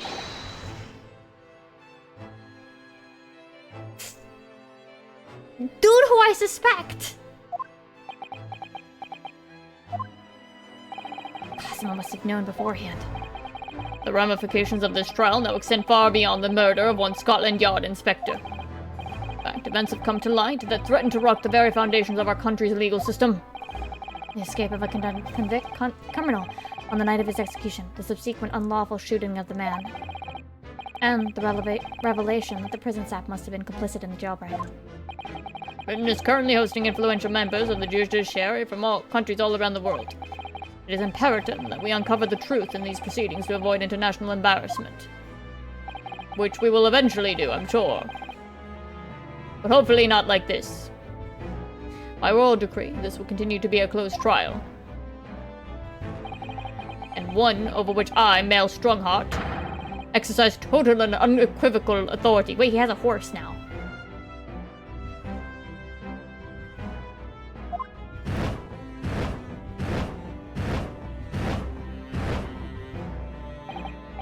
The 6 jurors' flames just... As was the case in yesterday's proceedings, those here present in the public gallery are distinguished members of our judiciary, assembled to bear witness to a fair judicial process. In other words, a collection of your acolytes, Lord Strongheart. On a personal note, I find this most distressing, Lord Van Zieks. You are a prosecutor of exceptional talent. Much like your brother Clint, in fact.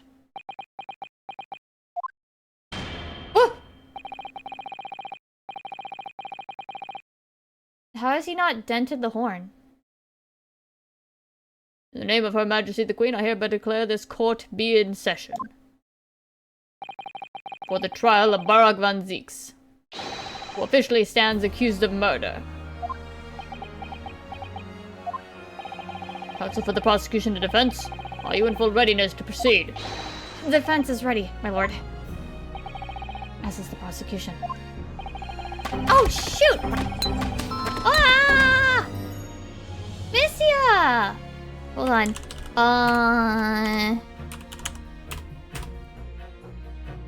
Welcome, Raiders. What are you guys up to? I hope your stream went well. Just as a heads up, we are currently...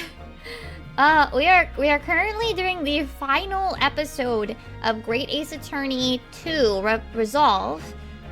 So if you are concerned that you might one day want to play this and are worried about spoilers, maybe dip out. This is a heads up. So if you're worried about spoilers for Great Ace Attorney 2 in particular, but I mean technically it'd be spoilers for 1 as well. Yeah, I recommend dipping now since this is the finale. Otherwise, welcome. My name is Mimi. I play 14 variety games. I'm actually, after I finish this game, I'm gonna be trying to do more 14. But I also do art. Tomorrow will actually be an art day. Yeah, we're pretty chill. Hopefully I can finish this game today. Maybe. Yes. Yeah, thank you very much, Misty, for the raid. I hope if you need to get anything done post-stream, feel free to. If anyone needs to get snacks or head to sleep or what have you, definitely go ahead.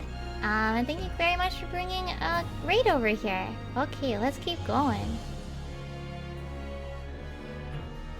Yesterday's proceedings brought to light a shocking and disturbing fact. There was a side to the victim, Inspector Tobias Gregson, that was unknown to his superiors at Scotland Yard.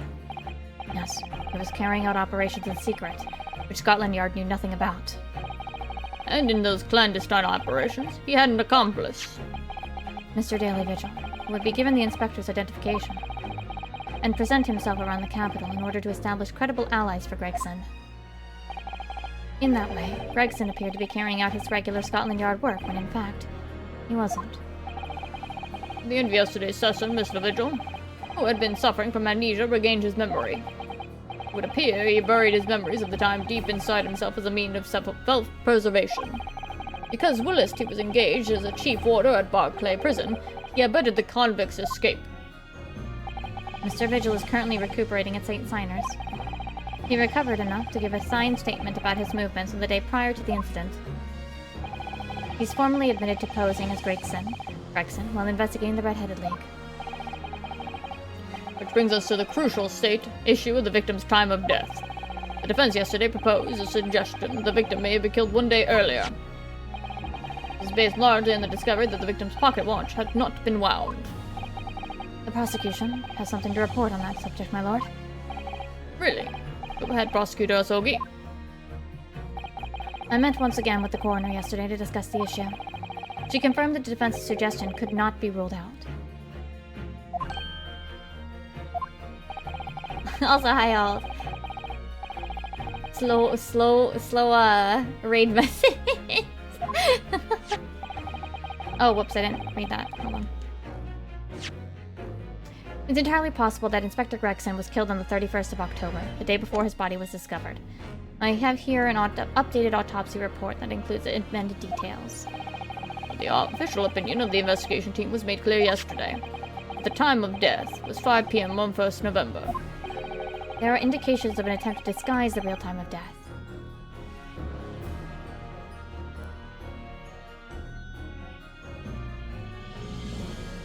Oh, I see. Disguise the real time of death, however. It seems the natural decaying process of the victim's body may have been slowed by keeping it chilled.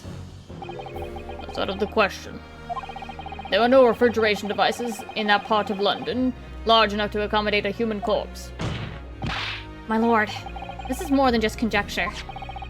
This evidence to support the idea. We must investigate it thoroughly. Very well. The court will accept the new report as evidence. However, if this updated report is deemed to be accurate, it will give renewed significance to the movements of the victim the day before the Fresno Street incident. It would, yes. Especially since on that day, Inspector Gregson was using Mr. Vigil to cover up his real movements. It's conceivable that he was killed in the course of his secret activities. Do I sense that prosecution has some information regarding those activities? Scotland Yard put an enormous effort into investigating that precise matter yesterday. I think we should begin by presenting the results of that investigation work. So the prosecution calls its first witness now. Ooh. Gina! State your name and occupation for the court. Inspector Gina Lestrade reporting. Representative of Scotland Yard. She doesn't know the word representative. A self-conferred rank, but never mind. Rude. Gina, again? What's your problem, Odo? Huh. What's with that Gina again? Look, The boss meant the world to me. He done more for me than anyone else ever did. I love Gina so much. Oh, Inspector Gregson, you mean? He got me out of the back slums of East End and took me under his wing. Told me that life can have a purpose. That's why I'm the best person to be standing here speaking for him. Oh, Gina. Right. All out of the goodness of Gregson's heart. Not at all that he had his arm twisted by Mr. Sholmes, no. What's relevant to the proceedings is that the outcome of Scotland Yard's investigations yesterday has revealed that the victim was carrying out some assignment the police knew nothing about. Very troubling. That face. Lord Strongheart knew. No, Inspector Lestrade. Let's hear exactly what it says in that report. Coming right up, sir. Wait, she can read now? Yay! She learned how to read! All yard detectives are supposed to follow orders and investigate what they're told. But a little search of the boss's office turned up a notebook that had a load of secret meetings in it. According to that, the boss was looking into some smuggled goods dealings that day. It was a big job and all, but the coppers weren't onto it yet. What matters most is, there's witnesses what saw the Reaper at the place too. I love Gina. Smuggled goods. I don't know, do I? I'm just telling you what was written in that book. Tobacco, tea, spices, medicines. Goods of all sorts flow into London by illegal channels from across the globe. It's well known that they are disposed of at regular black markets that take place in the capital. But the police are rarely able to locate them in time. So Inspector Gregson was investigating one of those black markets. It's been suggested that I reckon government officials may be involved in a black market activity. No doubt Gregson was trying to avoid details of his investigation being leaked to the involved parties. That would explain why he was operating on his own authority, without the Yard's knowledge. The thing is, wouldn't Strongheart know? And do we know where the dealings were taking place at this time? In a particular room of a certain exclusive London gentleman's club. And on the day in question. The accused is known to have been there. That's the conclusion of Scotland Yard investigation into the matter. That can't be! We haven't heard anything about this. Members of the club have testified to it. There's no question. The accused, Barak Van Zieks, was present. That would be very significant testimony then. Oh my, but... Lord Van Zieks doesn't make no mention of this at all. In short, Lord Van Zieks is an ample opportunity to murder the victim. That's not the noise this would make! Very well then, counsel for defense, begin your cross-examination. I want us to find something wrong with Lord Strongheart. Like, I want something wrong with him. I've been betting on it since, like, the first time we met him. Hold it!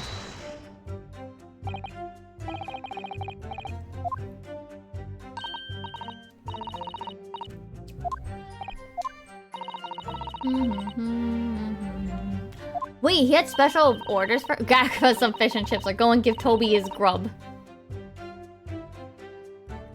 No, he's not trustworthy. He's suspicious.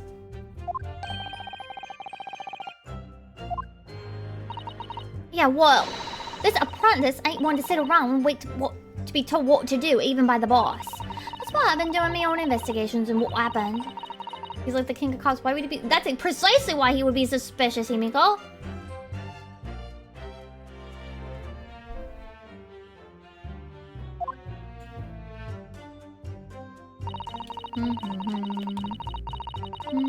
Hold it! So you went through the Inspector Gregson's things. Well, yeah. As part of the independent Lestrade investigation. I'm sure your superiors would be delighted that you're taking the initiative. Snuck into his office when no one was about. If anyone on the yard had seen me going in there, they'd have turfed me straight onto the street. This is sounding less and less like an investigation and more like something else. The prosecution understands that it was very detective who discovered the notebook. I love Gina so much. You got that right. Nothing gets past Inspector Lestrade and her trusty assistant, Chief Inspector Toby. We found it hidden in one of his desk drawers that had a false bottom. That's impressive. But then I went to hide myself where no one would find me, so I could have a butcher's that was written in it. Of course, if anyone at the yard had found me out, they'd have turfed me straight onto the street. I'm giving it in now, ain't I? And if it weren't for me, it wouldn't have never have been found. I love her so much. She's one of the few. I got like 3 cards on the Steam page. 4? 4. I have like the most. Well, I'm missing Iris, but I have like the most important characters. I have Yunosuke, I have Susato, I have Kazuma, and I have Tobi and Gina. I'm missing. I need Iris. That's the next important. That's the only important character I'm missing the card for.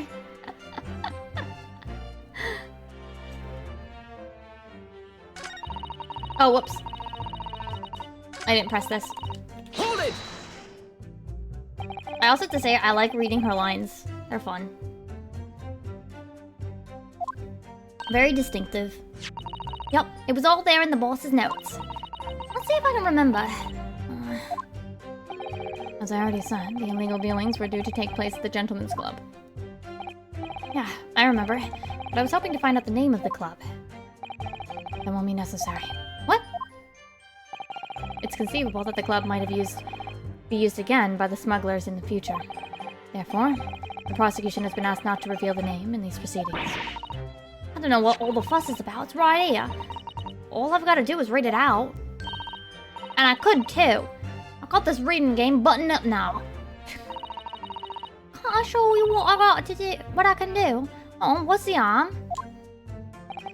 The judge hasn't signaled his objection yet. I could try to find out. What should I do? Insist. Whenever given the option, do it. This is a closed court. The proceedings are confidential. There shouldn't be any possibility of the information being leaked. As I explained, there is some possibility of politicians being involved in this affair. The prosecution is rightfully exercising caution, I imagine. No, my lord. The prosecution has no objection. Oh, he's mad! Kazuma? There's no question that Inspector Gregson was looking into these black market dealings. However, it has not yet been established that he was on that particular trail on the day in question. If the defense requires to know the club's name, the prosecution has no intention of being obstructive. Strongheart's pissed. Right then. I have to show off my reading skills. You're like 16. You're like 16 and you're proud to show off that you can read. Bless her heart. Hold it! 18, worse. Even worse. Sorry, I assumed that she was the same age as Chisato. Yeah, she is 18. The Groose. What sort of club is that? Oh, I ain't got the foggiest. This ain't exactly my thing. Oh, okay. That makes sense. Because I remember them saying she was like about the same age as Susato, so that's why I was just going with Susato's number. I mean, absolutely. It's totally normal to not be literate at this era, and especially for someone who was an orphan. But it's still funny. But I am kind of curious. They're not places where a foreign student like you would be readily admitted. Have you looked in the mirror recently? I'll tell you what. Me and Chief Inspector Toby could go undercover. Could you, though? You're barely legal. I could pick up a few good marks and see what else I could find out while I was in there. I really don't think you should go picking out anything. Anyway, that's where these black market dealings are going to take place, is it? Yeah, it's gotta be. That's what the lower ranking detectives at the yard reckon. Says the even lower ranking detective.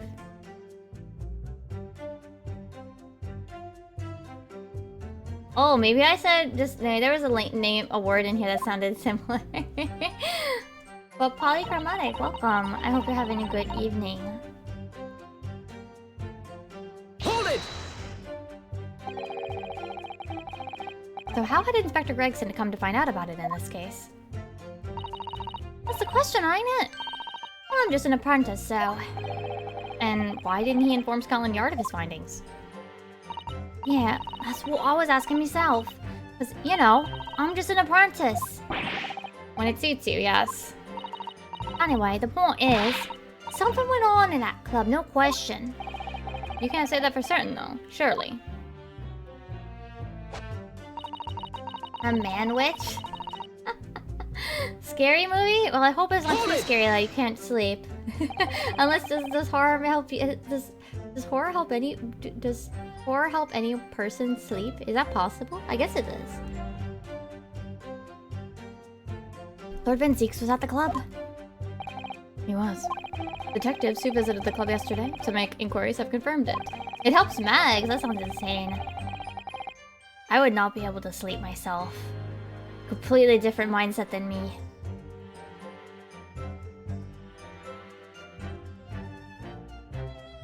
Several members report having seen the accused being admitted to the room in question as a guest. It looks like there's no disputing that he was there then. Well, we know that Lord Van Zeeks was investigating Inspector Gregson, don't we? Perhaps he'd already discovered the Inspector's secret notebook. Which led him to the club, you mean? Maybe. Presumably then, there are also eyewitnesses who can testify that Gregson was there. None have been identified at this time now. But the all-important victim wasn't seen at this mysterious club. Oi! Why ain't you asking Inspector Lestrade, eh? I love her. I love Gina. That's all I've got to work with. Gina's not holding back with that ice-cold stare of hers, is she? Yeah, Mistia rated in. I don't know if you maybe came from a chain or what have you. Yeah, I do hope you're having a good evening. Sounds like you're having good food and drink. I really don't know what to make of all of this. Lord Van Zeeks told us that he was investigating Inspector Gregson, but he never once mentioned that he met the inspector the day before the incident.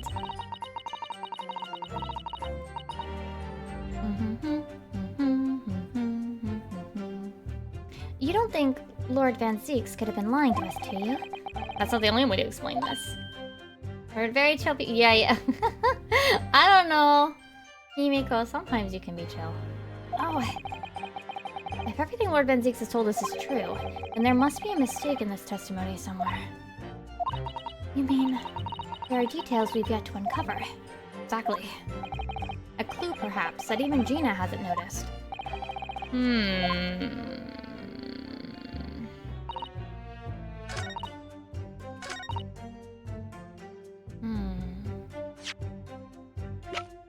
So,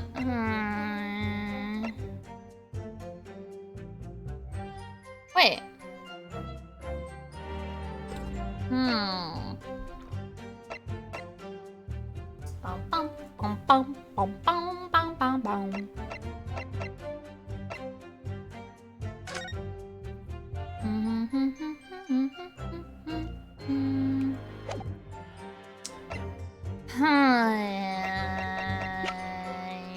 Wait, she didn't talk about this, did she?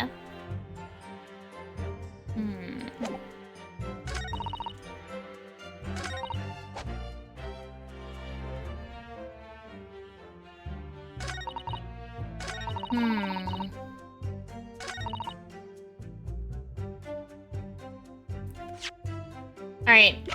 This is a bad idea. Objection! It is.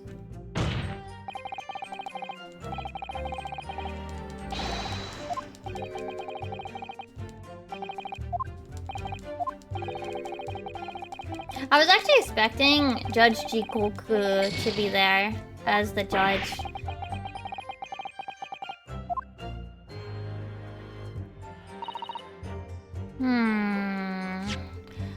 What does it want me to... I pressed everything, right?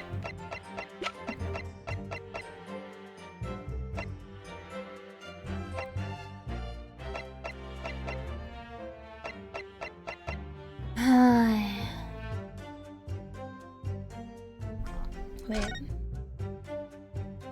I squint. Is someone in the background? I do not see anybody in the background, damn it.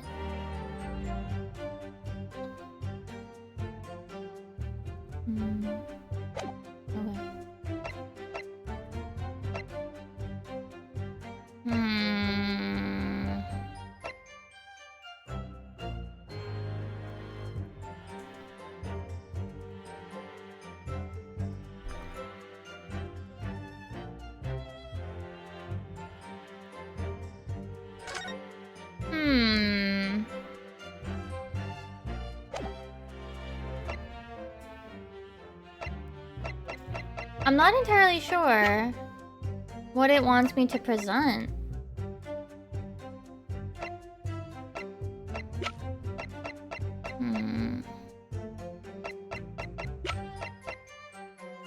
I feel like this is important. Or the trunk, but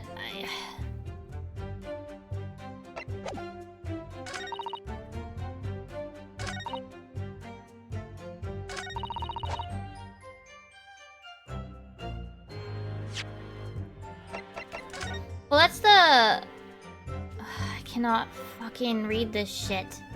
I hate these stupid... turning these thingies around.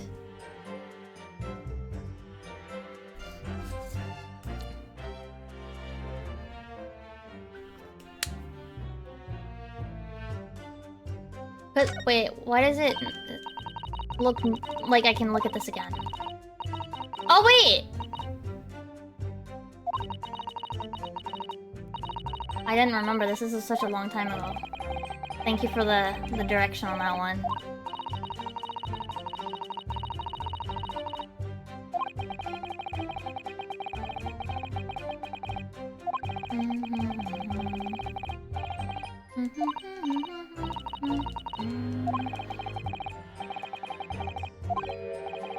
Oh, how strange. Okay, okay.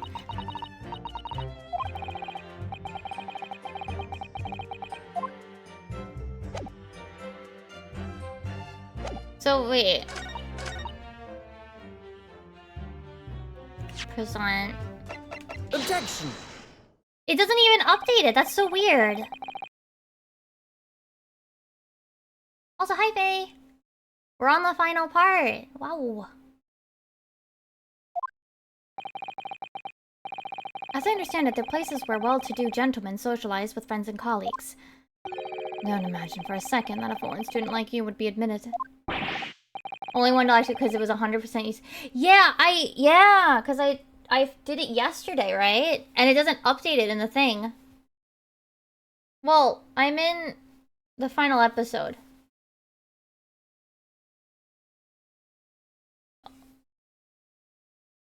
Seriously, is your mirror cracked or something? I only just started at like 30 minutes ago. Do we know for sure that the contraband dealings were definitely happening on a club called The Groose? The police are currently looking for evidence, but I haven't found anything definitive yet. Yeah, I added Himiko over Enraged.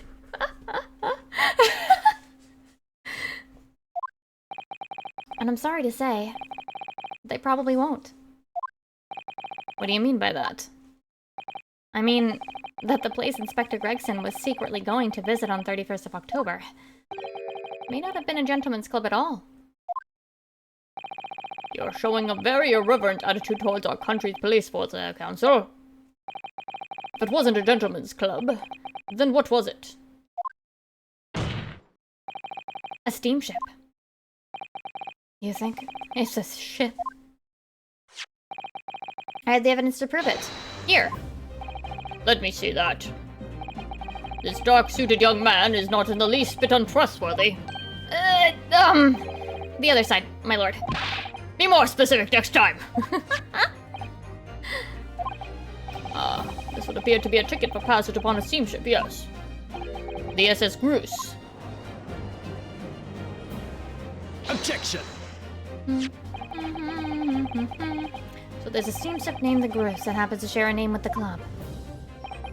But I'm afraid to say, there's a flaw in your logic there. How? Look at the ticket.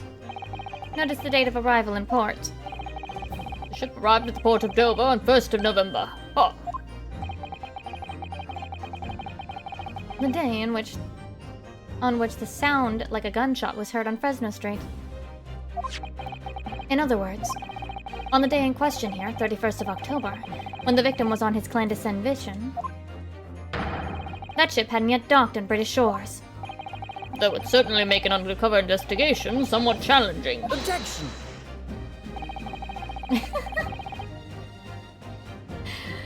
You guys getting at each other.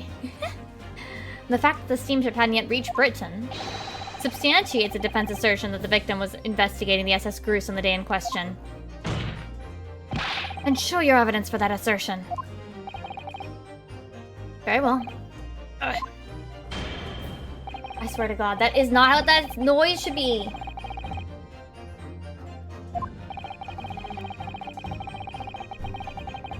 How does it have this, like, ring to it? Take that! What's this? A passport for travel issued to the victim. Maybe it's a hollow gavel? Maybe. It doesn't even look like it's bonking, though. It's so weird. Why is it shaped like a horse? Dated 31st of October. What are you suggesting? I'm suggesting that just one day before the inspector's body was discovered, there's a distinct possibility He wasn't even in the country. I'm just waiting for it to get its horse. Like, I feel like it's gonna break. Like, he's gonna bend it. Like, it literally looks like you should be denting the top of the unicorn. This document is the passage to France. It does appear to have been officially authorized. the day before the SS Groose arrived at Dover. It docked on the northern coast of France for a night. According to my father, who was on board, at the port of Dunkirk. Dunkirk, France. Possibly have taken the victim there. Oh, come on! I'm impressed, Lunoski Naruhodo. I certainly didn't expect you to get your hands on that passport. What? You mean, you knew about this? How many steps ahead is Kazuma? Like 300?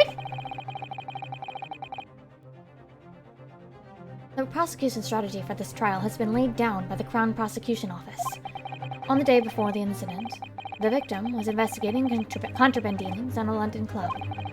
That is the outcome of Scotland Yard's investigations, and the line of the prosecution has been asked to follow. But personally, I don't agree. I think the prosecutor's office is trying to hide something. What? And now that you've expertly disproven their assertion, I intend to reveal what I believe that's something to be. What are you playing at, Prosecutor Asogi? A courtroom is a forum for the truth, my lord. Which is why it's my duty to present all the facts, without exception. Let me guess. This was your intention from the outset, wasn't it? The reason Inspector Gregson secretly made his way to the steamship docked in France on the day in question was to carry out a mission for the Reaper. The Reaper? What kind of steak? What on earth are you saying, Counsel? The prosecution has made an assertion in court yesterday. Inspector Gregson was investigating the identity of the Reaper. A ribeye? Yeah. When he discovered the location of the man's secret hideout, he was killed. As I'm sure everyone can imagine. By the Reaper's hand. But in reality, the truth is the opposite of that. What? Inspector Gregson wasn't investigating the Reaper at all. He was, in fact, acting for the Reaper. So, you're saying the mission he was undertaking was, obviously, an assassination. Mark Van Zeeks never carried out any of the actual killings. Whenever the Reaper's victims lost their lives, he always had a cast iron alibi. Which tells us that he must have had an accomplice. And you claim that was Inspector Gregson. Hold it? What the hell do you think you're saying, eh? Boss would never have done nothing like that. Nor did the wind of this. Gregson only feared the end of his fish and chips. And yet, when you consider all the facts, it makes perfect sense. No, it can't be. We also arrived at the same conclusion, didn't we? That Inspector Gregson was operating as the Reaper. Even so, there's no way that the person giving him his orders was Lord Van Zeeks. No, the true Reaper is somebody else. Bar Van Zeeks is not the Reaper. Unpredictable response. From someone who's advocating for the man. And even if it's true that Gregson was operating as an agent of the Reaper, the suggestion that he went aboard the SS Groose on an assassination mission doesn't follow at all. Oh? You have some solid reason for doubting the assertion, do you, Counsel? Absolutely. Very simple. On the day in question, nobody was killed aboard that steamship. Professor Mikotoba and Judge Jikoku were on that very ship. If someone had been assassinated, I'm certain we would have heard about it.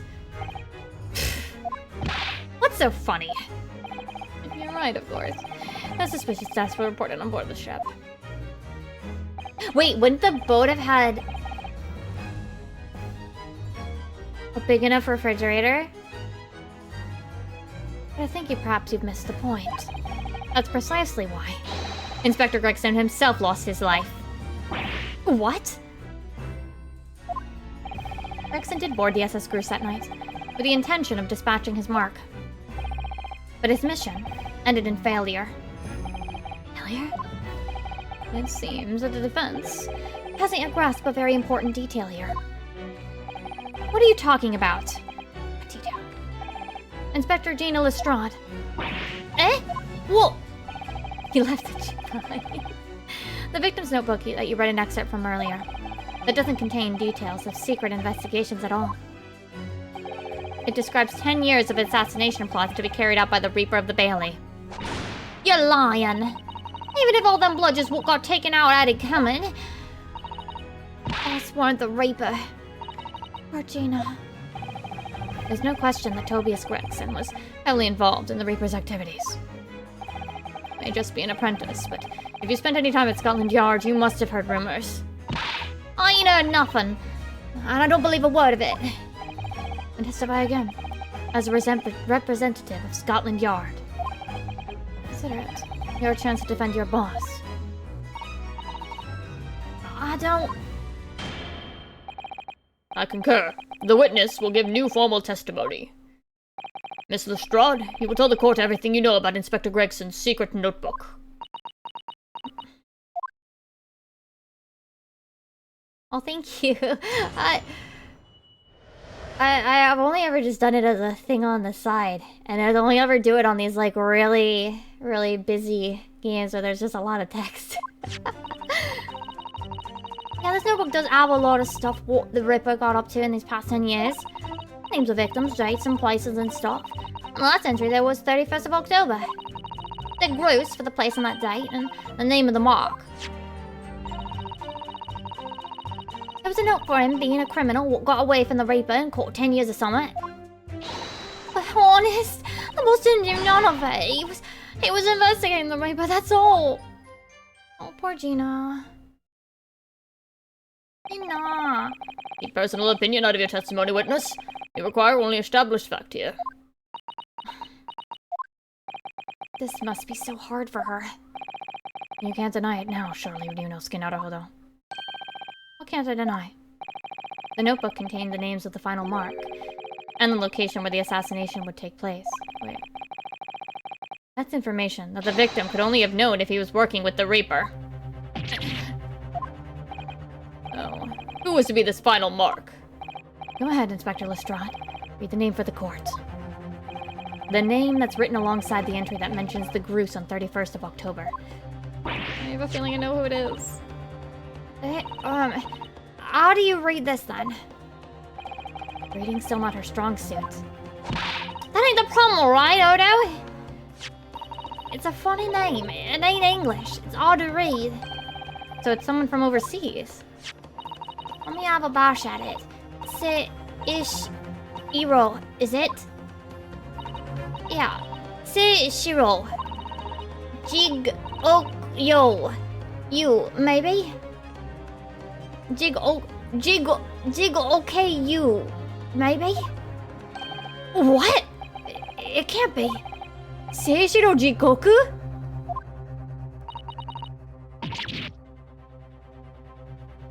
Oh, I see. It sounds like fun. I hope you have a good time with it. But that's Judge Jikoku. Seishiro Jikoku. Certainly not an English name, you're right. Objection! But that can't be right. I know Judge Jikoker, and I saw the day before yesterday here in London. So I know for a fact the man hasn't been assassinated. As I said, the Reaper failed. Oh. Gregson missed his chance to kill his mark and returned to British shores. But the Reaper wouldn't tolerate the mistake. So he killed the inspector. Personally. The Reaper, of course, being the accused, Barak van Zieks. It's an undeniably logical argument. Kazuma, you planned for the trial to go this way all along, didn't you? Hold it! Oh!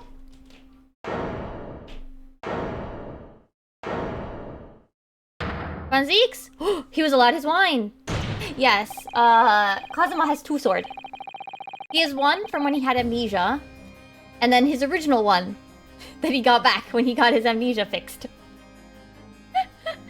Pray forgive the discourtesy of feeding my hallowed chalice whilst I stand accused of murder. Lord Van Zieks! The accused has no right to speak uninvited in court. When you gotta say, yeah. You will return to the dock. I say nothing of whether or not I'm the Reaper. That is the task of this court to decide. But there is one thing I can say unequivocally. Woo! That girl is no detective. What? Oh, that's right, I'm an inspector. Repeating rumors out around the yard, reading entries from a notebook of unconfirmed origin. That's not testimony. It's practically a script. No doubt the rest of this trial will go exactly as you've clearly planned. Your hatred of me is understandable. In your mind, I'm sure I am the Reaper. Who sent your father to the gallows all those years ago. But you're in danger of becoming a far more sinister Reaper yourself. By attempting to have me condemned with this feeble excuse for a testimony. What did you say? Mr. Naruhodo, this is our chance. My lord, the defense requests that the defendant be allowed to speak. He may be privy to important information relating to the testimony just given by the witness. Won't that hurt? Look at all those little spikies on the little hair. That's gotta hurt. Very well. I'll make an exception and grant the request. The defendant may remain in the witness stand for the cross-examination. I mean, he is close, but that doesn't solve the problem. Then allow me to toast to this court's impartiality. Don't raise your glass in my direction, sir. That's for the defense. Begin the cross-examination immediately. At least he's not hitting his hand with the heart. That's true. At once, my lord.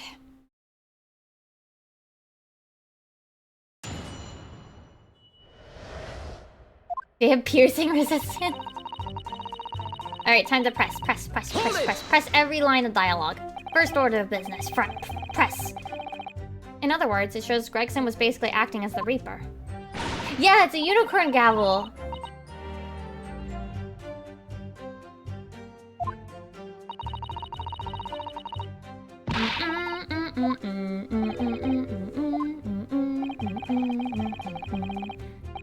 Bum bum bum bum bum bum bum bum bum bum bum bum bum bum.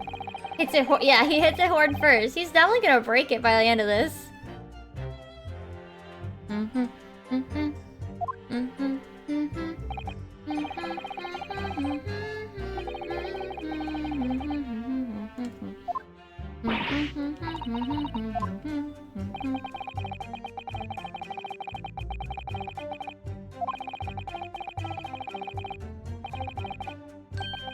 An organization with you at its head.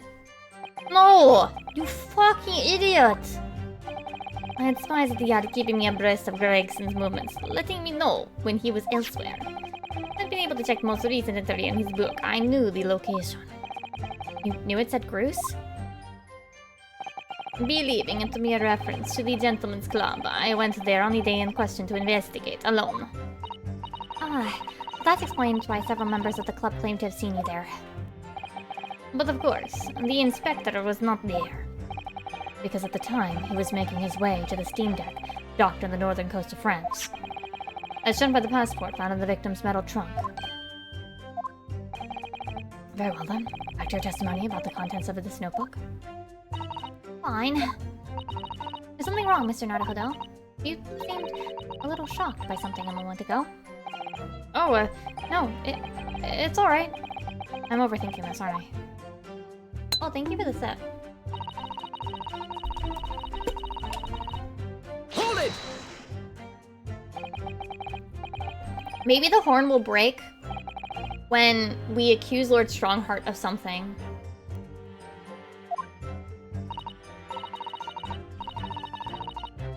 This other name kept cropping up. What other name was that? It's the one I told you yesterday. The same name written over and over again. You mean... Assassin? Yeah, that's the one. She's a friend of yours, somewhere, is she? Were you even listening yesterday? Assassin. The assassin. Yeah, took a sippy. What, like a killer, you mean? Gregson was the tactician, the one who came with the plan of attack.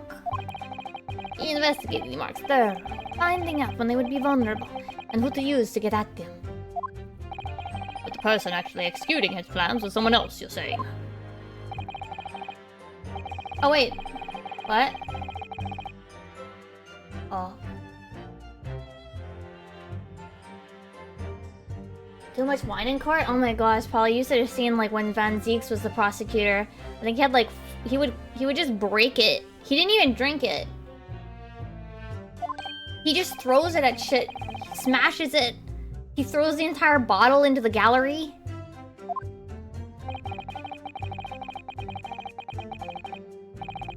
Could that additional person have been really the assassin?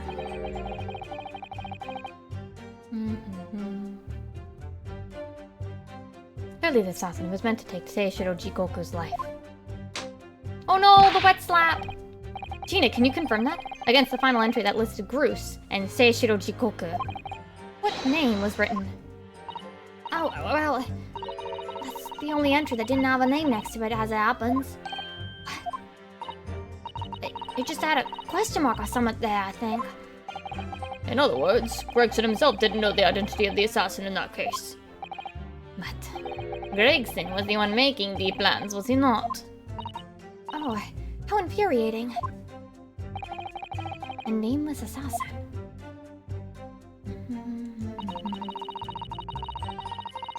Hold it! And you're saying that mark listed was Seishiro Jikoku? That's what I said. Funny name, if you ask me. And I thought your name was odd. Though pleased to have lost my crown there. Mr. Jikoku is the presiding judge of Japan's Supreme Court of Judicature. I actually thought the last case would be like, after, what's his face? Mikotoba was like, oh, you're gonna return to Japan or whatever? I was like, oh, we're gonna like have the final like trial back in Japan or something? So I'm a little surprised here. Studying international law and diplomacy under your tutelage, Lord Strongheart.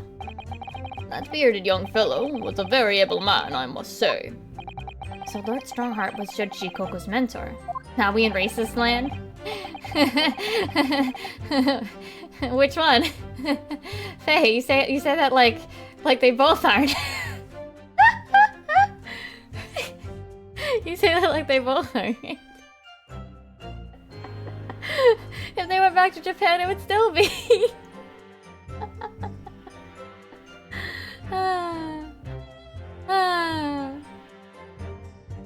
Anyway.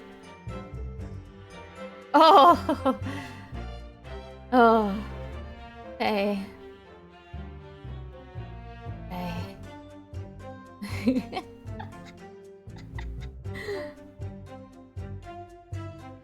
I'm not mistaken, he returned to Japan 10 years ago now. 10 years ago, after that fateful case. Precisely. In the aftermath of the professor case, his repatriation was organized immediately. It's a mystery why such a man would be listed in the inspector's notebook. I didn't think it was possible, but the mood in here has gotten even worse now. I'll just keep talking. Anyway, I mean, jokes aside, like... both countries have, not really nice people. Just saying. Hold it!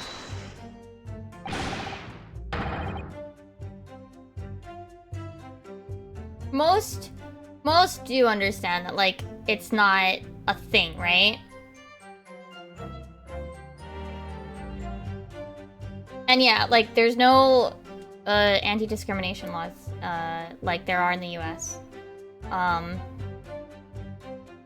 Japan can actually be very overt in its racism and discrimination because of it. I don't think anything particularly happened in Japan, because we only had 2 cases that happened in the Japan side of the game, but yeah, no. Yeah, no, like, you can be refused to rent an apartment because you're not Japanese, and that's legal. Just as an example.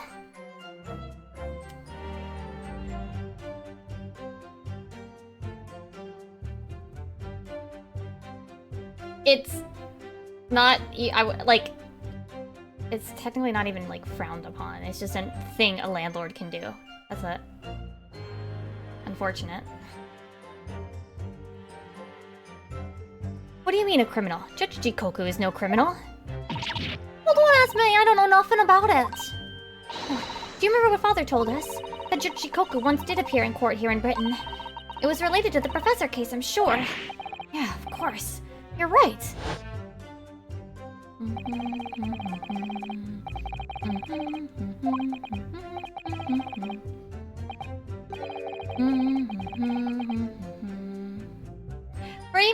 There's that. There's a couple of reasons, probably. One is, yes. One of the possible reasons is that they assume that you'll just leave and stop paying rent. Another is that they expect you to be a nuisance, either in hosting parties all the time, is what they think, because they have this image of foreigners as being loud, obnoxious, they're constantly holding parties, they don't follow the garbage rules. Stuff like that. They're especially, it's not everybody, but it will be more prominent in an older generation, which are most likely the people that own property, essentially, that would rent it out. So, yes. The thing is, like, yeah. The thing is, eventually they'll realize that, like, most people know that individuals are not the problem, and they kind of have to take their chances and judge a person individually, but not every person is going to do that. And the thing is, unlike, for example, in the US, they can just deny you because of that. They can deny you because they don't want to take that chance.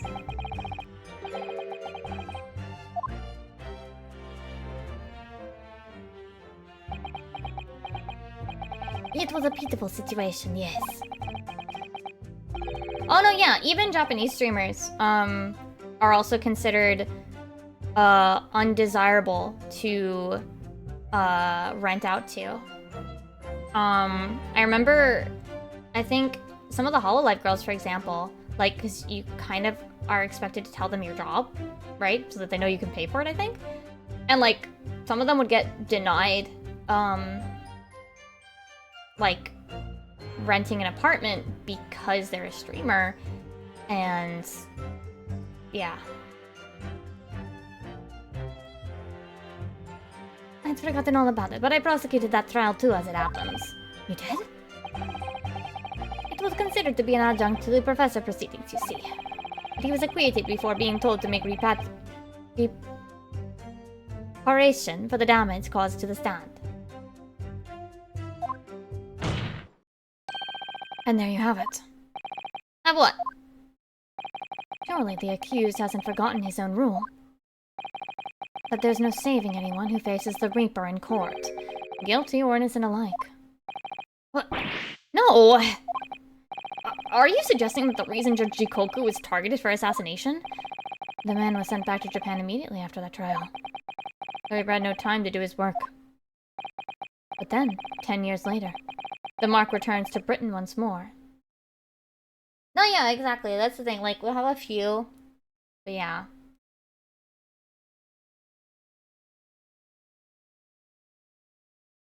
And then, yeah, even, like, streamers are... Like, even native Japanese streamers will also be considered as, like, bad. So... Because they imagine them all being loud and noisy all the time. So... It's... Yeah. That said... I do still prefer... I did still really enjoy living in Japan, and I think generally speaking, you know, people are fine.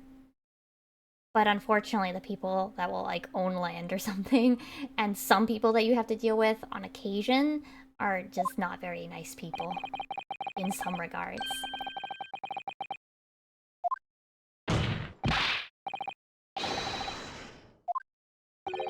Isn't the whole premise of the Reaper absurd, killing those who have been found innocent? Clearly the rules by which the man operates are beyond the sane person's comprehension. Oh, no, yeah. That was only the one time. Oh, Oyasumi Enigmatic, I hope you have a good evening.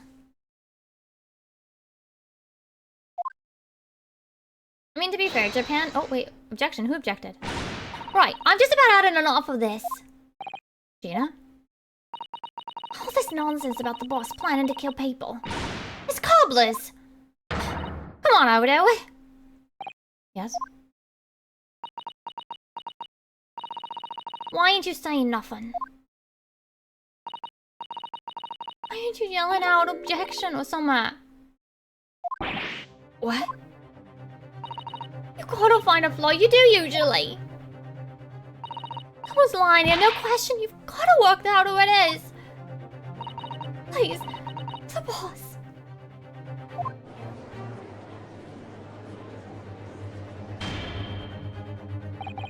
That outburst was an insult to the court and to your own testimony. I might have known that a common pickpocket from the back slums could make a detective. When this trial is over, you will forfeit your warrant card, Mr. Strahd. Is that clear? I've had it with a lot of you. His light ever be in place. You look at this wall and it. Well, I've had enough. Gina.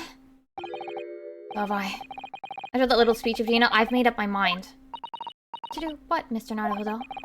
There was one point in this cross-examination when something that was just said didn't sit right with me. One statement that seemed odd. Oh, do you mean? I'm not gonna let Gina's plea for help fall on deaf ears.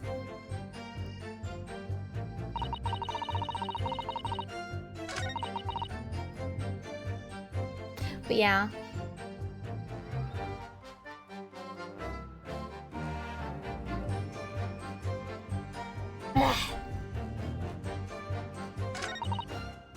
Wait, did I press everything already? Hold it! I don't remember.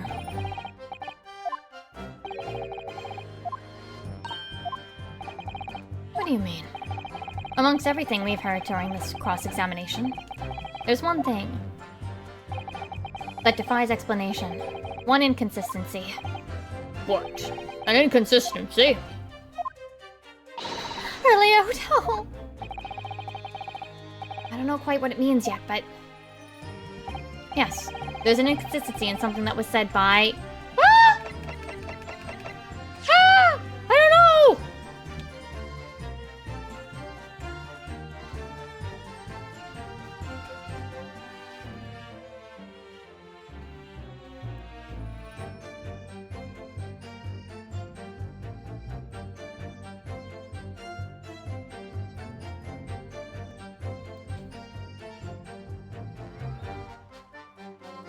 I don't know!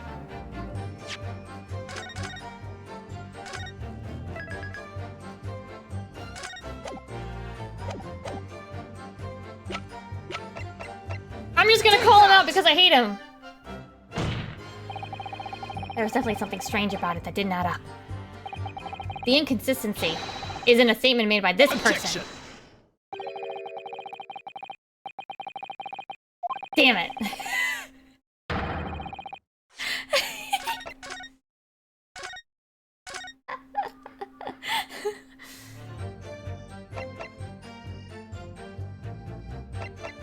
Alright, well our two options then are these two. I'm just gonna pick at random. Of course. By you, Lord Van Zieks. Me? What? Your face has turned ashen. How could he know? Is that what you're thinking? The music didn't stop, I don't think so.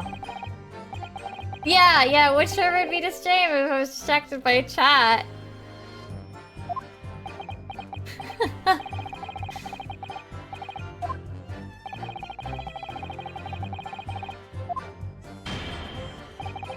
In that case, the defense will present evidence to substantiate his claim. Which piece of evidence does this... Help! Wait. What's the inconsistency? I legitimately don't know what he's talking about.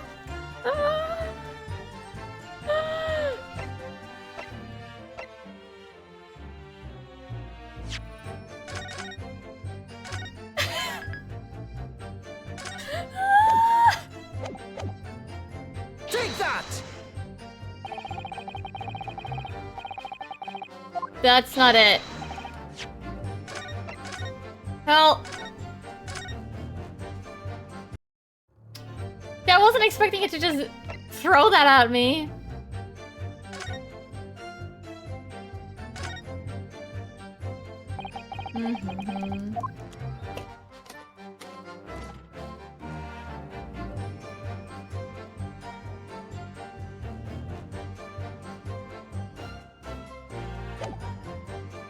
I'm just winging it.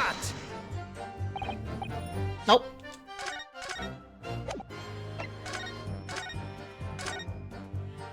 Boy.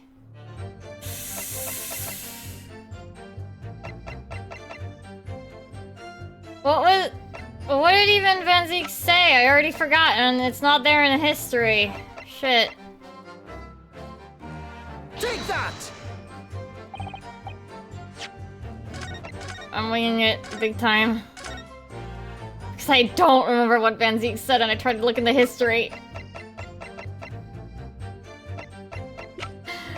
It doesn't know.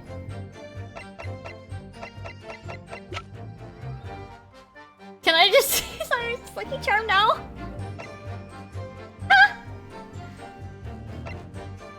Take that!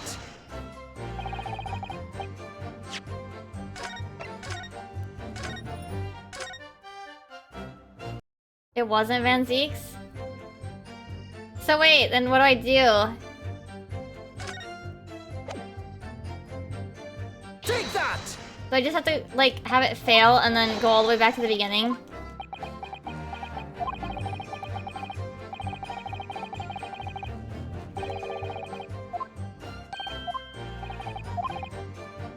Okay.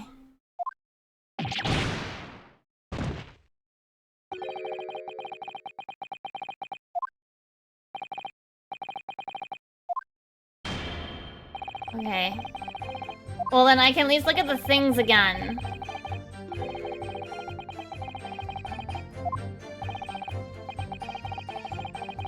Okay, cool. I listened very carefully to the testimony again. Thanks!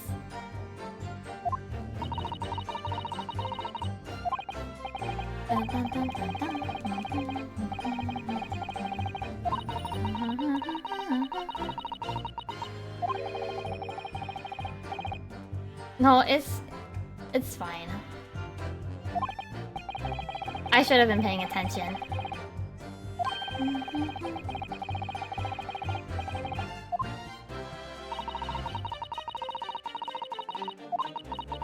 Well, a and an adaptation won't go in our favor. Let's listen carefully to what everybody is saying.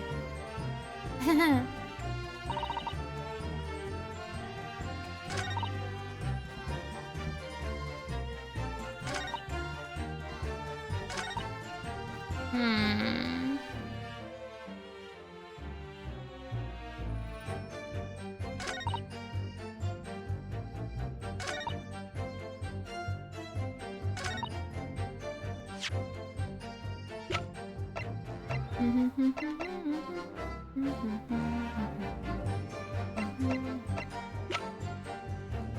thank you for the follow. Welcome to the Comfy Cave, Polly.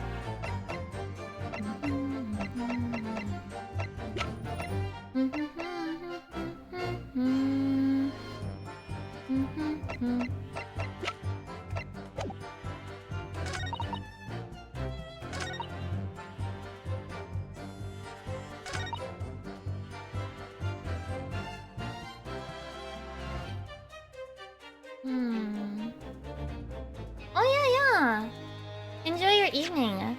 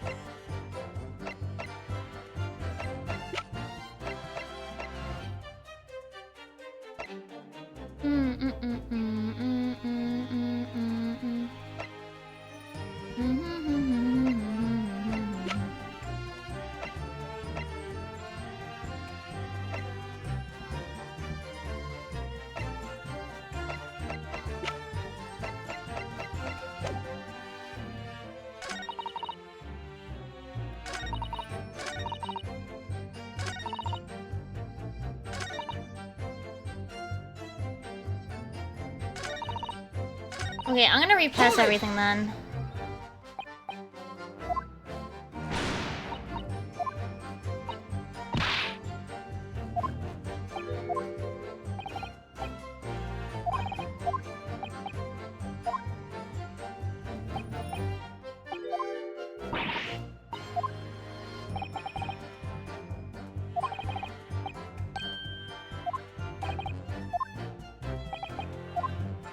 I do not understand.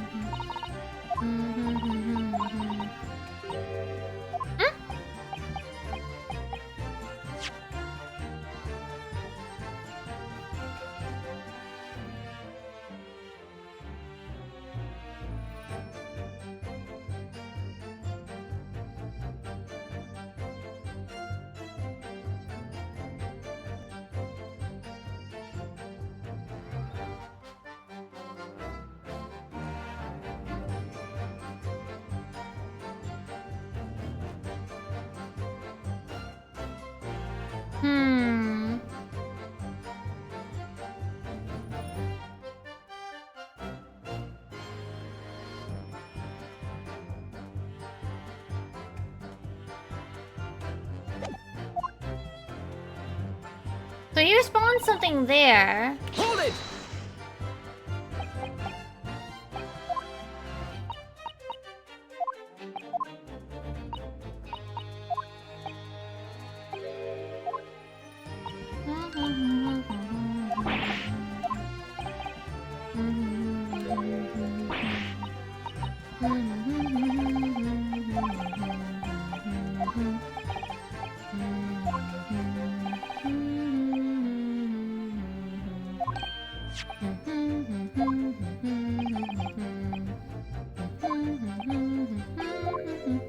I'm not sure.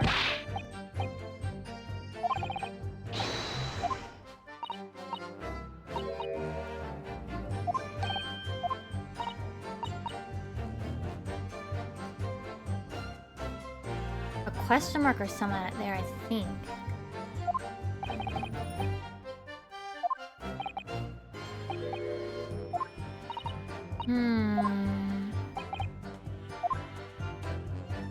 Is that?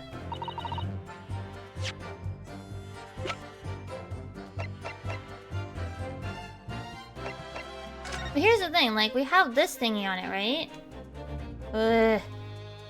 Like this thingy. And this.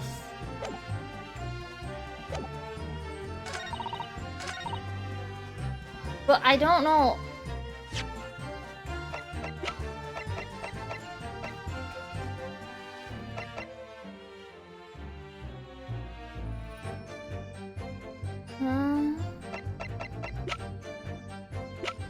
Am I on the right track?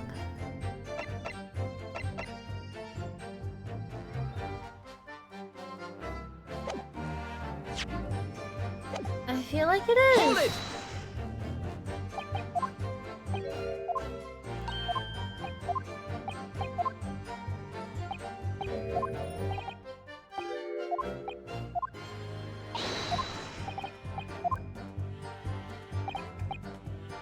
Let me see though.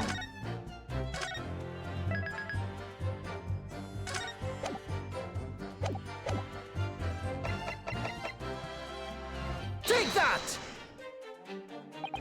Of course, by you, Gina. Of course, was that supposed to mean, eh? Gina, Mr. Naruhodo. Gina is the person giving testimony here, so... if there are any inconsistency, they can only have been introduced by her. I don't know where you're going with this, but... maybe the evidence you're obviously about to show the court will clarify? In that case, the defense will present evidence to substantiate its claims.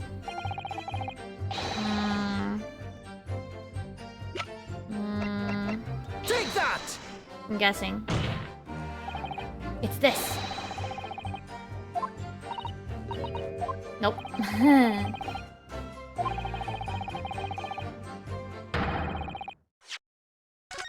Hey, I'm very good at video games. I don't... I feel like I should know.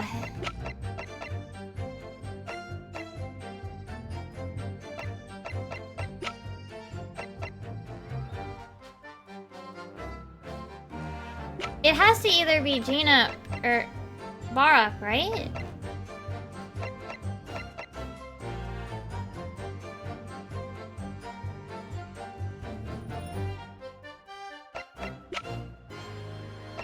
It can't be anybody else, right?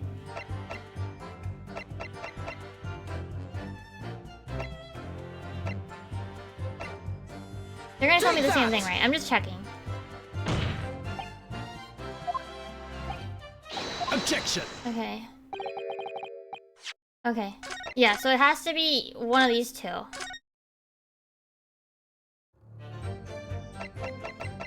Take that!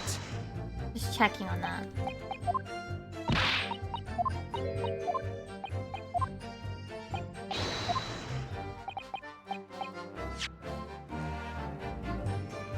Let me go back to the top.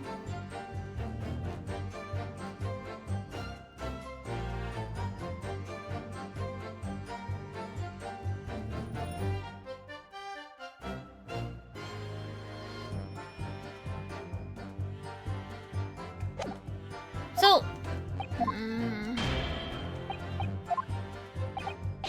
he responded to the idea of the organization. It can be?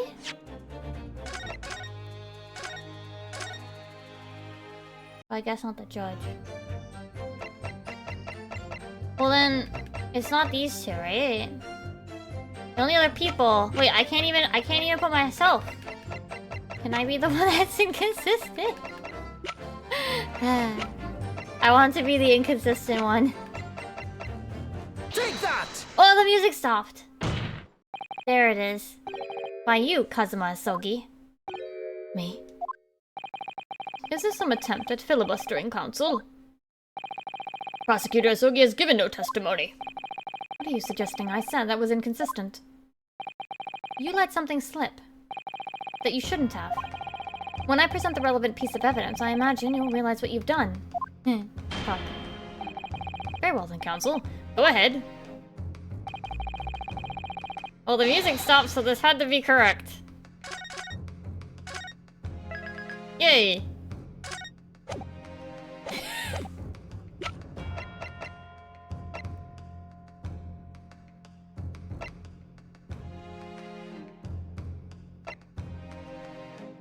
Wait, he shouldn't have known it was in the thingy. Take that! He shouldn't have known it was in the thingy!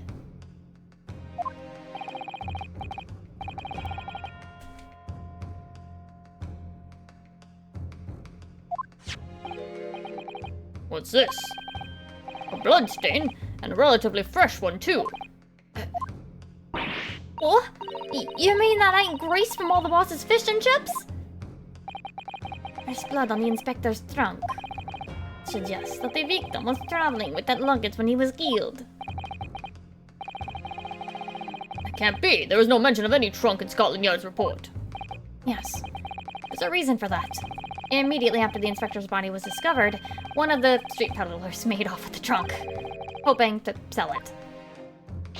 Well, I found it, me, with my nose for trouble, and my doggo. Which means that nobody should have known anything about the trunk. Unless, of course, we're talking about somebody who was present when the victim was killed. Wait.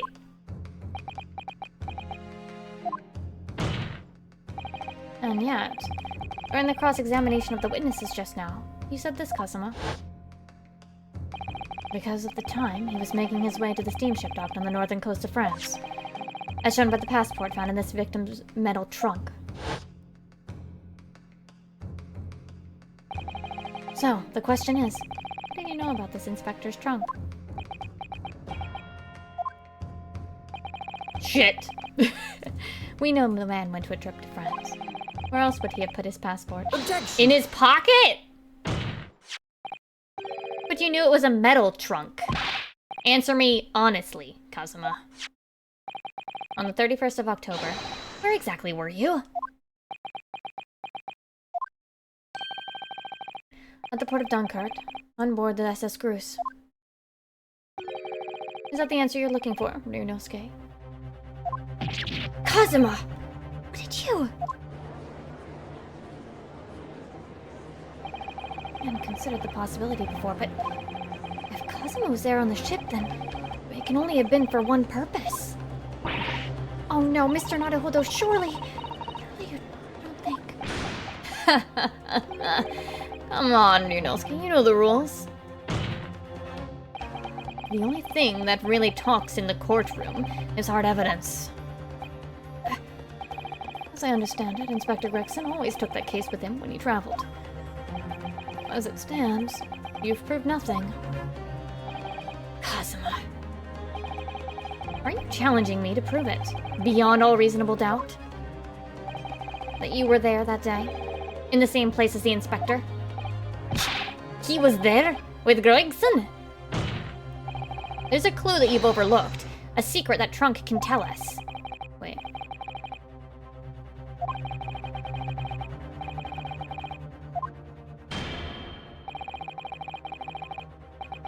The accusation being made is deeply disturbing, but nevertheless we must test it.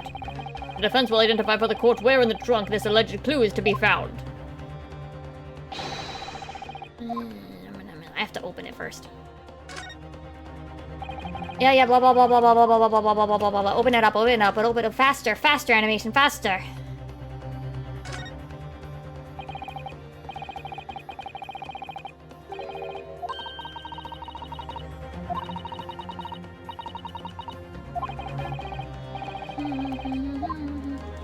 Got it! There's a small piece of metal lodged into the wall of the trunk here, like the tip of a blade. Eh? A blade? Kazuma, flung around your waist, as ever today, is the esteemed blade Karuma. And that other one, I don't know what its name is. Of course it is. Won't you draw it? Here in this courtroom? For all to see? Exercise caution, my learned friend. That man is the son of London's most notorious killer. Bailiff, watch Prosecutor Osogi like a hawk. It won't be necessary. Come on, you're just gonna do it? No. The tip is broken. If the fragment of the metal from the trunk fits together with the end of that sword... Miko, shut up! The question of who was there with Inspector Gregson will be answered. Agreed? Kazuma Asogi.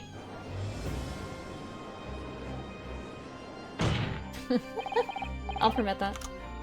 Expertly done, Ryunosuke. That's a point to you and well deserved. Do you mean to tell the court, Prosecutor Asogi? Yes. On the 31st of October, I accompanied Inspector Gregson to Dunkirk in order to carry out a mission. So the additional person authorized to travel was me. And the mission was? The assassination of the Mark. What? You mean You're the killer whose name was omitted from this notebook? No, it targets Doc too. Don't worry about it, Faye. we're following the Reaper's orders to dispatch Judge Ikoku? Let me make one thing perfectly clear. I have killed no one. Explain. I have accepted the assassination mission, yes. And I accompanied Gregson to Dunkirk. I never have any intention of carrying out the plan. You were never going to do it? We can believe Kazuma-sama. Sure. After all, Judge Shikoku arrived safely in London the following day. On the 31st, I boarded a train from London with Inspector Gregson. We traveled to Dover, from where we crossed the channel to Dunkirk. Then we boarded the SS Groose and made for the cabin deck, as indicated in the plan. You went to Judge Jikoku's cabin. Exactly. He wasn't there, though. We decided to wait, but you've already told us you have no intention of going through with it anyway. I didn't come to Great Britain to take anyone's life. So I left Gregson and disembarked the ship. I spent that night at a boarding house in the town, and returned to England the following morning.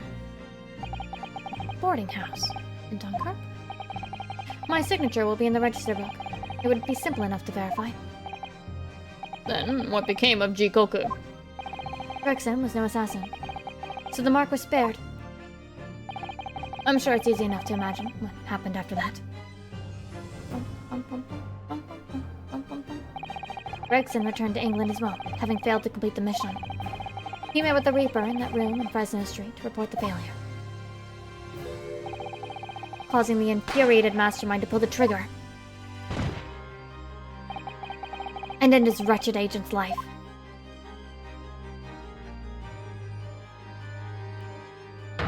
That is the real truth behind Inspector Gregson's murder. Objection! But if you did nothing as you claim, how did the tip of your sword come to be lodged in the inspector's trunk? I don't need to answer that. The victim was killed by a gunshot. A small fragment of a Japanese blade isn't relevant to the case. Yes, it is! And accordingly, I chose to exercise my right to silence on that matter. I choose to. Sus. Be that as it may, the court will sequester the sword as evidence.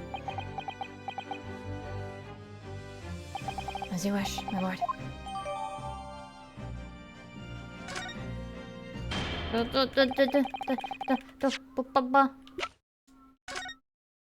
Okay, sword. Sword.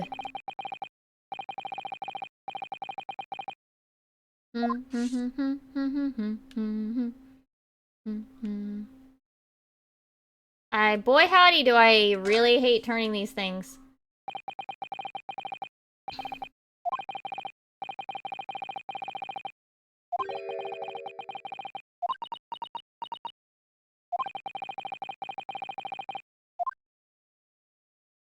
I really hate turning these things. Is there anything else for me to interact with here? I don't think so. I don't see anything else. Okay.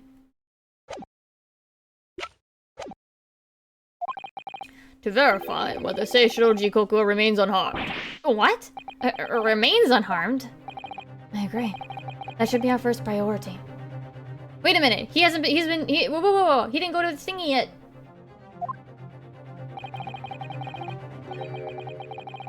It recently come to my attention that he hasn't been seen since yesterday. Wait, how did you... When a foreign dignitary invited to Great Britain goes missing for 24 hours, it's only natural that the question of his safety should arise. You don't mean to say that you think Judge Jikoku may have been killed? The Reaper has more than one assassin at his disposal, and he has the power and influence to give orders from the inside of a prison cell. Isn't that right, Lord Van Zieks? If I were truly the Reaper, I'd be able to tell you. Maybe by the big K. We'll take an emergency recess for 30 minutes. How? Guests of the symposium have been told to maintain regular contact with the organizer's office. The man can't be located within half an hour. We'll have to assume the worst. Oh no, not Judge Jikoku!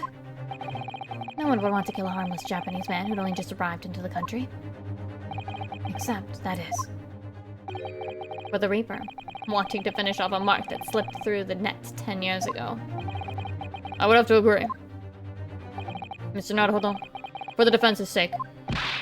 My lord? I sincerely hope we are successful. If we're unable to confirm Mr. Jikoku's healthy existence in the next 30 minutes, you will face grave difficulties. Wait, why me? What did I do? Why is it my fault? Hello?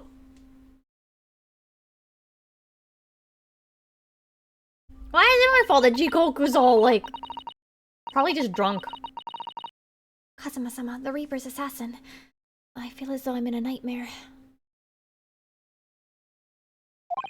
I can hardly believe it either. But on the other hand, Kazuma isn't in the habit of making up stories. I have such a terrible sense of foreboding. Something awful has happened to Judge Jikoku. Then I feel as though things will only spiral further and further out of control.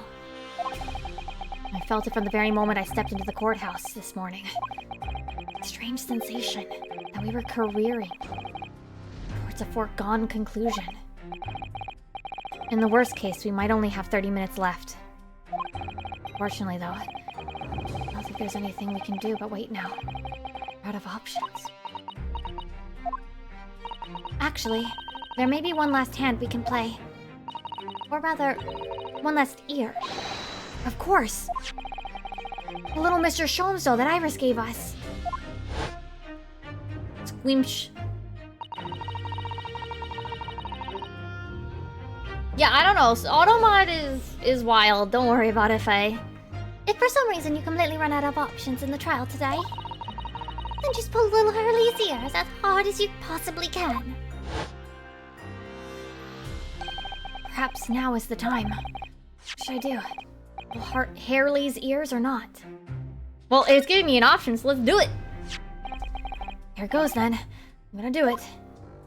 Good luck, Mr. Naruhodo. No looking back. Heave! Ow! It's clean. Sounded like Mr. Schultz. Wait, is this a...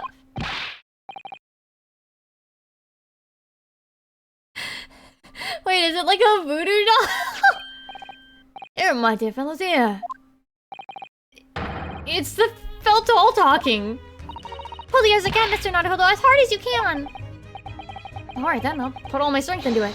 Heave! Please, my dear fellows, you Needn't pull my ear off.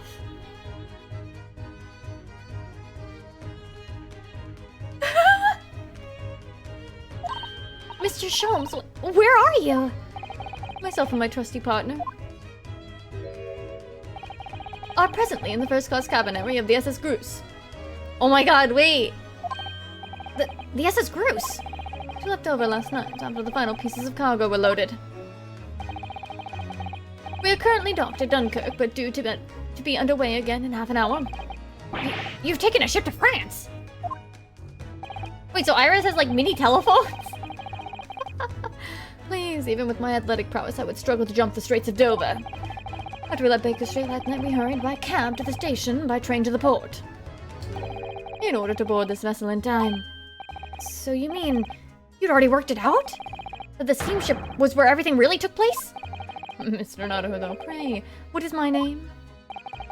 Sherlock Holmes? World famous great detective? Recited to perfection. Well done! You're a genius, Mr. Sholmes. That's the only word for it. Mr. Sato, gently with this genius's ears, please. Oh, I'm ever so sorry. If I may, Sholmes. There you are, Mikotoba. You may remember that it was in fact I who made the connection to SS Screws. Wait, are we gonna play as Mikotoba? At Scotland Yard yesterday, when we examined that notebook, I recalled my steamship ticket. Of course, it was my dear fellow. And not once did I controvert that fact. I merely had our court-bound companions under my name. Yes, you did, didn't you? We've just entered a recess. The trial resumes in 30 minutes from now. And if we're unable to present any leads then, I'm afraid to say... Do not fret, please. It is for precisely that purpose that my partner and I had made this journey. I have no doubt we shall have welcome news for you within the half hour. Thank you, Mr. Sholmes. That'd be wonderful. Until then, later then. Yes, you'll be hearing from us if you're not in touch first. Ow, ow, ow! I shan't be hearing anything if you keep tugging my ear in that mindless fashion! Whatever was the idea between making a receiver operate in that way in the first place, Mr. Sholmes? Why the deuce would I know? It's Iris's invention, not mine. Wait, are we gonna play Mikotoba? Oh! Well, I know how much you enjoy being the hero by the hour, Sholmes. We're but half that now, before Groose puts to sea again. If we don't conclude our investigations rapidly, we shall find ourselves in Naples before long. There are times, Mikotoba, when you make a surprising amount of sense. So, let us begin. Whoa, this is... First class number 2. Yes, this is the one. But I don't believe an investigation of the cabin is going to be plain sailing. The crewman standing in front of the door is an angry-looking fellow. What does his tattoo say? Why are you loitering here? Who are you? My dear fellow, do you not recognize a world-famous great detective when you see one? The question really ought to be, who are you? Show?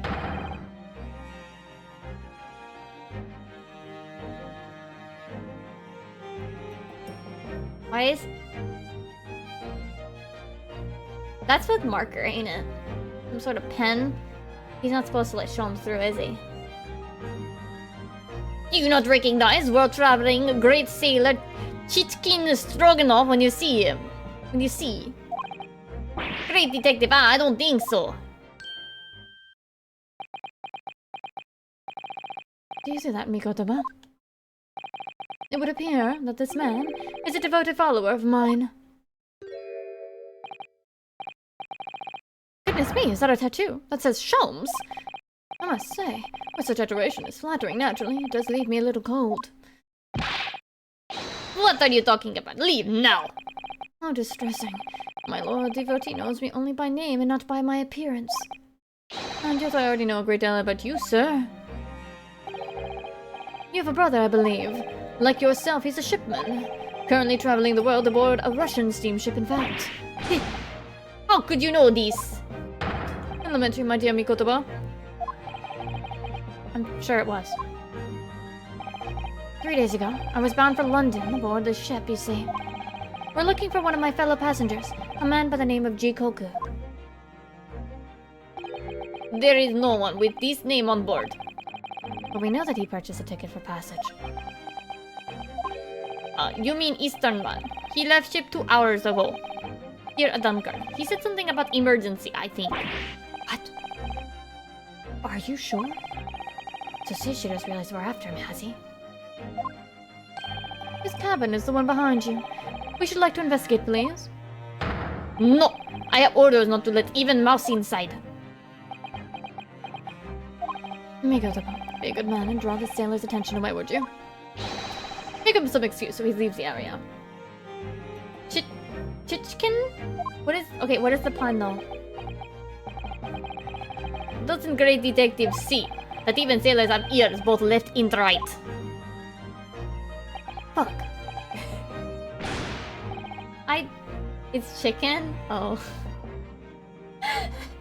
Look! Look! Curses, the plan is ruined. And you have only yourself to blame, I'm afraid, Shelms.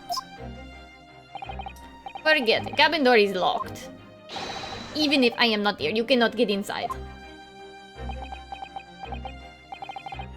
Migotomo?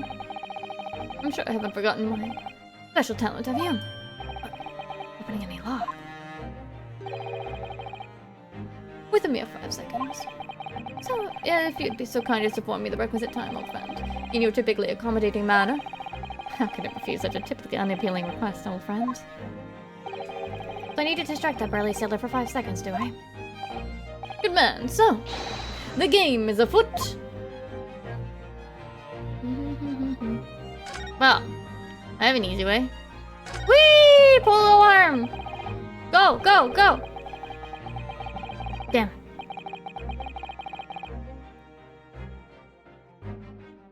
Wait, let me look at my other options.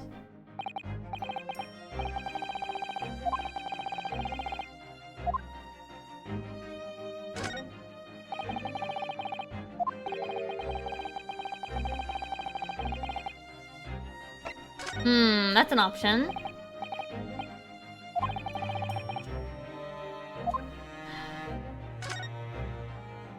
What is it?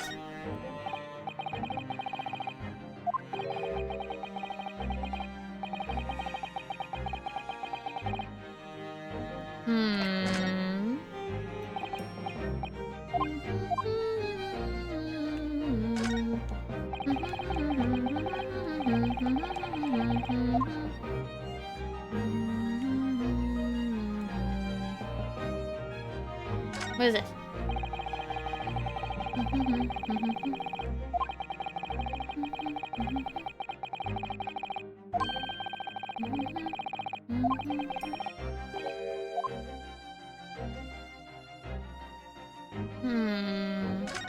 Yeah, flick the switch. Flick the lights. Go for it. No, what is happening? Where is the light? Now, Shelms, now! Shelms fell over, didn't he?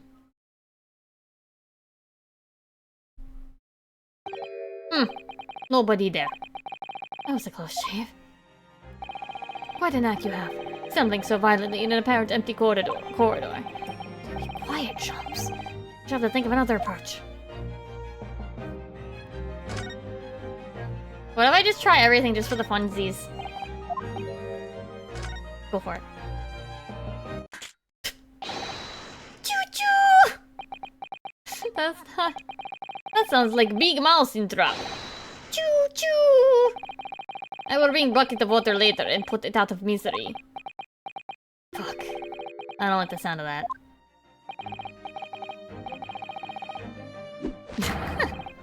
Only Japanese mice make a choo sound. Oh really, Shams? And pray tell, what sound do Russian mice make? Pee-pee, naturally.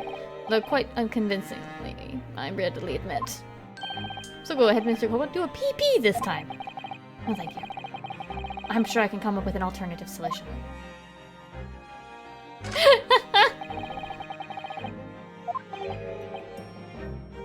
Go! This is a bad idea.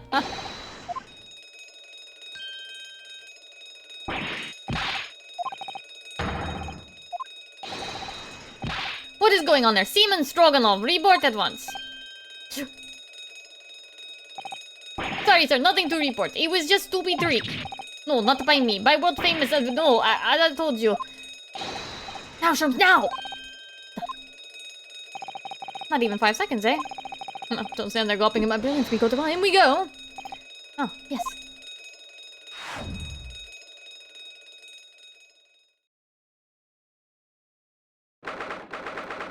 Oh, shit is fucked up in here.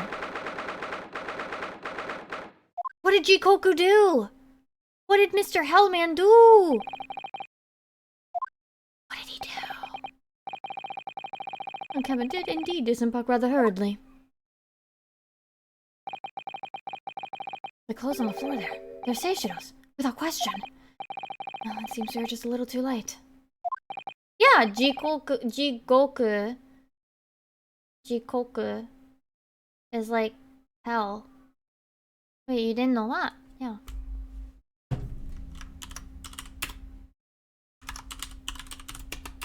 Jigoku means hell in Japanese. His name means hell. His last name means hell. Yes, by about 2 hours.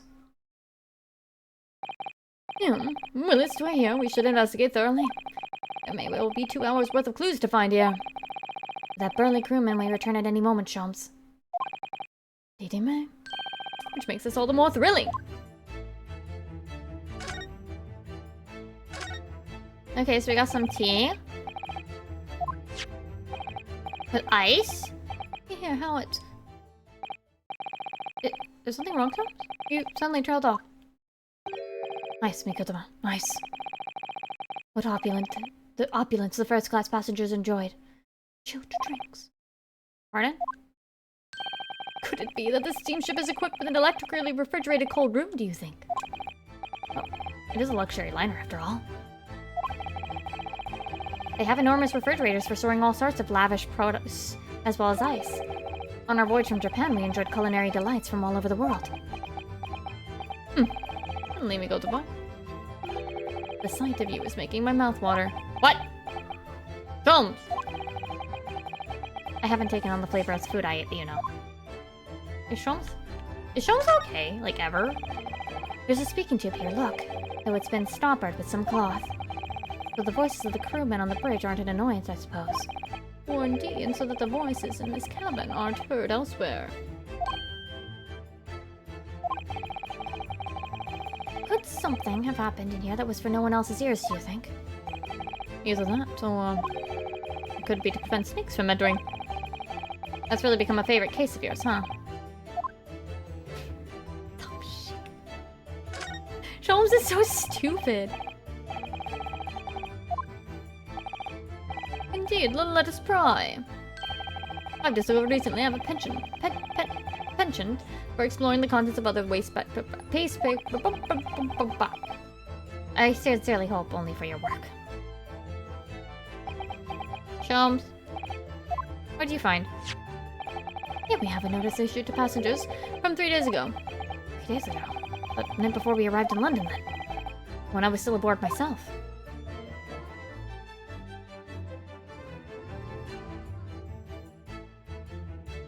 I couldn't read that fast. Oh yes, there was an evacuation drill. I remember now. For our safety and security, all first-class passengers were constantly under the watchful eye of the crew. It was a welcome relief to have some privacy for once.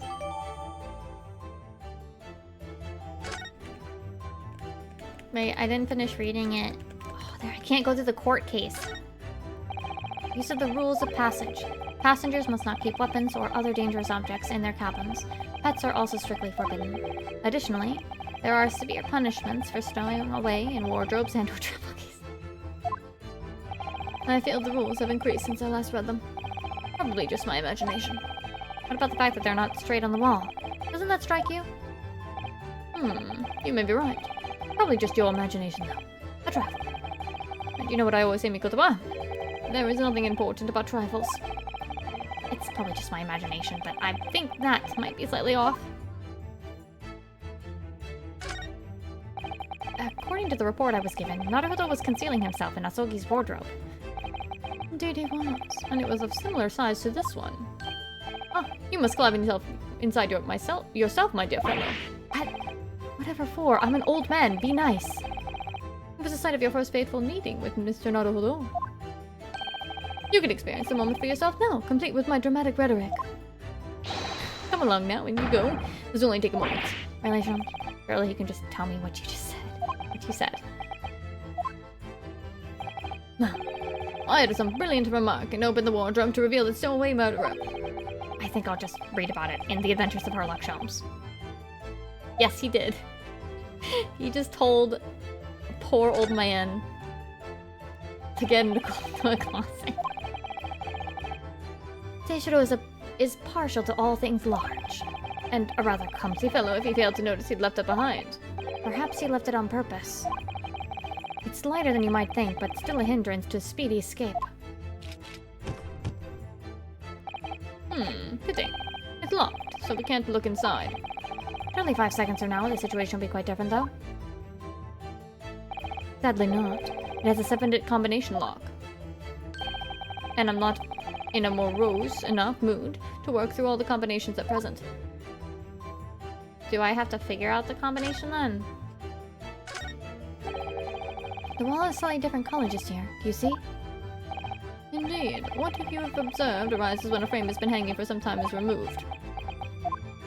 Thanks. Perhaps your friend is an art thief. Well, there's a bold deduction worthy of a great detective, I'm sure. He may very well be the elusive thief who has been plaguing France's galleries of late. I think perhaps we should focus our attention somewhere else, Sholmes, don't you? That outline on the wall. I feel as though I might have spotted something of a similar shape and size elsewhere. Ah, fudge. You are still here. Able Seaman Stroganoff. Hello again. I was beginning to think you'd never materialize. You're waiting for me. Of course. I was expecting you to burst in with a hearty Russian profanity far sooner. I was in trouble with Captain because of the trick you played me for. Poor innocent Chichkin. It's all your fault. Chip is leaving port soon. Get off, now. Of course. We shall disembark presently, my dear fellow. But first, there is something that must be done. What are you talking about? Why, naturally. The debunking of your deceit and barring of the truth. Kakoi! What is that? I'm afraid I see through your lies. For one thing, Mr. Jikoku has not left his vessel at all. ugh, And for another, my dear Seaman Stroganoff, you know exactly where the man is, even as we speak, don't you? How can you? good gracious, Sholmes, you mean you've worked it out? All of it? It's really been too long, hasn't it, old friend? 10 years, no less. Would you care to join me for a dance? My I can't read this word. Inimitable logic and reasoning? Nothing would please me more. What is this? Ooh. We have 8 minutes until the vessel puts to sea. No games now. Oh! Time is of the essence. Mr. Stroganoff, allow me to remind you of your earlier claim. You told us that Jikoku left the ship some 2 hours ago. That is what I said. Ooh. Sadly, that was rather clumsy lie. You see, there is something in this room that quite clearly contradicts it. What? Ah, yes, of course. This music's good. I see you've noted it too, Ms. Kotoba. Then please do take the lead. What in this cabin shows the impossibility of Jikoku having disembarked 2 hours ago? Oh, they even get little sprites! This is cute!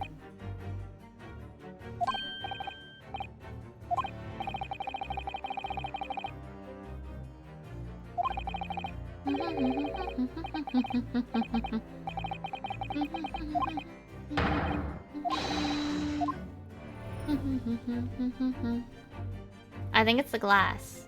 Take that! He even gets an audio! Adorable. Did he just tap dance?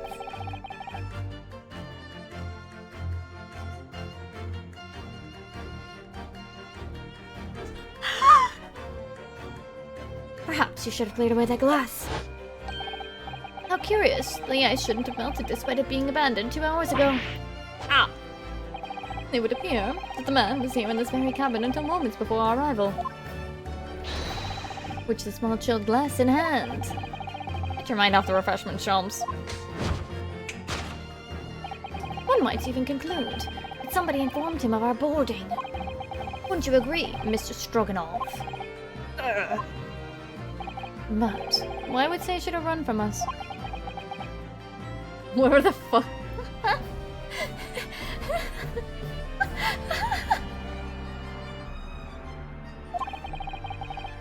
Before we consider that question, allow me to confirm one small matter. Would I be correct in saying that these first-class cabins on the SS Goose are the same ones in which you and Mr. Jikoku were accommodated on your voyage from Japan? That's right, they are. I was in the cabin next door. And Seishiro was... yes. 50 days in this very cabin during our voyage. As I suspected, for you see... There are traces in this cabin of a dark secret that Mr. Jikoku had hid. What traces? I know nothing about these. So this is news to you, isn't it, Mr. Stroganoff? Jones, what exactly are you getting at? As I said, there are traces in this cabin of some nefarious activity. Something that appears out of place, which I'm quite sure won't have escaped your notice. Something out of place, no. That's the key to this, Mikotoba. Remnants of the dark deed that took place in here are being masked by something quite incongruous. I must say, I didn't foresee her doing this dance of deduction with you again, Mikotoba. no, Quite. My life is full of unexpected twists and turns, as we all well know. Now then, let's see if I can't uncover the truth here. yes, you have the floor, my dear fellow. Is this? Take that! Yes. Music stop, good. Tap dancing time! It's the rules of passage in this frame here. They're obviously out of place. The way they're hanging crooked on the wall, as if they were put there in a hurry. Yes, as I'm sure you've already concluded. That frame was originally over here. That shape and size are a perfect match. Da! You're right. When did frame move? Hardly the most observant of crewmen, are you, Mr. Stroganoff? I think your captain is quite justified in having his reservations about your reliability. Ah! Oh dear, that really seemed to touch a nerve. Now, Mikotoba, Why don't you lift that frame off the wall? a gunshot. That looks like a bullet hole. What? Who has been shooting walls? I see. The projectile has been removed. Clearly, the careful occupant of this room has already disposed of it. Now then, Mr. Stroganoff. Ah! I had the distinct impression that you're attempting to shield said occupants. I don't know what you're talking about. Why would I try to protect Eastern Stranger? We're talking about the same man, I see. Good.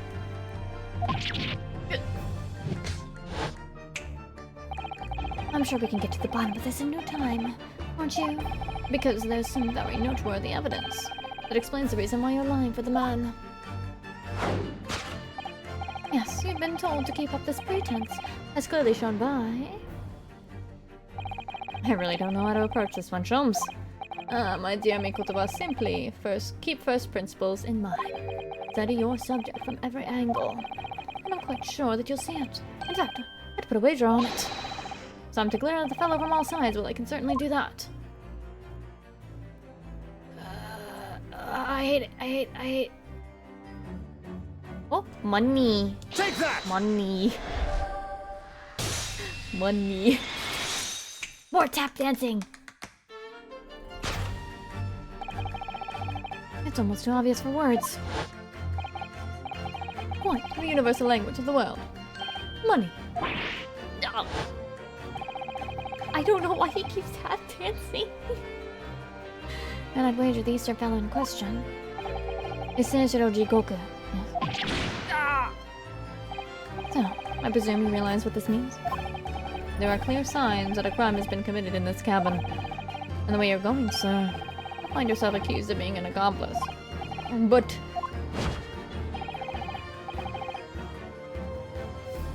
I believe you know, Mr. Stroganoff. You know where Mr. Jikoko is hiding at this precise moment in time. As always, Mr. Mikotoba, in matters of deduction, the furtive glance is your unfaltering ally. Yes, I think you're onto something there, Shams. You found the chink in this burly fellow's armor. We need only follow the man's gaze to know where our prey is hiding. The slightest flicker of the pupils. A minute. A minutely delayed blink. Nothing escapes my attention.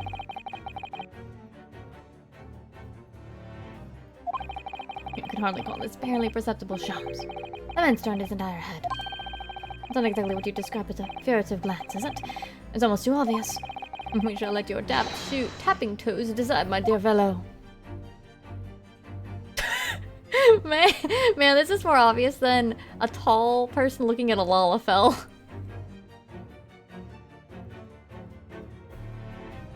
This is more obvious than, like, a Rogan looking down on a Lalafell.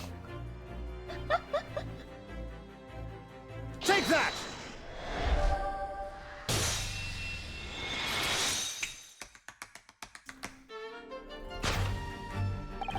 You turned immediately to look at this large trunk, didn't you?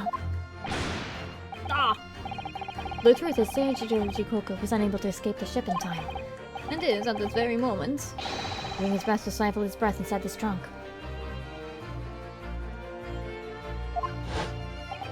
If he still has breath to take, I fear he may be running dangerously low on air.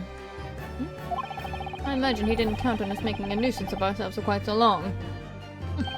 I think it would be everyone's best interest for us to open the trunk as quickly as possible. But how can we? Are you forgetting about the combination lock? We don't know the 7-digit code.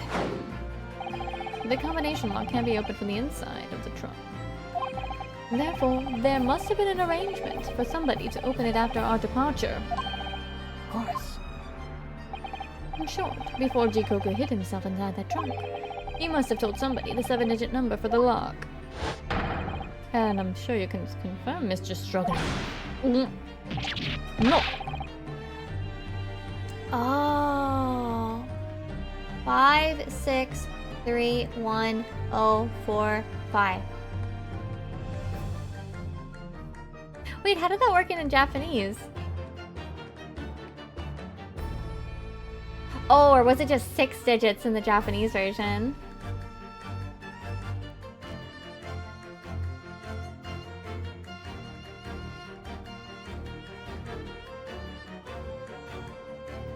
No, I know nothing about combination code. Don't move a muscle, my good seaman. Ah. Now, Mikotoba, Would you do the honors and open the trunk? how on earth do you expect me? It's a 7-digit number, remember? Quickly now. We have little time. 5631045. Shit. Oh, okay, thank you. 5. Wait. There's no 6. Huh? 2. Oh, that's a 2. Okay. It looks like a 6 to me. 310.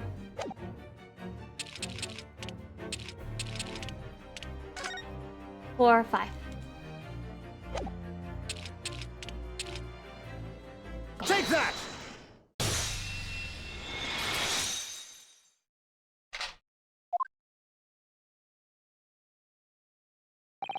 That did it! It's open! You had to meddle, didn't you? Man, aren't you in pain? You're like old. Well, Eugene, You found me now. Seishiro.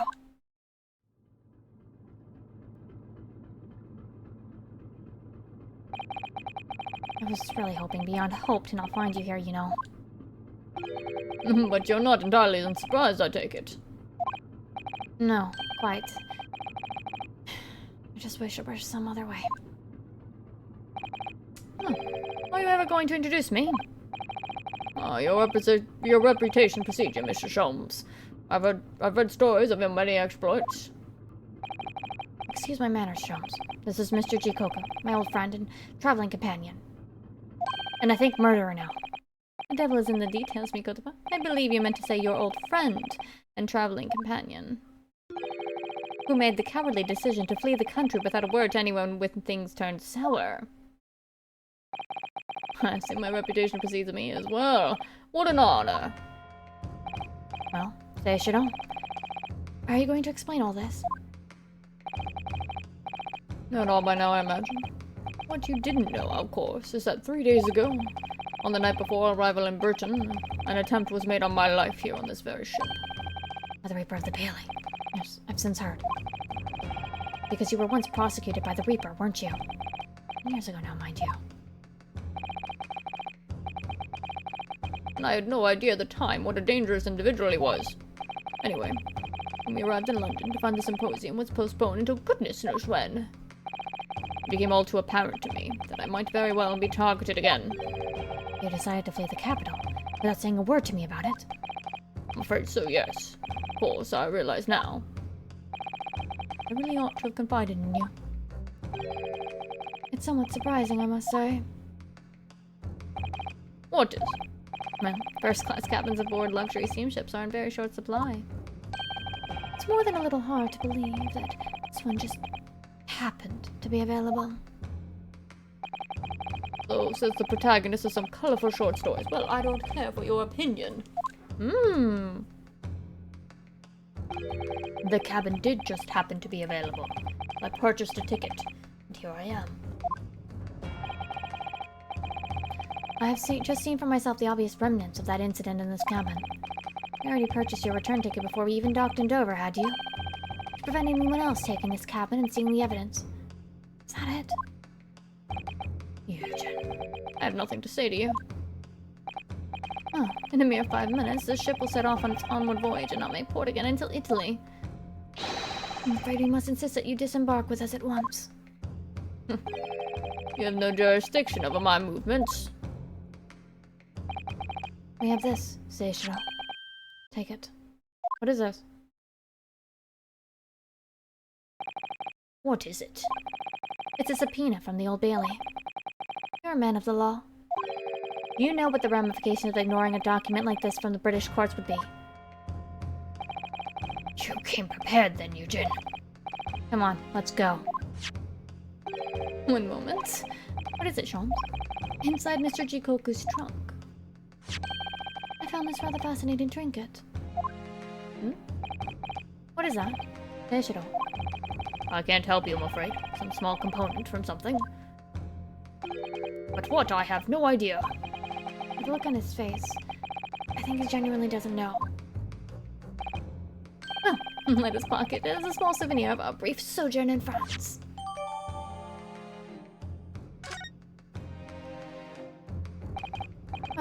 Young and underdog. I think we've done as much as we can, I'm afraid. The rest will be on the shoulders of you and your assistant. Are they at least gonna pick up his belongings, like his clothes and shit? I think he at least deserves that, you know? Like, at least bring his pajamas. Put them back in his luggage. Kazuma Sogi. I know you. And I know you wouldn't lie. Still, there's no doubt. You're holding something back. You know more than you're saying. Bonk. During the past 30 minutes while this court was adjourned, all possible efforts were expended. But sadly, Mr. Jikoku's whereabouts could not be ascertained. I must accept the unfortunate conclusion.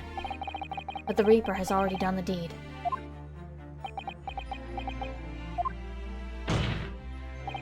There's no sense in wasting any more of this court's time. The prosecution calls for an immediate verdict. Objection! No. The trial cannot end now. You're a Japanese man, Ryunosuke. You should know when to lay down your sword. And you should know never to presume when the battle is won. The court has already been presented with all the evidence and heard all the relevant testimony. And there can only be one conclusion. That the accused is guilty. Not relevant testimony. Far from it. There's still a crucial witness, from whom the court has yet to hear a single word of testimony. In that case, Call your witness to the stand at once, Counsel. Yes, my lord. Tomorrow, if possible. The witness is already on his way, and scheduled to arrive tomorrow. Who on earth is this crucial witness? Seishiro Jikoku. The very man allegedly murdered by the Reaper. Jikoku, you found him!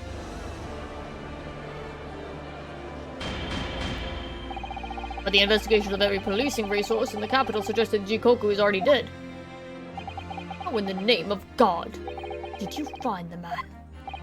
He was located in France during the recess, at the port of Dunkirk. Thanks to one Mr. Herlock Sholmes' famous deductions. Herlock Sholmes. Why can't he? Because he's too fancy. Inspector Gregson almost certainly met with Mr. Jikoku on the night of his death. Because along with Prosecutor Asogi, Gregson was on a mission to assassinate the man. Which means that Seishiro Jikoku is the sole witness who can clarify exactly what happened aboard the SS Grus on the 31st of October.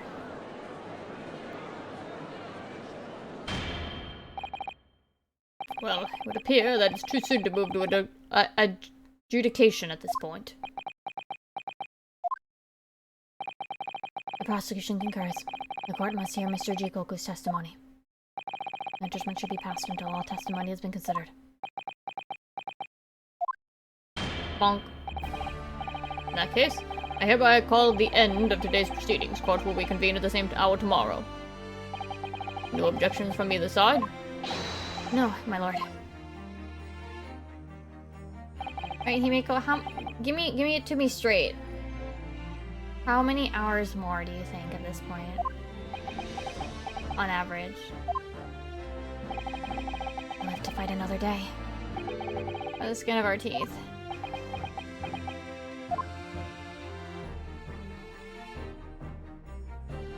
Because my throat's starting to get to me.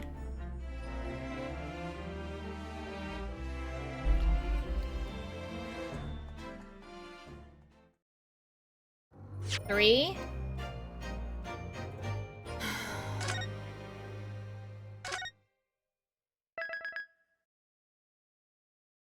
Oh, I have to do an investigation.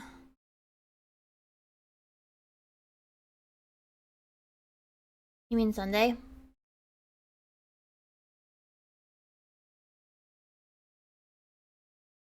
Okay, yeah. I think my throat is starting to lose its power. We will finish tomorrow. It is getting close to midnight. Huh? Oh, yeah, you're right. You're right. Okay, yeah, then Saturday, you're right. No, it's because I thought today was Saturday still. Yeah, no, I don't think I can finish this without, like, completely fucking my throat over.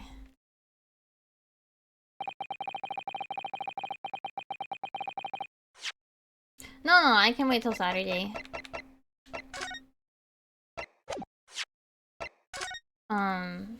Yeah. No, I'll wait until Saturday. Because when I say that my throat is definitely feeling the stress from 6 hours? 7, 8, 9. I mean 9 hours total, and I'd probably have to take tomorrow off because my throat would be killing me. So yeah, we'll finish on Saturday. I'll try to have a plan for what to do after. Yeah.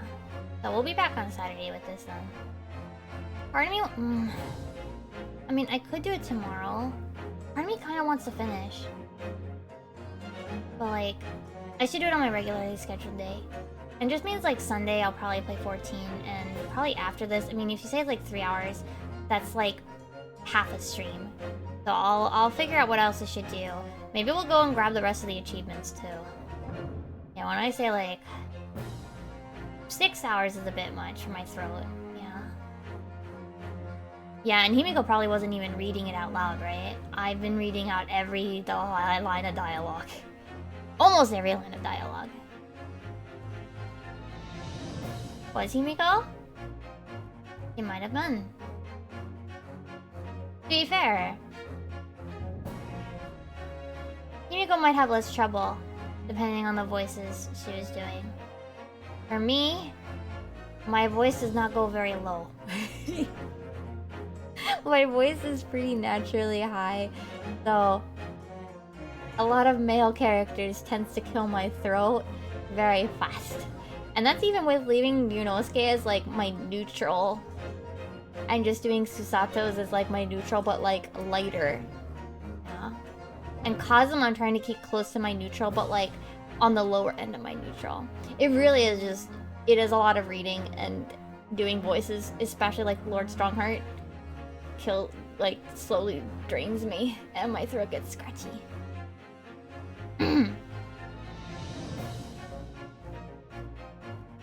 Yeah. My voice is pretty high, naturally, so I struggle with, like, a lot of the characters that I think should have deeper voices. Oh. Let's see who we should say hello to. Yeah, we'll finish on Saturday.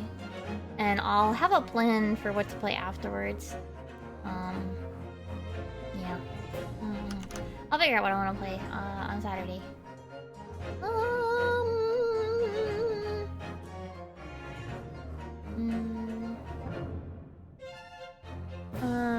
I don't know who to send you guys to.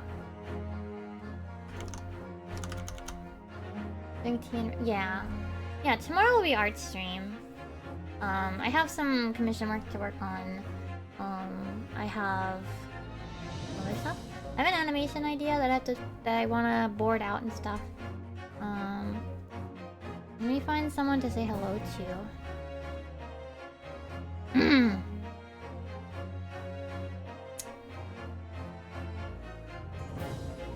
Yeah, I'm probably gonna make some tea now.